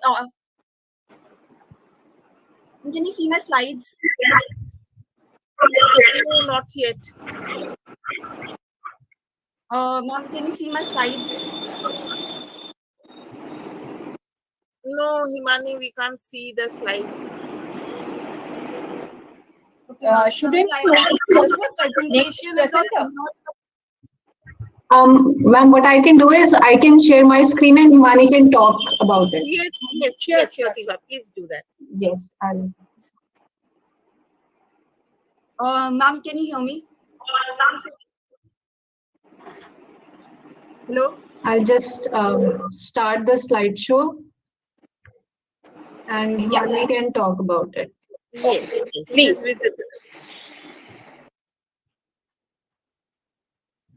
Himani, you can start. Okay, ma'am, my topic is unheard but left behind. The case study of Rupnagar and Sangol. And this presentation will be presented by 2 people, Monica and Pratibha Khanna, and she will be speaking after me. Firstly, I would actually like to thank my supervisor, Dr. Renu Thakur, for guiding us throughout this entire process, and Society of Heritage, Archaeology and Management for giving us this platform where we can share our information. Firstly, I would like to tell a bit about our urbanization, what it is. Urbanization is basically a process where, due to certain socio-economic and cultural factors, urban centers, cities are formed. A famous archaeologist, V. Gordon Child, used the phrase urban revolution, which is basically, it's one of the most cited papers, which have been cited by a lot of people. And in this paper, he has basically described 10 characteristics of urbanization. For example, like dense population, larger cities, production of agriculture by the farmers outside the city of the urban population, payment of a little surplus of agriculture produce as tax to the ruling class by the peasant, monumental and public structures in the cities, elite providing security to peasants in return for surplus agriculture produce, planning and organization, the invention of a writing system of recording for administrative use, and invention of writing system, and internal and external trade as well. So basically, what Gordon Child is saying is that there are basically a lot of characteristics in urbanization, and individual characteristics also play a very important role. These characteristics cannot define a certain urbanization in a certain way. They may apply to different civilizations differently. So now I'll come back to the Indian context. In India, urbanization happened basically in 3 phases. First one was the Harappan phase. It was basically largely influenced by agricultural surplus, population structures, various art and craft activities, bronze technology, internal and external trade, and many other things. And then the second phase began with the northern black pottery ware, which we all know began in the Gangetic Plains in North India. Basically, it was distinguished by the emergence of 16 Mahajanpadas, art and craft activities, and many iron technology, agriculture surplus, and coinage. And the third phase was the early medieval period. Now, basically, my topic focuses on the urbanization in Satluj Basin with regards to district Rupnagar, and the other side that is included is Sanghol, which will be taken by Pratibha Sharma.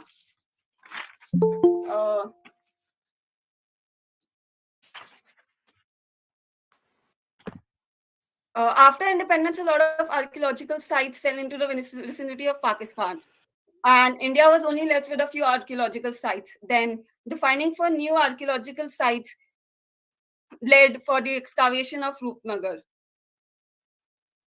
It was basically first excavated by Y.D. Sharma from 1953 to 1954 and from 1954 to 1955. There are around 3 mounds in Rupnagar known as North, South and West.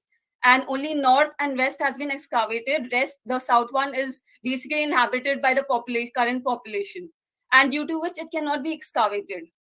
And that's the problem with the site. Like it has so much of material remains, but less of structures because the whole site has not been horizontally excavated. Next slide. The excavation basically yielded six periods. First one was the Harappa period. The second one PGW. The third one NBP. Then middle to late historical. Then late historical. Then medieval. My paper will be mainly be focused on the fourth period of Rupnagar, which basically includes Shung, Kushans, as well as Guptas. Next. Many terracotta figurines have been found from this period. This period is basically defined by terracotta objects, copper as well as iron implements.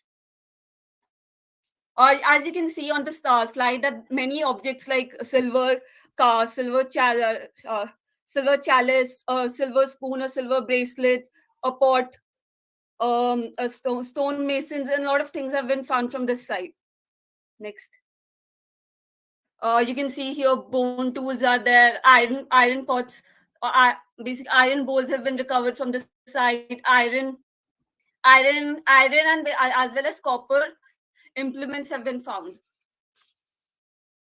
Other than that, a lot of numismatic evidence has been recovered from the sites, like the coins of Indo-Bactrian Antilcidus.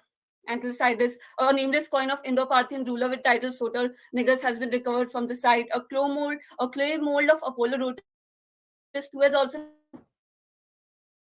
been recovered from, which means that this site was also in touch with Indo-Parthians. A coin, basically coins of tribal Mathura have also been found from the site, which means this site fell into the dominion of Adumbras Kundandas at some point of time. Like numerous coins of Kushans, rulers like Caraphizes, Yuvishka, Vasudeva, coins of Guptas and post-Gupta rulers were also one of them, as well as young rulers like Toraman and Mihirkula, which basically tells us that there must have been some kind of trade between these sites,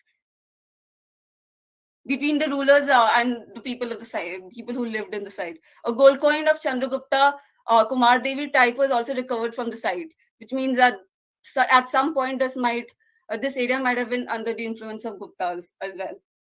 A hoard containing 600 coins in total of Vasudeva Gupta and post-Gupta along with local rulers has also been obtained from the site. Basic Sanghol is around like 30 kilometers away from the site. So it means that there must have been some connection between Sanghol and Ropar. Because Sanghol was one of the Kushan centers. So, and Kushan coins have been found from Ropar. And a lot of other things like terracotta, like terracottas and the Kushan terracotta have also been found from Ropar. So there might have been some connection between this. Now I would actually like to invite Pratibha Sharma to continue with the presentation. Pratibha?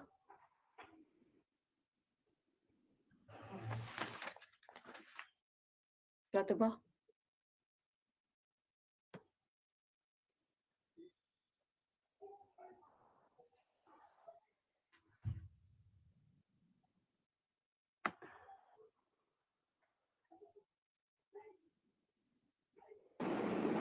और Himani, you can carry on. Ma'am, unmute. Hello. Yes, Pratibha, we can hear you. Can I start? Yes, please. Yes, thank you. Please, can. So Sanghol is situated in the dried bed of Satluj and is located 30 kilometers from Ropar, as Himani said. The site consists of 7 mounds, out of which the 3 significant mounds are STL 5, STL 11, and Hathivara. Hathivara was 25 meters in height, and it covered an area of 300 meter squares.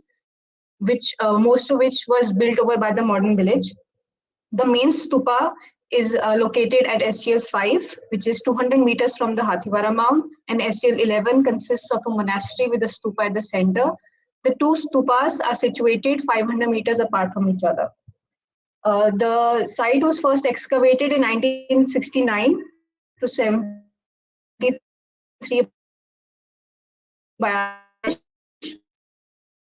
then it was excavated in 1978 by G.V. Sharma. And then from 1985 to 90, Marbandhu et al. Excavated the sites. These are late Harappan, overlap between late Harappa, painted grey ware and black set ware, early historical pre-Kushan period, historical Gupta and post-Gupta period, and the medieval period. The focus of this paper will be on periods 4 and 5, the Kushan period, Gupta and post-Gupta period. Now, like Ropar, the terracotta industry at Sanghol also expanded during this time. A lot of female figurines, sculptures, beads, animal figurines, including panther, monkey, rabbit, whale, crocodile, etc. were found. Objects of everyday use were also found, like skin rubber, dabber, weights, weighing balance, spindle bowls, stamps, etc. Now, these are some of the terracotta objects that are displayed at the museum. Other antiquities from Sanghol include a very local shell industry, a lot of shell objects like variety of bangles, rings, amulets, decorated plaques, and other jewelry were found, and along with them, colmunella fragments, which is the raw material, and core of these fragments were found, which led the excavators to believe that there was a local shell working industry at Sanghol. Bone and ivory objects also increased during this time period. So there are a lot of points, needles, pendants, comb, hairpin, plaques, and decorative circular discs and jewelry boxes recovered from this time. These are some of the objects displayed at the museum. The numismatic evidence. There was possibly a mint of Kunindas. At Sanghol, there have been coin molds and a furnace found at one of the structures at Sanghol. And a miniature pot containing 100 coins of Gondophares was found. Then copper coins of Kushan rulers, Bhima Ketphises, Kanishka, Hovishka, Vasudev 1 and 2 were found. A gold coin of Vasudev was also found. One of the most important coins found from Sanghol is a standard gold type coin of Samudragupta. It has the legend Samudra on obverse and Parakrama on reverse. Coin molds of some Indo-Sasanian rulers were also found, and Kota copper coins were also found. Now, through this vast number of coins and coin molds found at Sanghol, it can be inferred that Sanghol acted as a mint through different phases of history, and different kings and tribal republics that spread into this area all used Sanghol as a mint, and it was possibly a very important center at the time. The most important thing discovered from Sanghol would be the sculptures that were excavated from around the vicinity of the stupas. Now, these sculptures, they include 117 carved stone slabs, 69 pillars, 35 crossbars, and many figures and figurines. These are all made on the mortar red sandstone used in the Mathura School of Art. And in fact, this railing has the largest collection of sculptures belonging to the Mathura School of Art outside of Mathura. So possibly this was a very important Buddhist center as well during this time. Some more pictures of the sculptures. Now, to conclude, the Satluj Basin acted as a major center for trade and commerce, beginning with the Kushans. Before the Kushans as well, there's a lot of activity in the periods. But during the Kushan period, they fortified this area and they made a major metropolis. So that is why we are taking this period. And Sanghol then acted not only as a regional center, but probably a link between other Kushan centers like Peshawar and Mathura. As Himani said, there was a probable link between Rupnagar and Sanghol, as they're only 30 kilometers from each other and have a lot of overlapping periods, especially the Kushan, Gupta and post-Gupta period. Based on the size of these two sites and excavating material, it indicates that Sanghol was probably the main center and Rupnagar was its sub-center. I should also mention that there's another site in the vicinity called Kotla Dihang, which is about 4 kilometers from Rupnagar. It's a small site and it revealed a very small level of excavation.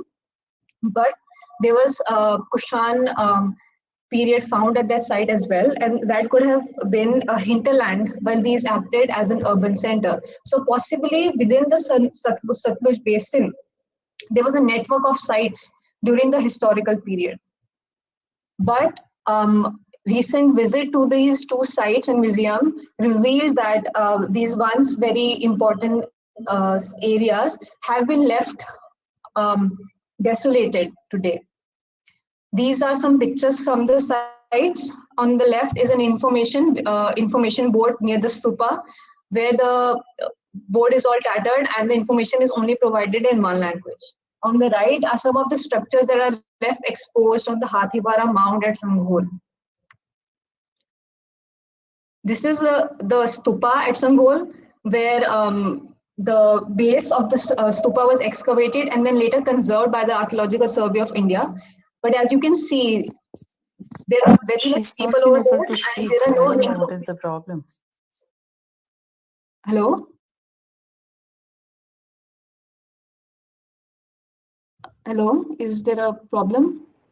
No, please continue. Okay. I'll just continue. At the stupa, there are no specific information boards which describe particular structures and give their information and the importance of these structures. A layman, a tourist would not understand what this base of a stupa actually signifies and what it means and what possibly was its use in the historical period. Well, on the main stupa and its condition, as you can see, is not very well kept. Some more pictures from the site at Sanghol. On the left, you see that the local villagers have been using this mound as a dump yard. And in fact, this entire area of the museum and the two stupas is actually surrounded by a boundary wall. But that has not stopped the villagers from dumping into it, as the sites have been left unsupervised. And on the right, you see that the mound is overgrown with vegetation and has become a shrubland. If this continues, there will be no scope for future research, as these sites will probably perish in the near future. But yes, here are some suggestions that we would like to give to help maintain these sites. More information boards are required at the site to provide information in different languages so that it reaches a wider audience. They should be provided at all the remains and not just at the main stupa or at the museum. It should be provided at all areas of the complex. Those things providing direction to the museum and remains are needed. In fact, the Sanghol Mound and the Sanghol Museum lie right next to the highway that leads to Ludhiana. But there is no road sign that would direct towards the site. If a series of road signs and investments is provided by the government, it would boost the tourism of the site. It would actually make people aware that there are these gems, local gems that are located in these areas. Community archaeology and outreach programs are needed to inform people about the history of these sites and their significance. The local population of the sites can be engaged in heritage management, and they could in fact help in conserving the sites better. And the local population, if encouraged, should be reminded of the rich cultural heritage, and awareness should be given to the people to know that they live in a place that was once a major urban center. The museum and remains could become popular tourist centers.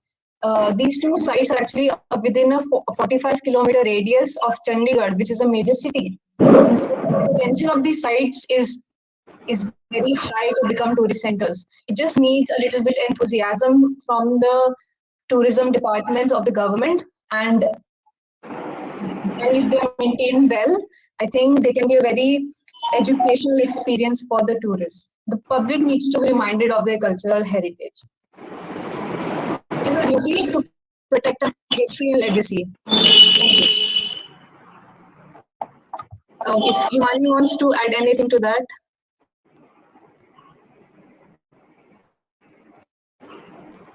Then we can take questions. Firstly, I would like to say that the same thing is with Rupnagar, that it has not been excavated enough. A lot of material evidence have been found from a limited area. So that means if the excavation is done horizontally, it can recover a lot more. So some provisions should be made so that horizontal excavations can be done. The site can be studied thoroughly. That's it. Thank you. It's over. Yes, ma'am.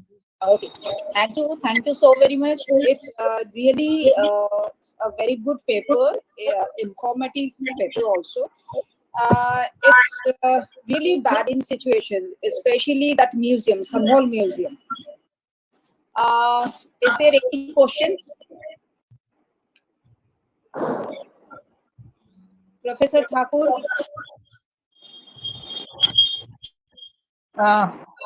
I would only say that had it if it was possible, then it could have been possible for them to present it in a proper manner.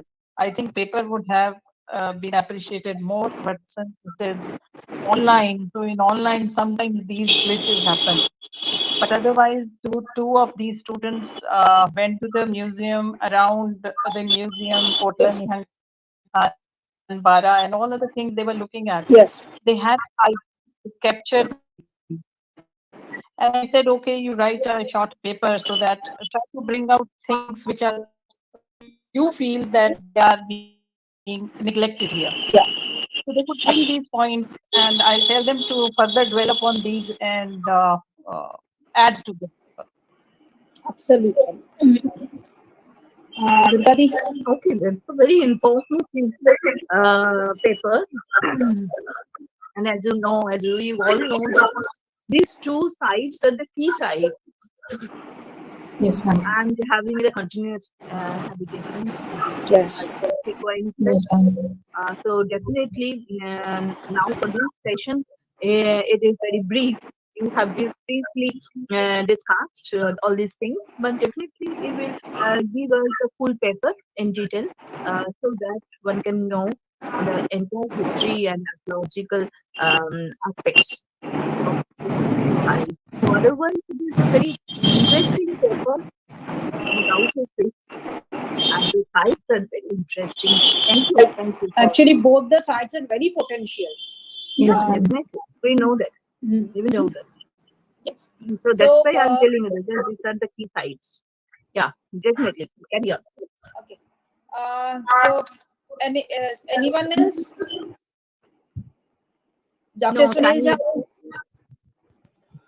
time is running out, so you just call the Okay, next. so the third presenter will be the Shubhadeep Shaha. Yes, ma'am, I'm present. Yeah, he's a scholar of University of Calcutta, and please carry on your paper. Sure.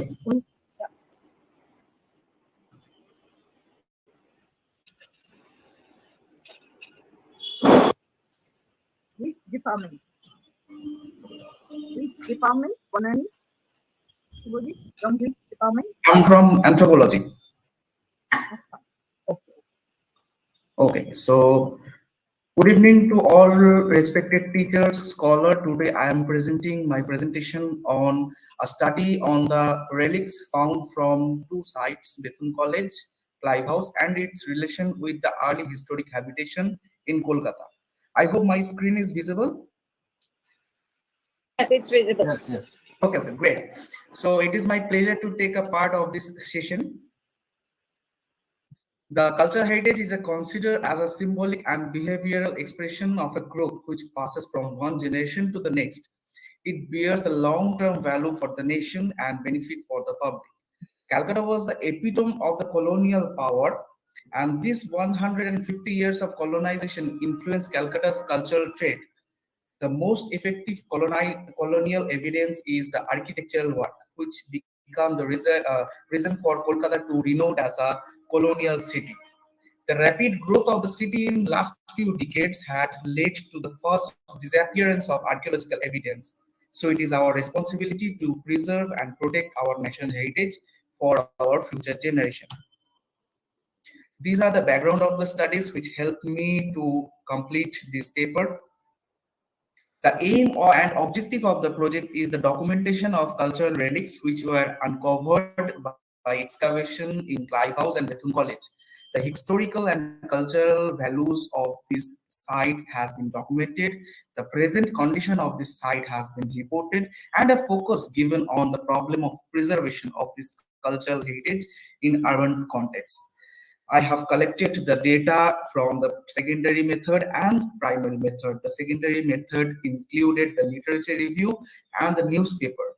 The primary data include the interview with the legal authority of the heritage and the local resident. The data has been analyzed to documentation of cultural relics to identify the problem of preservation of this cultural heritage. The Clive House is situated in 91 Rastaguru Avenue, South Damdam Municipality, West Bengal, 728. And the Bethune College is located in the northern part of the Kolkata, beside Azad Hind Park swimming pool. It falls under the ward number 26, Borough 4 of Kolkata Municipality Corporation. In this area is, in the past, this area is known as the Shimulia because of the massive growth in Shimul and the red silk cotton. And later there is a local popular market has been established which is known as Shimulia market. In this map I have plotted down the North Chobbish Pargona and Kolkata, and in the right side I have plotted down the Clive House and the Bethune College.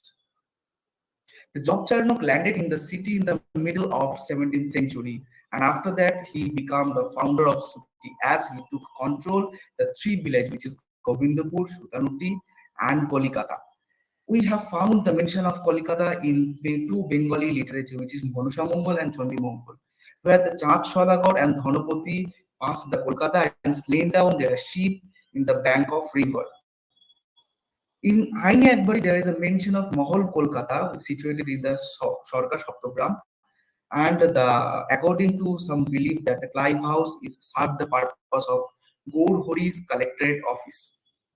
The etymological studies of historical site shed a light of historical journey of a particular space.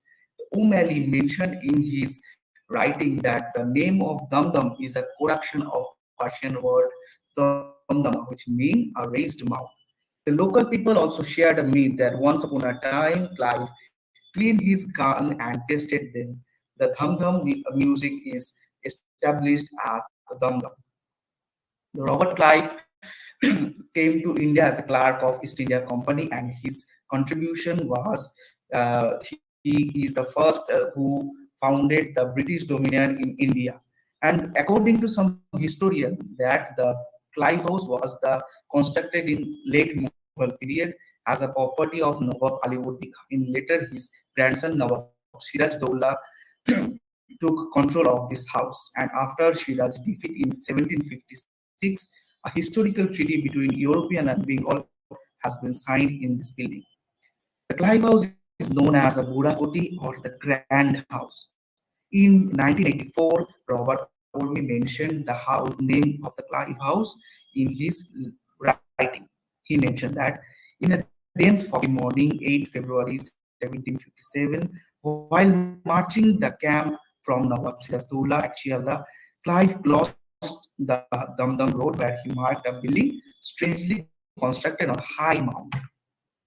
The garden house changed several hands after the Clive left.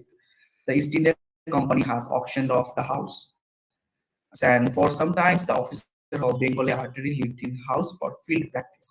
And the Sir Owen Jenkins mentioned that once upon a time the industrial Alma Lowry lived in this place for the few years in 1930. After the independence, India, the Clive House and its surrounding area was occupied by 20 to 25 helpless refugees family of East Pakistan. The Clive House is regarded as the oldest building of Bengal. It is a fine specimen of colonial structure. Sometimes it is believed that it was a Portuguese or Dutch factory of cotton and salt. The moment is occupied approx 100 into 125 square feet area, and mostly three types of bricks has been discovered, which is triangular shape and triangular shape with semicircular upper section, which is used in make column, the rectangular shape, which is used to make wall, and the round shape, which is used to make pillar. The floor are made of the line and brick stone. The semicircular stairways are opening to the northern side of the building, and there was a gari baranda in front of the house, which is very common in colonial architecture. There is a marble plaque established in front of the building, which mentioned that the Lord Clive used to live here in 1757 to 1760 and 1765 to 1767. The O'Malley mentioned in his writing that the brick was one-storied building, and in the later part, the Clive introduced the architectural pattern, changed in the architectural pattern. He added another floor and make a two-storied house. He put down an extensive garden and strengthened the building in terms of security and foundation stability. He added another rooms to make a very comfortable residence. Behind the renovation, the Lady Margaret Clive also deserves a special mention as she was a very active participant during that time. The Bethune College was initially known as the Female Hindu College, which is founded by John Eliot Drinkwater Bethune in 1849. The college established for awareness of women and voice their protest. It started with 21 students by the land donated by Dokinaranjan. Then later part, Dr. Kadambani Bose Anguri cleared entrance exam and arranged college classes in this school, and that was the beginning of Bethune College.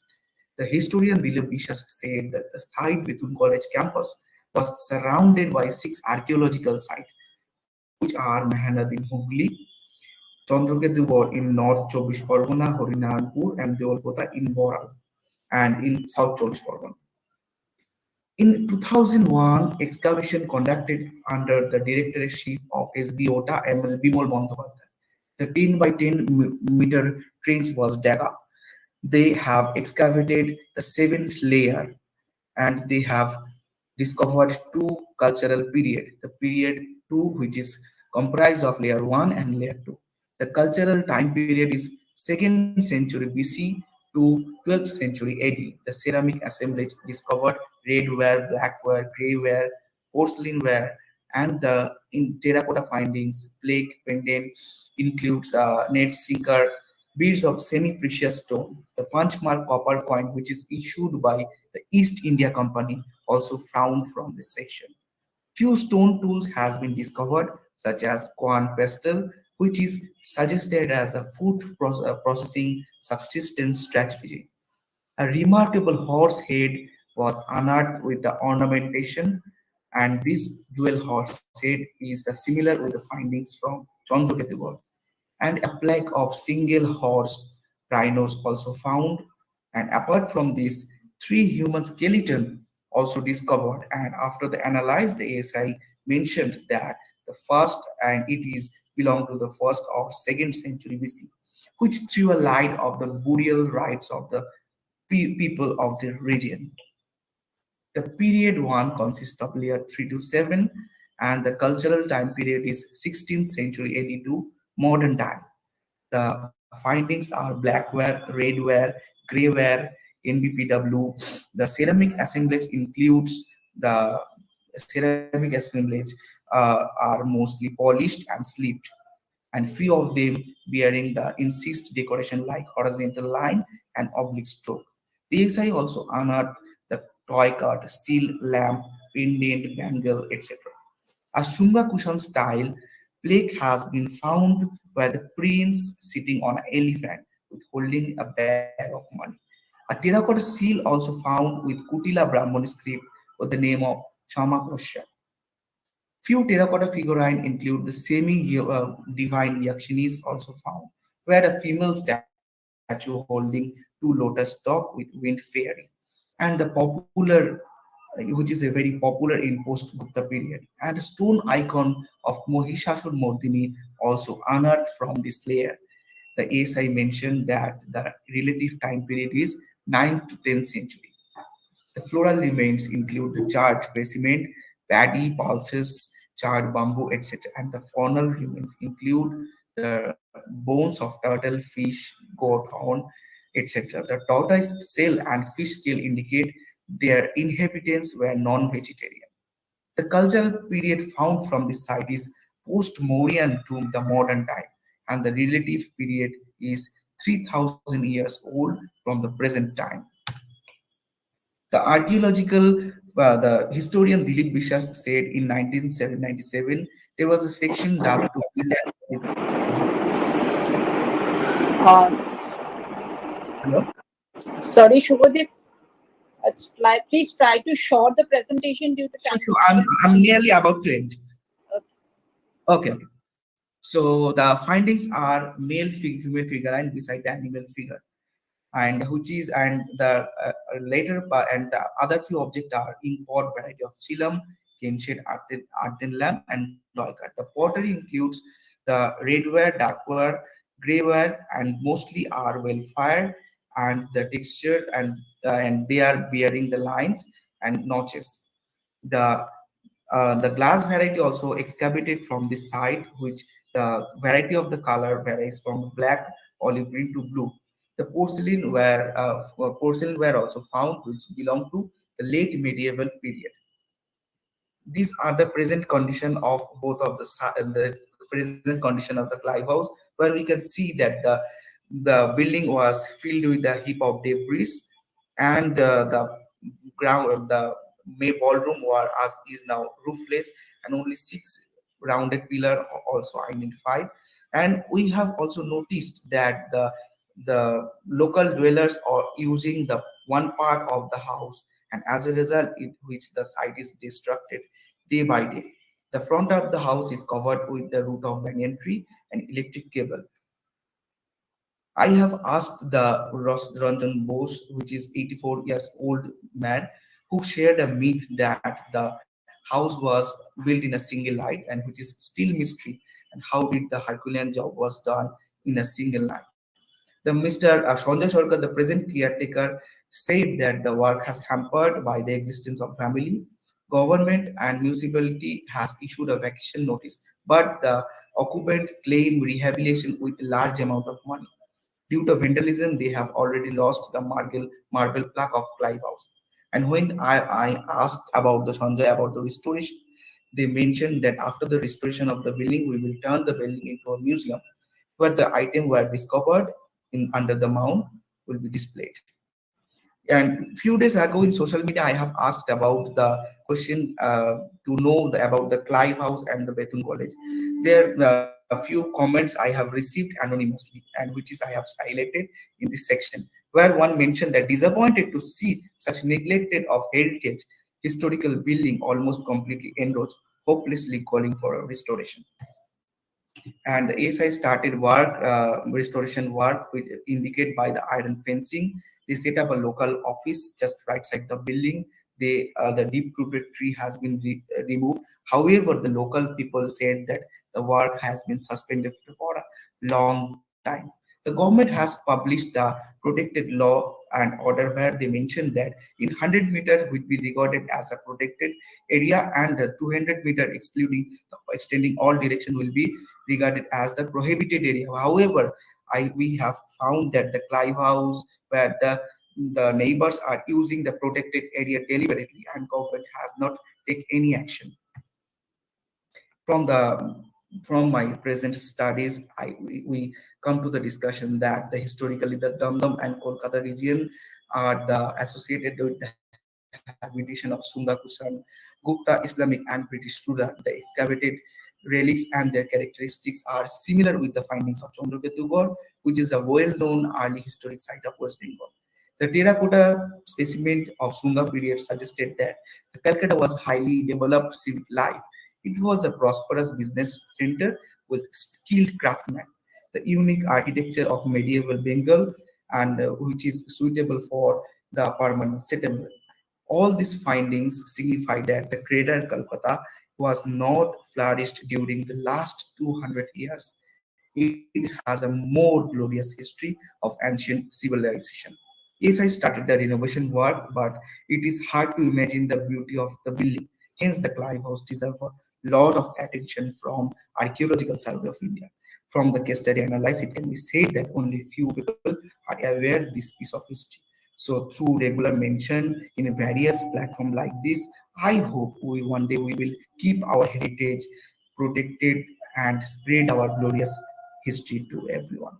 There are the limitation where I can there are the limitation which help which is stop me to take data from the Bethune College, as the college authority not willing to share much more details regarding the excavated material of Bethune College, and these are the references which help me to complete the project.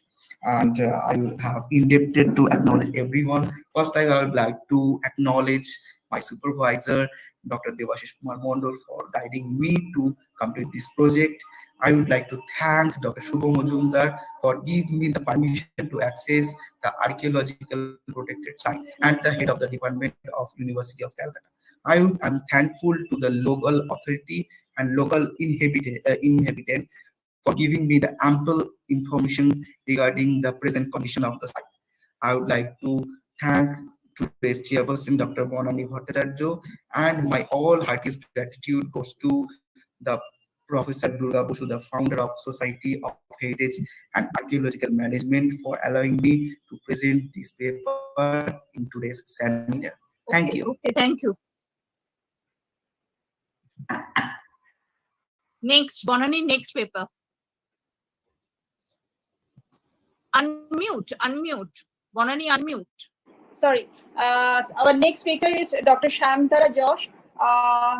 Shamtara, are you here?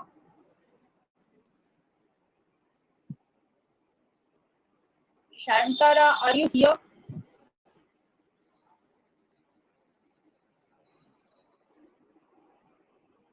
I think she had joined. Let me just check.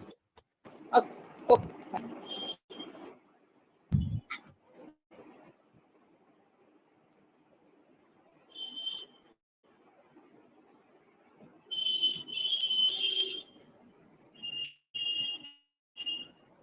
You call the next speaker.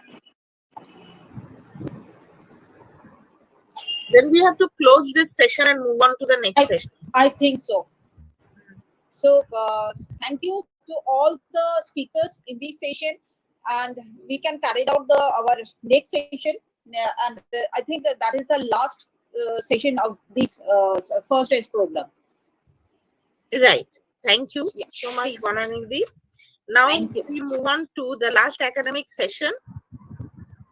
I would call upon Chairperson Dr. Devashish Kumar Mondol. He is the Assistant Professor of Department of Anthropology, University of Calcutta. Before we start, Devashish da, just please take a note that if Dr. Shamtara Josh joins, then she would participate in this session. And also, I think Dr. Jha has joined. Dr. Sunil Kumar Jha. Yes. Okay, so Yes. Dr. Jha is also here. He could not be there in the second session. So kindly include Dr. Jha in your session. So who will be the first speaker, Ashmita? Yes, the first speaker for this last session, Dr. Jha. Can we start with you, Dr. Sunil Kumar Jha? Yes, ma'am. Okay, sir. Okay. So thank you, Dr. Ashmita. And I am requesting Dr. Sunil Kumar Jha, Deputy Director of Bihar Museum, Patna, to deliver his lecture. Please, sir, please. Thank you, sir.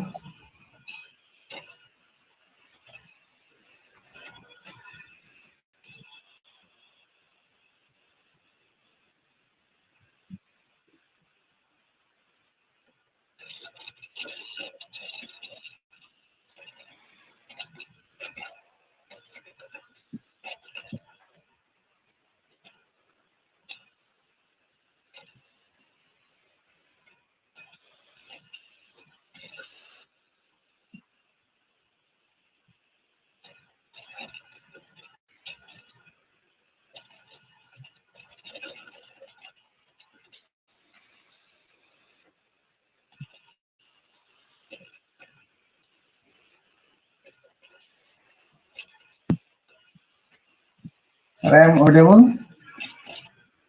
Yes, you are audible.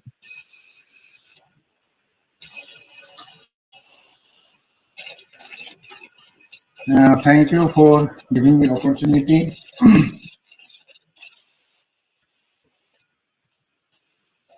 So Bihar Museum is newly established. I am presenting some bronze sculptures and background, the introduction of Bihar and Bihar Museum. Bihar is located in the eastern region of India between the latitude 24 degree 20 and 10 north, 27 degree and 31 minutes 15 second north, and latitude 83 90 and 88 70. It is an entirely landlocked state in the subtropical region of the temperate zone, covered in the area of the about 94,163 square kilometer in the mark the history of the Indian subcontinent. Bihar play in the important role. Bihar has a history of more than 2000 years. Bihar's capital, Patna, which was earlier known as Patliputra, became the center of the Indian politics, culture, arts, and craft, science, etc. That way to Bihar has the special status in the historical heritage. Geographically, Bihar comprises the almost middle of the Gangetic Basin. This alluvial land is drained by the Ganga and its tributaries like the Ghagra, Gandak, Budi Gandak, Bagmati, the Kamala, the Kosi, and other small rivers. Bihar is not only the rich in the natural wealth, but also in the cultural heritage. Bihar has great historical aspects which should be shared with the people of India. Museums showcase entire episode of Indian history and now it's changed over the time. Sir, Museum in Bihar. For the conserving of the past, Bihar government is maintaining government and private museums. At the time, state government museum are 29 in the number, including Bihar Museum, and 4 site museum under the control Archaeological Survey of India, Government of India, as like Nalanda, Bodh Gaya, Vaisali, and Vikramshila.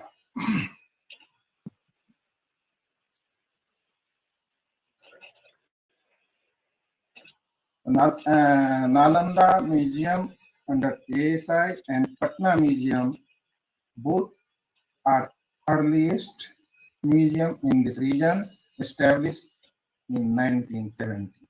These museums are controlled by ASI, Government of India, and Department of Art, Culture and Youth, Department of Government of Bihar. Bihar Museum, Patna. Bihar Museum is the pride of Bihar, and it was planned to bring to forth the region's thousands of years of history, inspiring residents of visitors from across the globe to explore Bihar rich heritage, historical site, and cultural attraction. Museum is not only the place where old objects can be dumped, but is the place which help all the people, society to come and get knowledge. It is an informal way of education, educate society, which Bihar required a lot. This international museum developed in the facilitate people from all around the world to explain with the importance of Bihar. This museum invite Indians, organs, visitors, researchers, learners, laymen come and see, study history and culture of Bihar. Bihar Museum has a huge collection of metal objects and the historical and archaeological perspective. Mode of craftsman and casting of art, ethnographical features are highlighted. We try to trace the material culture and archaeological importance of the site where the artifacts are recovered. We also try to explore the horse and factory site of metal object India, which is special reference to Bihar. Various evidence of casting of the metal image in the Indian context would go back to the 3rd millennium BC. The metal image of the dancing girl and little figure of the bull from Mohenjo-daro and metal molded of the bullock cart from Harappa are of the considerable importance. The Har Museum hosts some copper objects like anthropomorphic figures, yam stick, spear heads. It is associated with Pacific culture.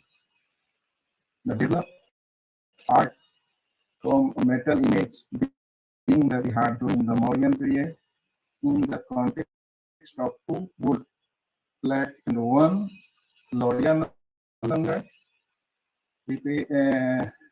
representing a front facing under the female figure and other from Patna, representing Shiva and Parvati are both mentioned. The image on the Patna fort was identified as a Shiva and Parvati by K.P. Jaiswal and was placed in the Mauryan period. Moti Chandra and K.L. Gupta identified as the Mithuna figure, Mithuna sculpture, and they placed in the Sona period. Other important metal objects, Bihar Museum preserve a good number of metal images which are the very important for the study of history and metal image of India. Some interesting metal images were discovered in the Horde along with the other 17 Jain Tirthankara Jain images from the field of Chausa, district Buxar, Bihar during the beginning of it. Today I am going to present few metal sculpture of Bihar Museum recovered from Chausa, Nalanda and Kurtia. Very important Dharma Chakra metal object made by in bronze Chausa. This is the Dharma Chakra, which is the placed on the upturned face, tail, and two makar on other side. The makaraj, other side. This chakra is also supported by two nude female figurines whose lead are placed on the makaraj mouth. The body of both makaraj are placed on the handle. On a handle. The Dharma Chakra has only 16 spokes with a huge in the center as with a hub in the center as against 24 spokes noticed in the Mauryan quills. The female figure resembles the figurines noted on the gateway of the Sachi, both in the turnet of the concept and execution of the makar resemble with those of Bharhut railing, taking in account art feature on conceptually suggested in this Dharma Chakra belonging to Sunga period. Another important bronze artifact, another beautifully bronze specimen is the Kalp Vriksha with various branches and leaf. A female figure is placed in the top of the tree holding a ball in her hand. The feature of the figurine has much resemblance with those in the Sunga figure in stone and terracotta, and therefore it can also placed in the Sunga period. Pandawal, however, placed in the Kushana period. Uh, so time is very short, and little bit information about the few other image also. So Jain Tirthankara, and this is also recovered from Chausa. Hold Jain Tirthankara standing image, Sarge posture with the weird arranged in spiral row, Srivats on the chest, arm, and Sarga, and head hold out forward, and figure has been of palm, body slightly platelets, modelings. Another giant Tirthankara, the Rishabhnath standing in Katsar posture with the along with the standing hair, steering hair, busted back and covering the shoulder, naturalistic mode. Another giant Tirthankara sculpture, the Chosa,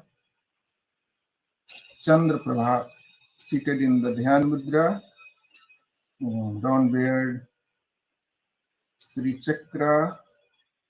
Another sculpture, the Buddha, the place Nalanda, very huge collection of the Nalanda in Nalanda Museum and Patna Museum. It's collected.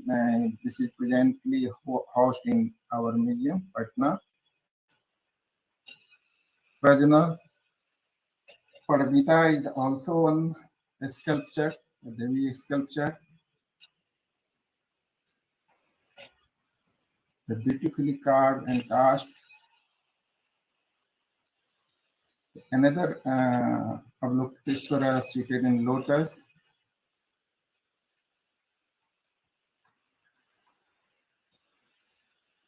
This another important site is the Kurkihar. Kurkihar 1930 found a massive collection of metal objects, especially bronze objects. 4 armored standing Avalokiteshvara, gold-plated 4 armored seated Loknatha sculpture,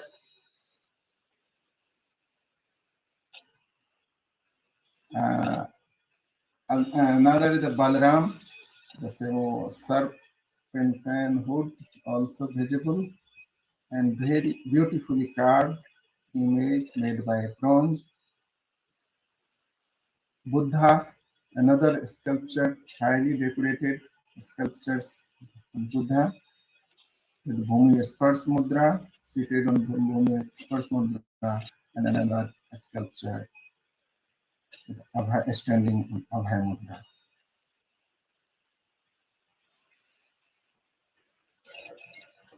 Especially the technique of this sculpture in the collection of Bihar Museum, the Alora and Nagapatnam bronze are the solid casting and the rest of hollow casting.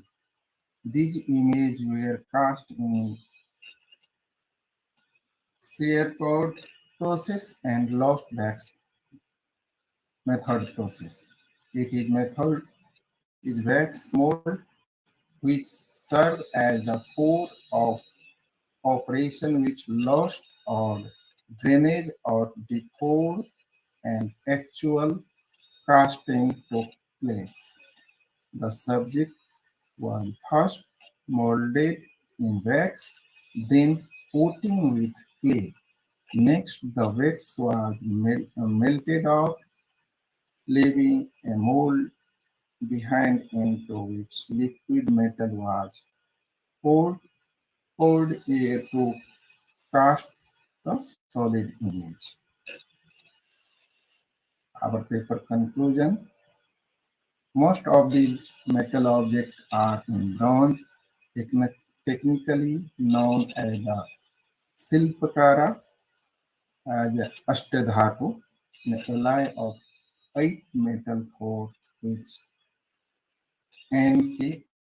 Bachali used the term octoalloy. This alloy of 8 metal containing copper, tin, antimony, zinc, iron, gold, and silver. In varying the proportion, copper was undoubtedly the chief ingredient, and the last two, gold and silver, are either nil or quite significant. Against, again, the proportion of the other metal were also not fixed, and it varies image to image. Thank you. Thank you, sir. For your presentation. And if anybody has any query, please text in the inbox because we have the time is limited, and we are going to the next speaker. Oshmita, who is the next speaker? The next speaker is Shomita Mollik. Yes, ma'am. I'm present. The voice is clear. Yes. I am requesting Shomita Mollik, Assistant Professor, Hingalganj Mahavidyalaya. Please start your presentation. Yes, sir. I'm just presenting my presentation.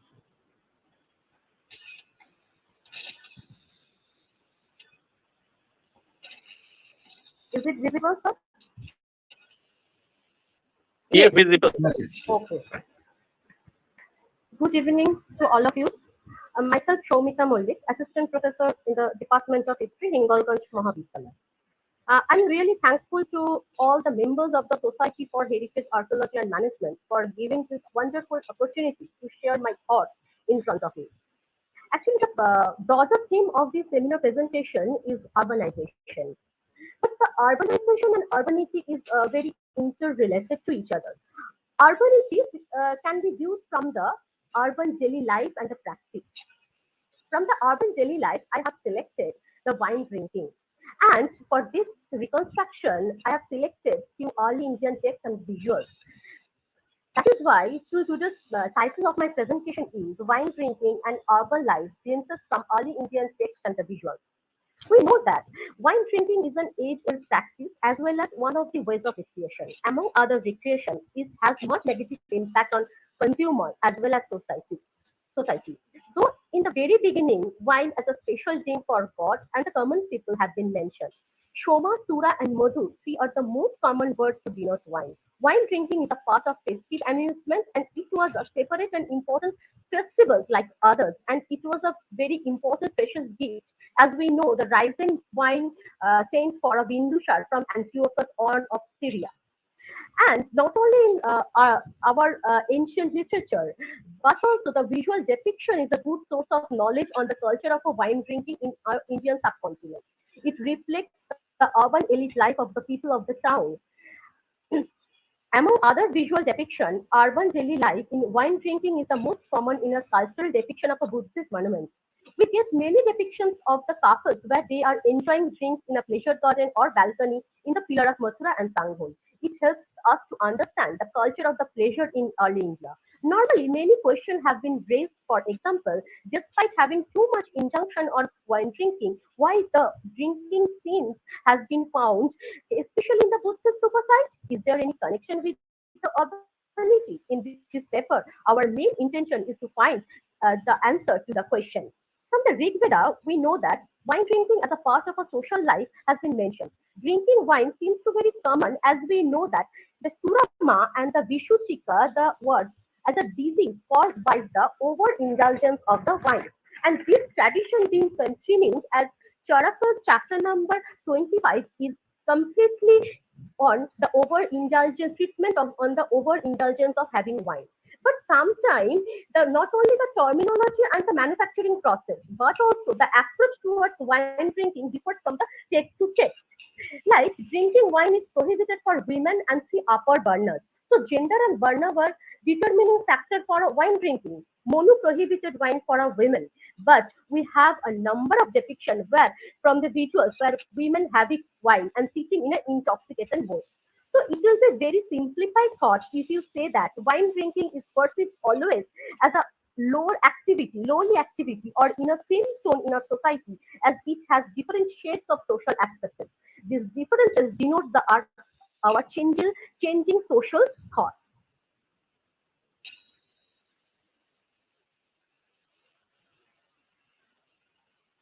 Rigveda refers to Soma and Sura as intoxicating drink, and Soma is basically for priests and the gods, and the Sura is for the spiritual liquor for a common people. And Soma is basically important object for a Vedic sacrifice, not only for the Vedic sacrifice, but also from the Katana Satya Sutra, we know that Soma is a important selling object. That is, we can learn from the one a passage like a tale dialogue between priest and the Soma seller. Priest says, "O seller of Soma, will you sell King Shoma?" Shoma seller, "It will be sold, it will be bought. Take it." Priest, "I'll give a portion of a cow for it." Shoma seller, "King Soma deserve more." Priest says that a cow is no less important. She has sweet curd, milk, purified butter within her.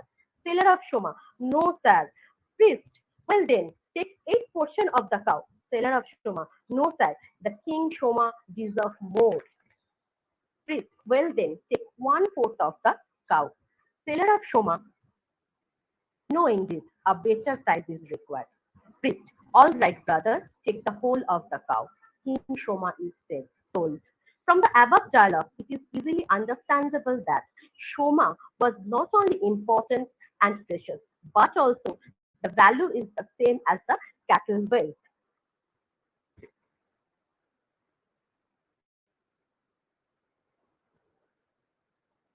Can you see my presentation? Hello? No, the presentation is no longer visible. Okay. Just give me 1 minute. Again, share.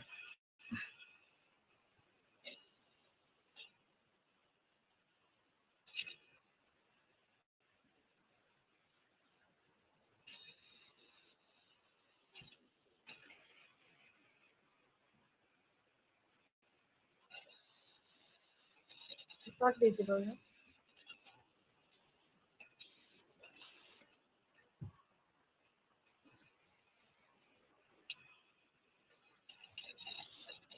Participant screen visible. Your Just presentation. so yes, sir, but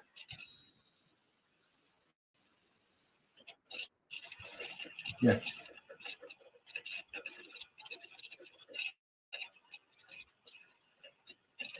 visible now. Yes. Okay, Visible. yes. Yes. Here I have selected the Vedic literature from the post-Vedic literature, Panini's Ashtadhyayi, Jatraka, Arthashastra, and Kamasutra. And from the visual depiction, I have mentioned, I have to mention that I have selected the sculptures. And from sculptural depiction, I have selected the Mathura and Sanghul. As the Mathura and Sanghul, the time frame is very close from the 2nd century BC to 3rd century CE. So it was flourished as an urban center under the supervision of the Kushanas.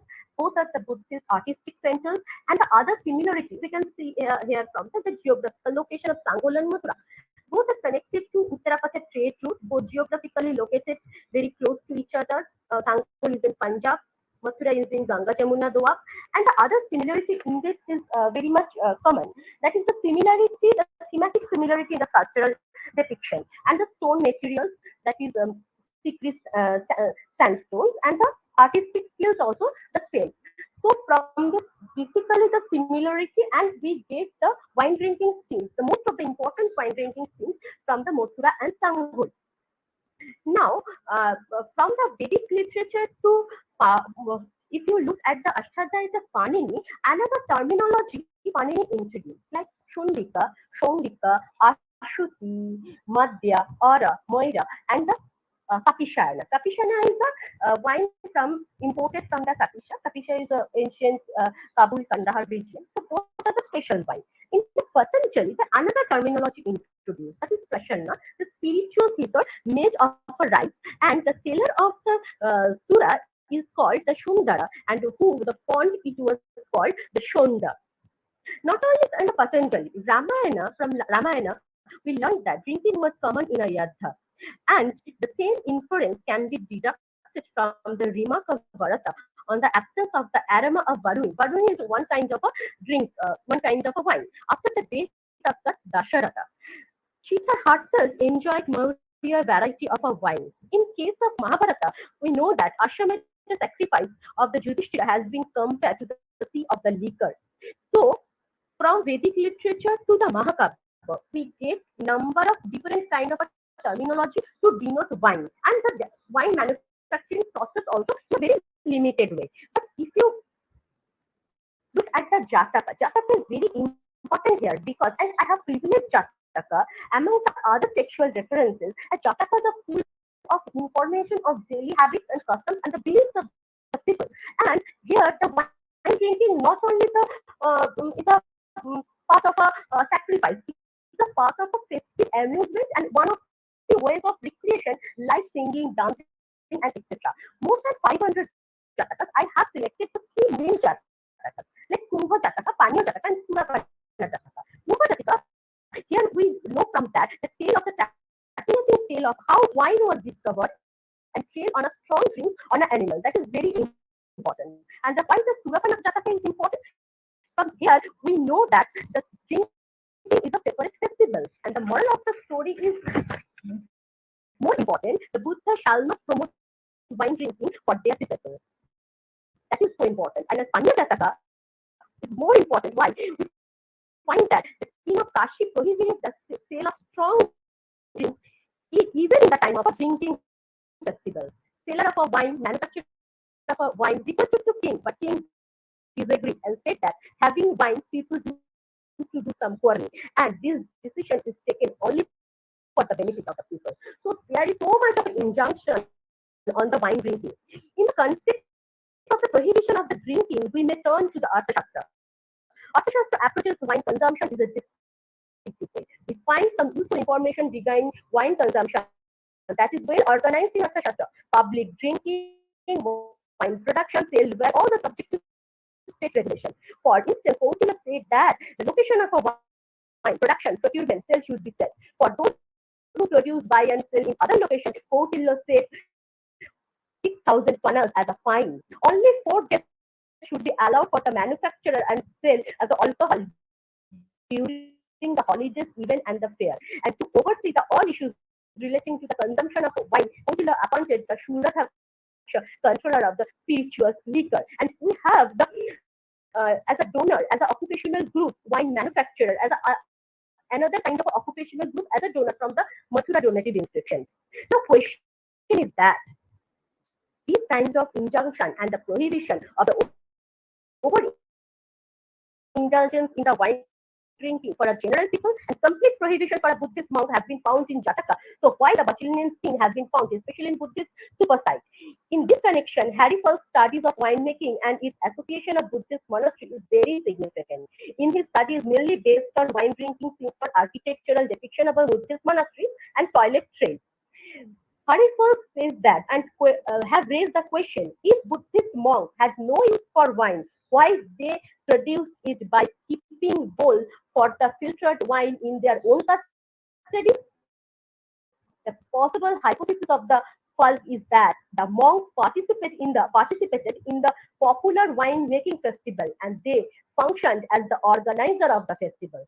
Falk further said that the wine drinking scene in the sculptural depiction in Mathura and Sangul is the result of the influence of the Gandhara, and we know that the Kapisha is very famous for her excellent wine. Hellenistic influence on the Buddhist sites on Mathura and Sangul has been discussed by Suchandra Ghosh, Professor Suchandra Ghosh. But Athendu Rai's study is important as he said that not only Sangul imported wine from the Gandharo, Angul produced wine locally as the grape seeds were recovered from the residential complex of the Sangol. But problem is that in Sangol and Bothura, both have not only in wine drinking scene, but also in the depiction of a everyday life of a urban people.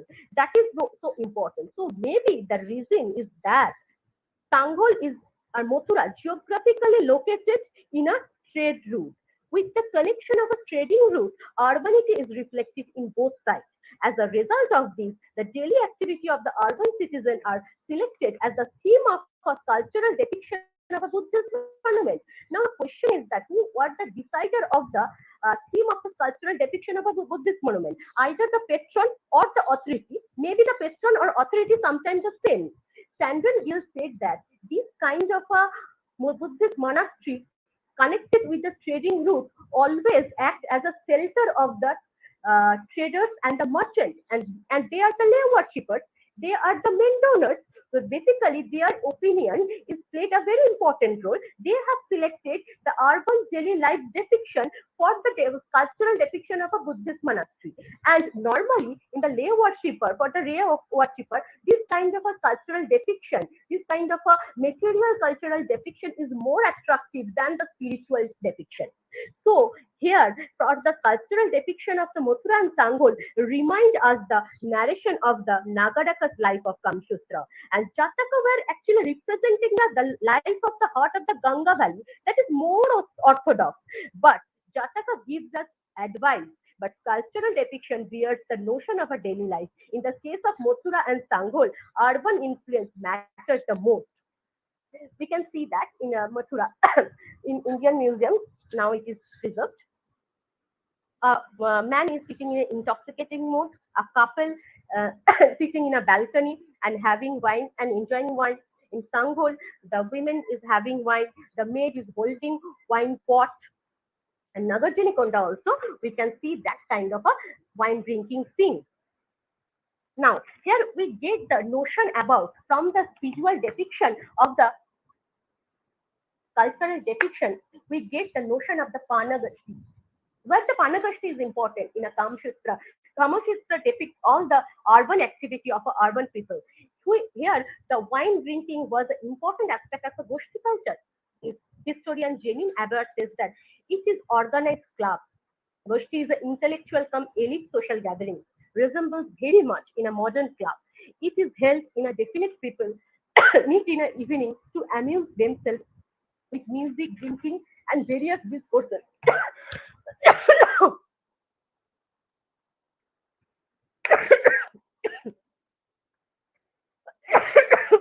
Sorry.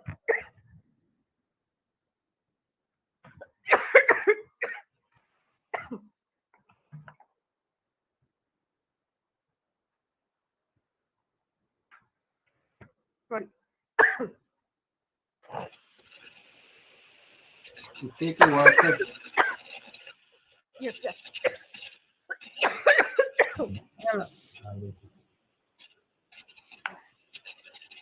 These institutions are apparently meant for healthy amusement and relaxation. Nagaraka and Ganika, their intellectual friends, used to gather in a particular place every evening. So here, drinking not considered in a bad way. The drinking gives strength, courage, spirit, and stimulated the gentle eroticism. So, in my observation, wine drinking is a time of leisure and watching performances in the main essence of these visuals that is closer to the narration of the Kamasutra. Wine drinking, which is, which is represented in Jataka and the represented in visuals that not tuned in a same tone. Thank you. Sorry.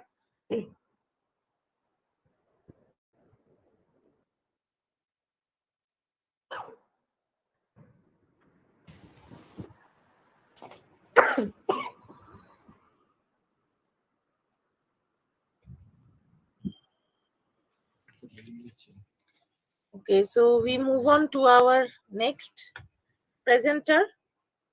Tina Sarkar. Yes. Tina Sarkar is present. Are you present? Yes, sir. Tina Sarkar. Yes, I'm present. Tirna Sarkar. Tirna Sarkar is present. Yes, I am present. Okay. Please start your presentation. So I'm going to present my screen. Please do tell me if you can see it or not.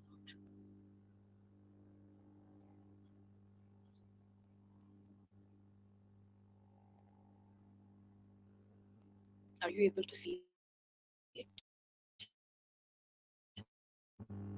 Yes, Dina, we can see it. But your voice is very low. Okay, 1 minute. Is it better Yes, now? slightly better.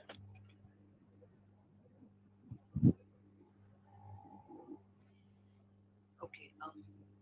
So good evening to everyone. My topic is cultural life in both native and European in the colonial period of Calcutta. So I'll start by showing this presentation.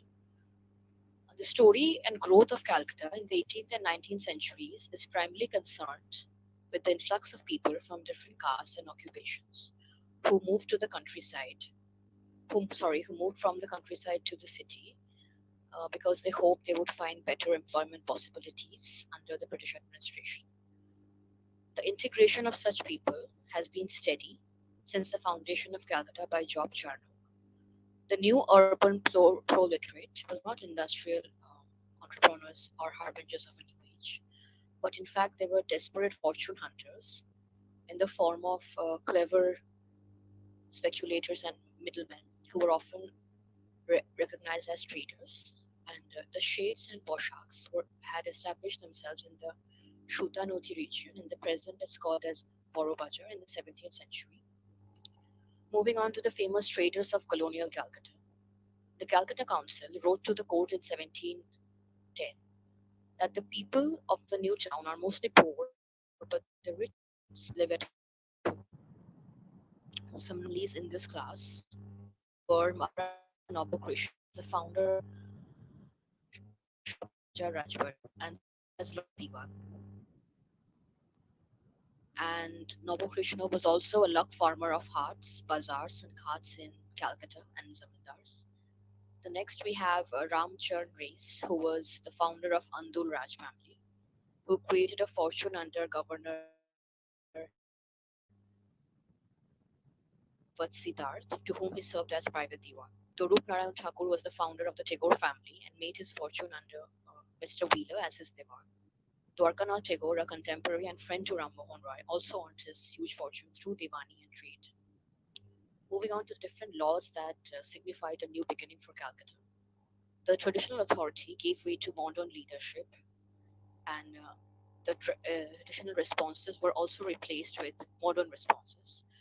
Raja Ram Mohan Roy made a considerable effort with Governor William Bentinck to abolish the addition of Sati Pratha. The Bengal Code Regulation 1780 was also known as the Bengal Sati Regulation. Raja Ram Mohan Roy also established the Brahmo Samaj, and he founded the Anglo-Vedic School in 1822 and the Vedanta College in 1826, where he blended the traditional theory with modern intellectual teachings. The Liberty Conscience Act in 1850 allowed Christian converts to inherit property from their Hindu predecessors, and the Native Marriage Act in 1872 legalized intercaste marriages. Moving on to the process of acculturation in colonial Calcutta. Acculturation is a process that is defined as an interactive method that can incorporate changes in lifestyle, like the modern and aesthetic values of one or more autonomous cultural systems. In the 19th century Calcutta, two specific civilizations merged to create an unique society inhabited by British colonial officers.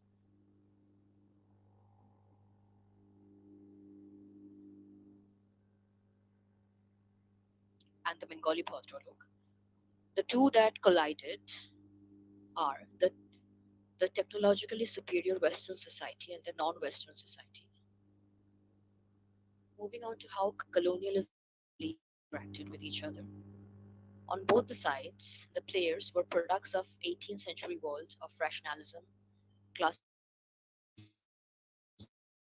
Some of most notable Orientalists like William Jones, James Prinsep, William Carey contributed in a significant manner to the field of Indian philology like archaeology and history. Moreover, Ram Mohan Rai, Dwarkanath Thakur, Radhakanto, Debendranath, and Vidyasagar also encouraged their fellow men to experience the exposure to Western science and literature, along with vernacular sagacity. These Bengali reformers made sure that the dissemination of Western knowledge occurred through schools, colleges, and newspapers. Now, moving on to how the English language became important in the colonial period. By 1821, the Calcutta School Book Society was sponsored by individuals like David Hare and Ram Mohan Roy and Radhakanto, who belonged to the various religious denominations without any government backing.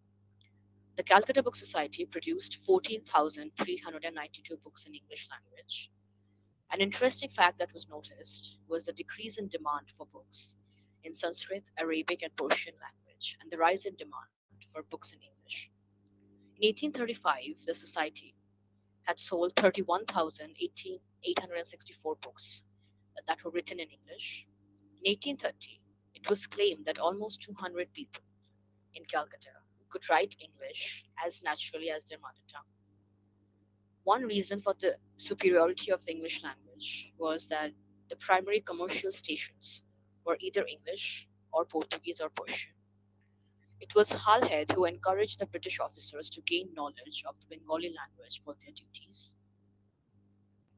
There were several important urban movements that happened due to the influence of westernization.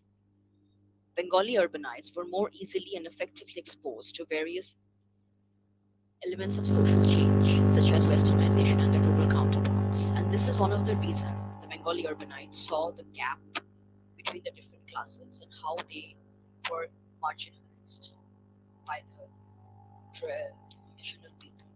The Brahmo Samaj movement was one that was led by educated urban Bengalis who were dissatisfied with the existing state of Hindu religion and society. There was a caste mobility in urban Calcutta, which was ensured due to the urbanization. Sanskritization was a process where traditional Sanskrit symbols were used instead of higher class. Now, we all know that Sanskrit was a language that was usually mostly used by the upper class and very specific individuals. In the urban Calcutta, the language of Sanskrit was used by most people, and that in a way broke the barrier between the classes. Additionally, lower caste members also took part in social movements. Gaurdash Poshak, a Tat Vanik of Calcutta, supported Ishwarchandra Vidyasagar in his child widow remarriage movement. In the urban Calcutta, there was an equal opportunity for everyone.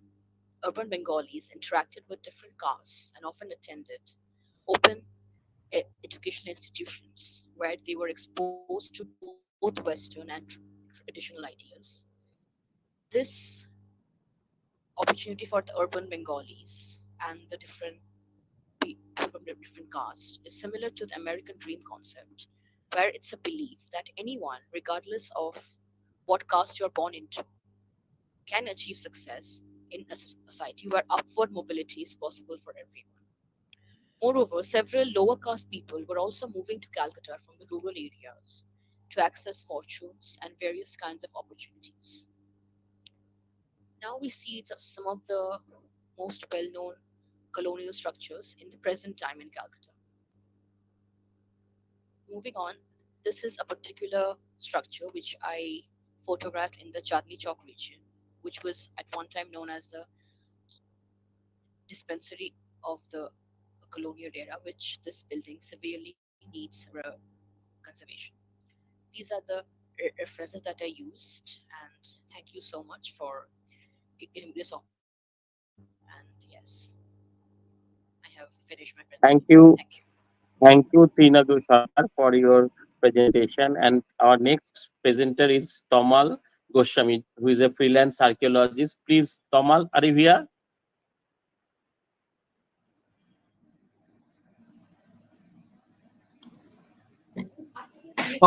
Yes, sir.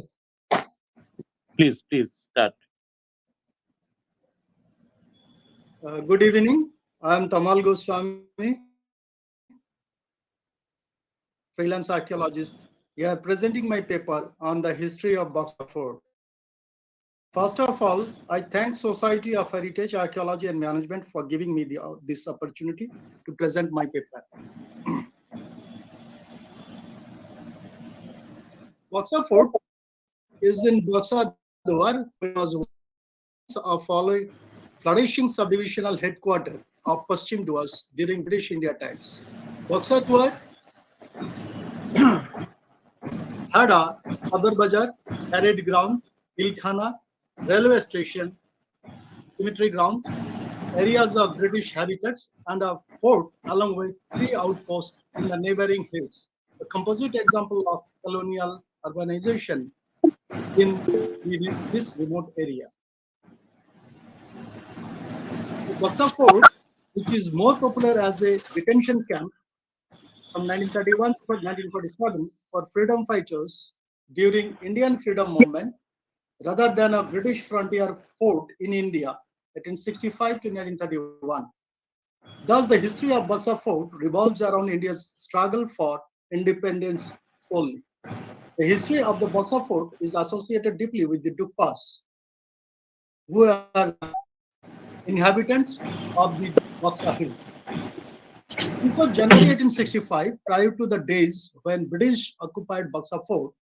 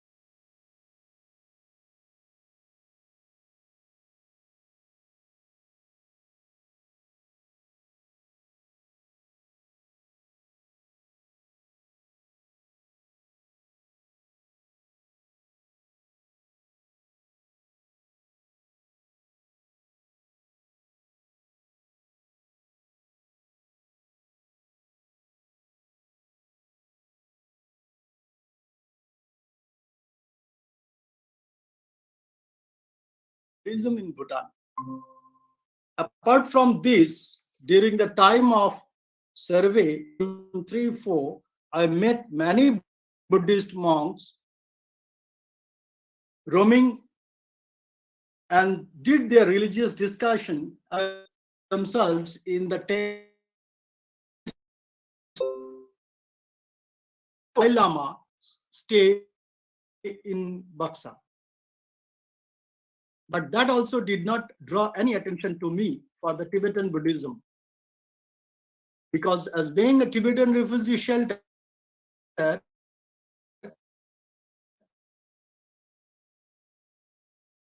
their visits were order of government. Buxa Fort is underway. Fortunately, I was the archaeological consultant for the project.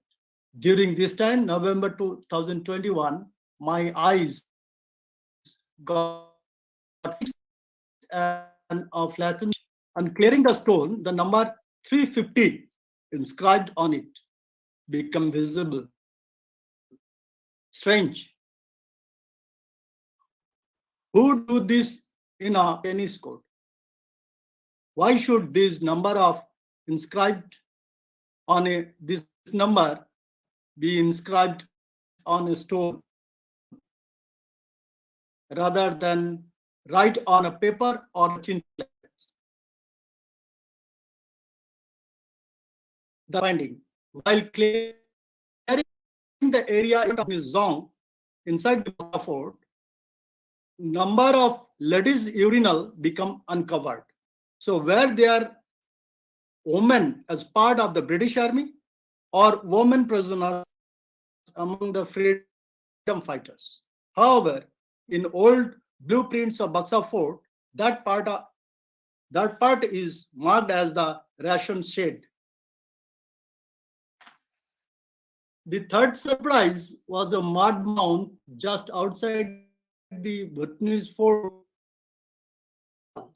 unearthed after 2 days of finding ladies' urinal. We started clearing the mound. Slowly, 2 footsteps were exposed, and a small terrace made of innumerable pieces of flattened stone blocks, more like an altar. But one could never get atop the fort wall from here.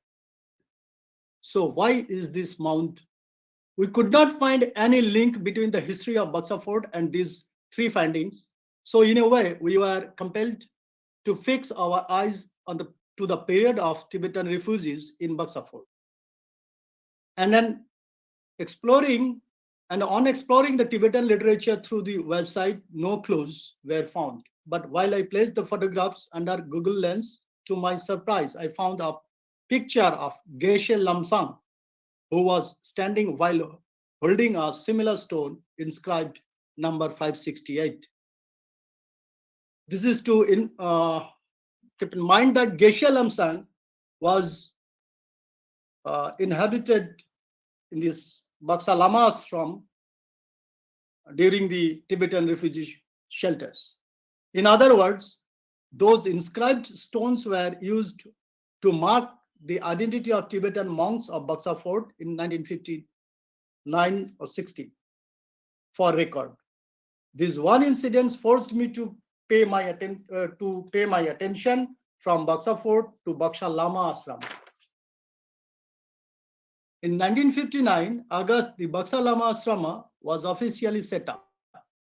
In September, in Kalimpong, after a weekly discussion between the 4 Tibetan sect of Buddhism, about scholars, and a representative of Dalai Lama, it was decided that 200 monks of Nyingma, Shakya, and Kagyu sects, 3 abbots of Gelung sects, including higher students and teachers, consisted of 1,300 Tibetan Buddhist Lama and 21 nuns who have fled with their abbot Khenpo Sultrim Gyamso Rinpoche will be admitted in Baksa Lama Ashram. For these 22 nuns, the former ration shed of British fort was modified as urinals, and whose we found in November 21. Thousands of Tibet's greatest scholars, spiritual masters, reincarnated lamas, and aspiring students from the 4 lineage of Tibetan Buddhism, and also scholars from Bon tradition, endured the exposure to the trauma, inadequate food and shelter, and exposure to disease and heat of subtropical India. Innumerable deaths made the Dalai Lama recognize that Tibet's unique scholarly tradition would perish in a generation if there were no place for the monks to continue their studies. This thought of Dalai Lama spread amongst every Buddhist scholars. According to Sera Ze Khensop Rinpoche Lobsang Gelek, India government did their best to provide long-term support. So he advised to all about monks to continue their studies, because Baksa Lama Ashrama was the only shelter where lamas from all 4 sects of Buddhism have no works to do. The monks began their study at 6 a.m.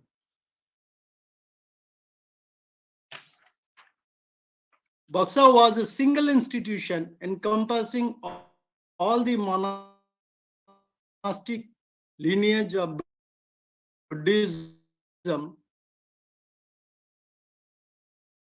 The Baksa Lama Ashrama, through its 10 long years from 1959 to 1969 gave a complete shape to Buddhism, which has presented true Dhamma to the world. Baksha is thus the craftsman of that modern society in which changes were made through Dhamma, Sangha, curriculum, and depthness of Buddhist text. And possibly for this reason, only Buddhists all over the world called Baksha Fort as Thardo Chosam Chogar Ling, or the Baksha Chogar, the Baksha Lama Asrama to the common man. Thus, Baksha Fort became the Bodhi Vriksha of resurrected Tibetan Buddhism from exile. Thank you. Thank you, Mr. Tomal Goswami. And the last speaker is Dr. Dr. Shantara Josh. Josh. Yes.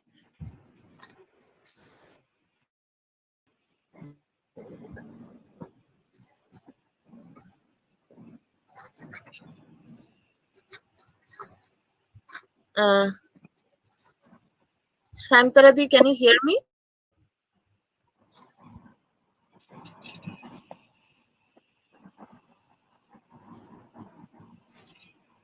Shantaradi, can you hear me?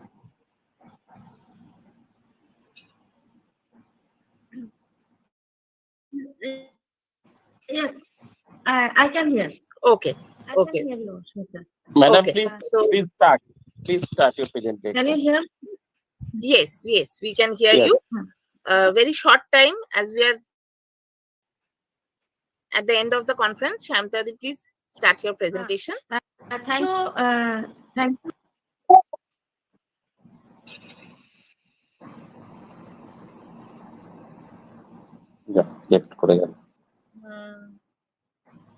Actually, there is network problem in her area. Today is really very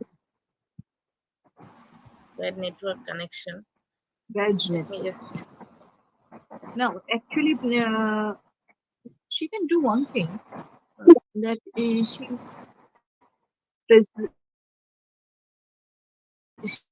she can present her paper through telephone, so that we can hear only. Let me try. Just let me try. Give me just one minute.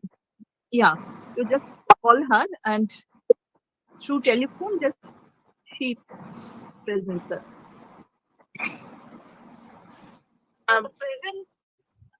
Is it audible? Archaeological researchers have shown adequate data leading to have an idea indicating how and when towns and cities grew in the early urban centers in Bengal. In the beginning of the cultural development of man, one finds that people began their settled life in place of nomadic life টাইমটা কি 2 তারিখে ছিল দেখেন পরের দিনে and had ample water resources nearby. Naturally, the towns and the cities saw the light of the day on the banks of some rivers on the sea coast. The city has been variously defined, but its broad distinguishing features are that its population is denser than the rural areas and is settled in the restricted area. Second, only a limited part of its area, if any at all, is utilized for agricultural purpose. Third, its population is predominantly non-agricultural in occupation and is dependent on rural areas for the supply of food and raw materials. And fourth, this would involve the presence of merchants to supply the citizens with the necessities of life. A greater diversity of the occupation is not necessarily a feature of the city, for there may be cities with specialized functions where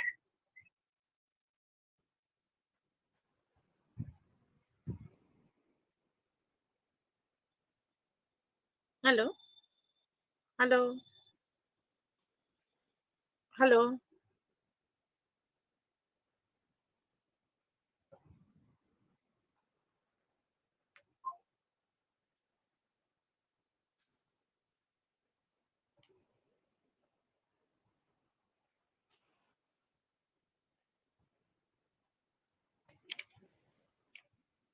you have dial is currently busy. Severe network problem. Actually, she said that all the networks have been jammed in Shantiniketan. Okay. So in that case, please continue. Thank you. Anyway, so then and distinguishing them from the rural areas where the land is less restricted. And second one is food needs to be brought from outside. And third, the comparative self-sufficient way to need of a permanent population of merchants more limited. Tradition, particularly as recorded in the epics and Puranas, persistently ascribe the foundation of cities to particular kings, who are often believed to have given their name to the respective cities. For example, Kaushamba, founded by Kaushambi. I am not going in the details due to time; it's very limited. Just conclude that in early undivided Bengal had potentiality in making towns and cities in the beginning of the historical period. The rivers like Ganga, Bhagirathi, Padma, Ajoy, Jamuna, Saraswati, Rupnarayan, Damodar, along with their tributaries, numbering not less hundreds and more than important of the region concerned, the banks and the neighboring region of which in course of archaeological excavation have revealed a story of beginning and successive development of towns and urban centers in early ancient Bengal. Some of the major Janapadas, territorial divisions like Gaur, Bongo, Somototo, Horikelo, Chandodipo, Bongalo, Punjo, and Borendri, Dokhin Raro, Uttor Raro, Tamrolipto, Chandraketugor. Without mentioning several names, other names of the Janapadas, it may be noted that commercial economy was a decisive factor for the life of a town, and other factors only provided conducive atmosphere for their growth. Moreover, the decline of these Janapadas was basically due to the economic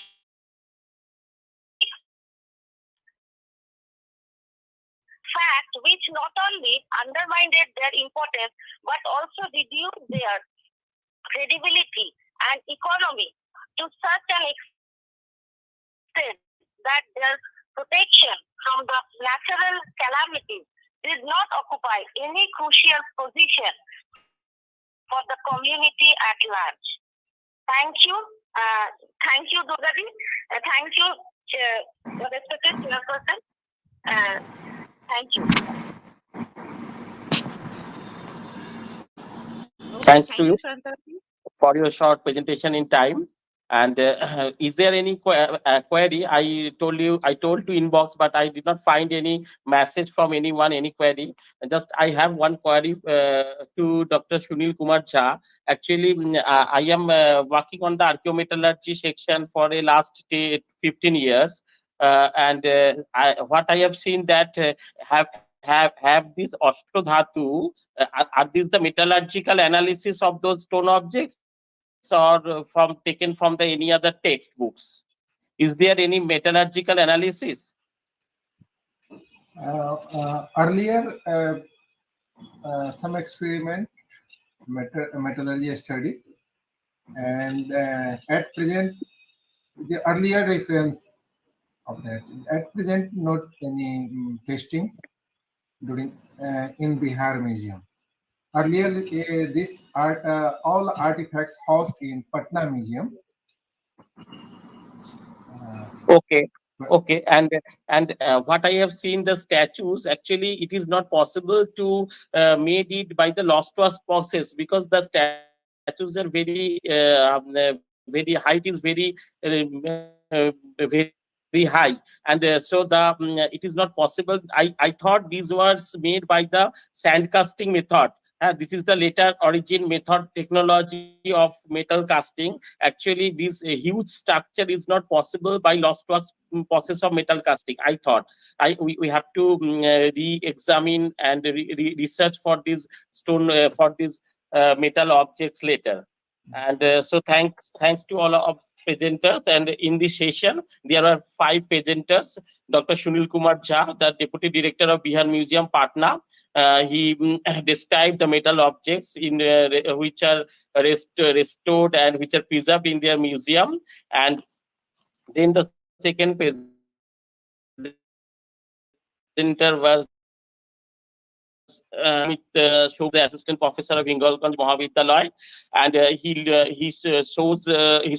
she showed us the wine drinking and urban life ways, and the relation of urban life ways with the drinking. And next speaker was Tina Sarkar, and we became very much enriched with the cultural life ways and both the Bengalis, the position of Bengalis in the colonial period in Kolkata. And the next speaker was Tamal Goswami, and we heard very interesting facts regarding the Baksa Fort and the Buddhism and the Dalai Lama, and who have political who was engaged with some political movements. And the last speaker was the last speaker was who's the last speaker? Dr. Shayamtara. Dr. Dr. Shayamtara George. Dr. Chandra.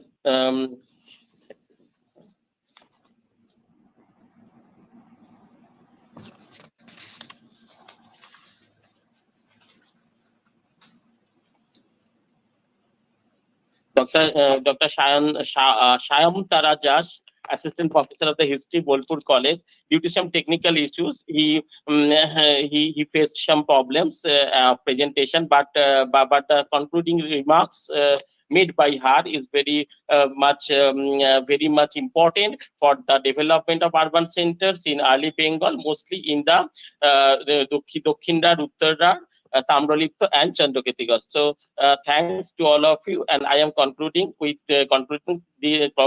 session here. Thank you, sir. Okay, thank you, Dr. Devashish. Thank you very much. Thank you to all the participants. Now, before we go into the official vote of thanks, a small announcement. The participants would be receiving the hard copy of the certificates in tomorrow's event. That is after tomorrow's presentations. The award winner's name for today and also for tomorrow would be announced.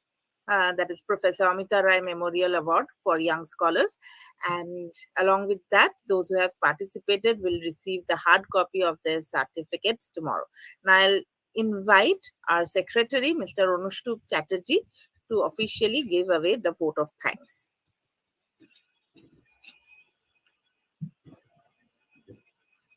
One second. Hello. Asmita, can we send the hard copy of the certificates to the speakers outside Calcutta? Can we send? Sure. Okay. So please announce this. We'll declare the result tomorrow after all the presentation. Okay, so we are at the end of the conference for today's session. So respected President and our most valued invited guest and audience, at the very outset, I take this opportunity to mention that 2nd October is a very special day it is the foundation day of Society for Heritage, Archaeology and Management, SHAM. To commemorate this occasion, the 2-day international conference in hybrid mode has been organized. I, Anushtup Chatterjee, on behalf of our society, extend my deepest gratitude to all the speakers for participating in this conference. I would like to express a very hearty vote of thanks to one and all present today. First and foremost, I would like to thank Dr. P.K. Misra, who agreed to deliver the keynote address today. It was indeed a pleasure to have Dr. Sargi Mostata with us, who joined the conference from the Republic of Moldova and has also been very supportive and guided us as an advisory board members of very inception of our society. I record my deep sense of gratitude to Professor Shradhin Sen from Bangladesh, who being so cooperative and responding to our invitation as such a short notice. We thank, we cannot thank enough Professor Ranjana Rai, who has been who playing the role of a mentor as an advisory board member and also as the president of these 2-day international conference. I also express my heartfelt thanks to all our mentors, friends, and executive members of the society for their enormous effort and valuable contributions to organize this conference. An event like this cannot happen overnight. It requires planning and a bird's eye for details. We have been fortunate enough to be supported by our Vice President, Dr. Bonani Bhattacharya, and Executive Secretaries, Dr. Shumita Guho Sarkar and Dr. Sonali Shaha Bhattacharya, all throughout.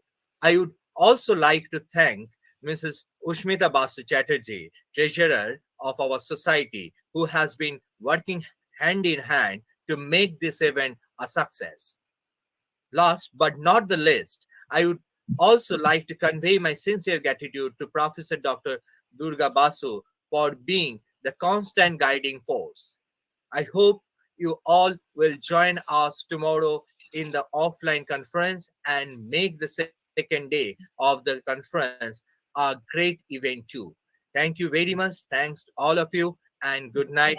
See you tomorrow. Thank you. Thank you, sir. Good. Thank Good. you.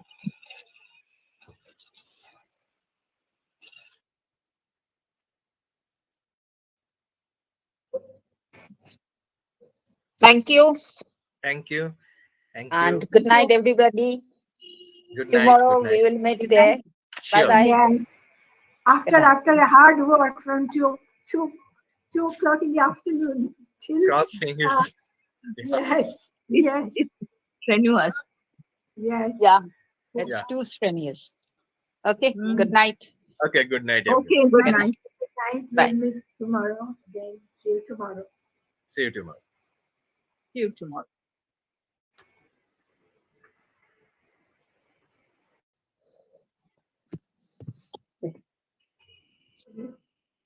দে এটা রাখ গোপাল ইয়ে গোপালজির সাথে রাখ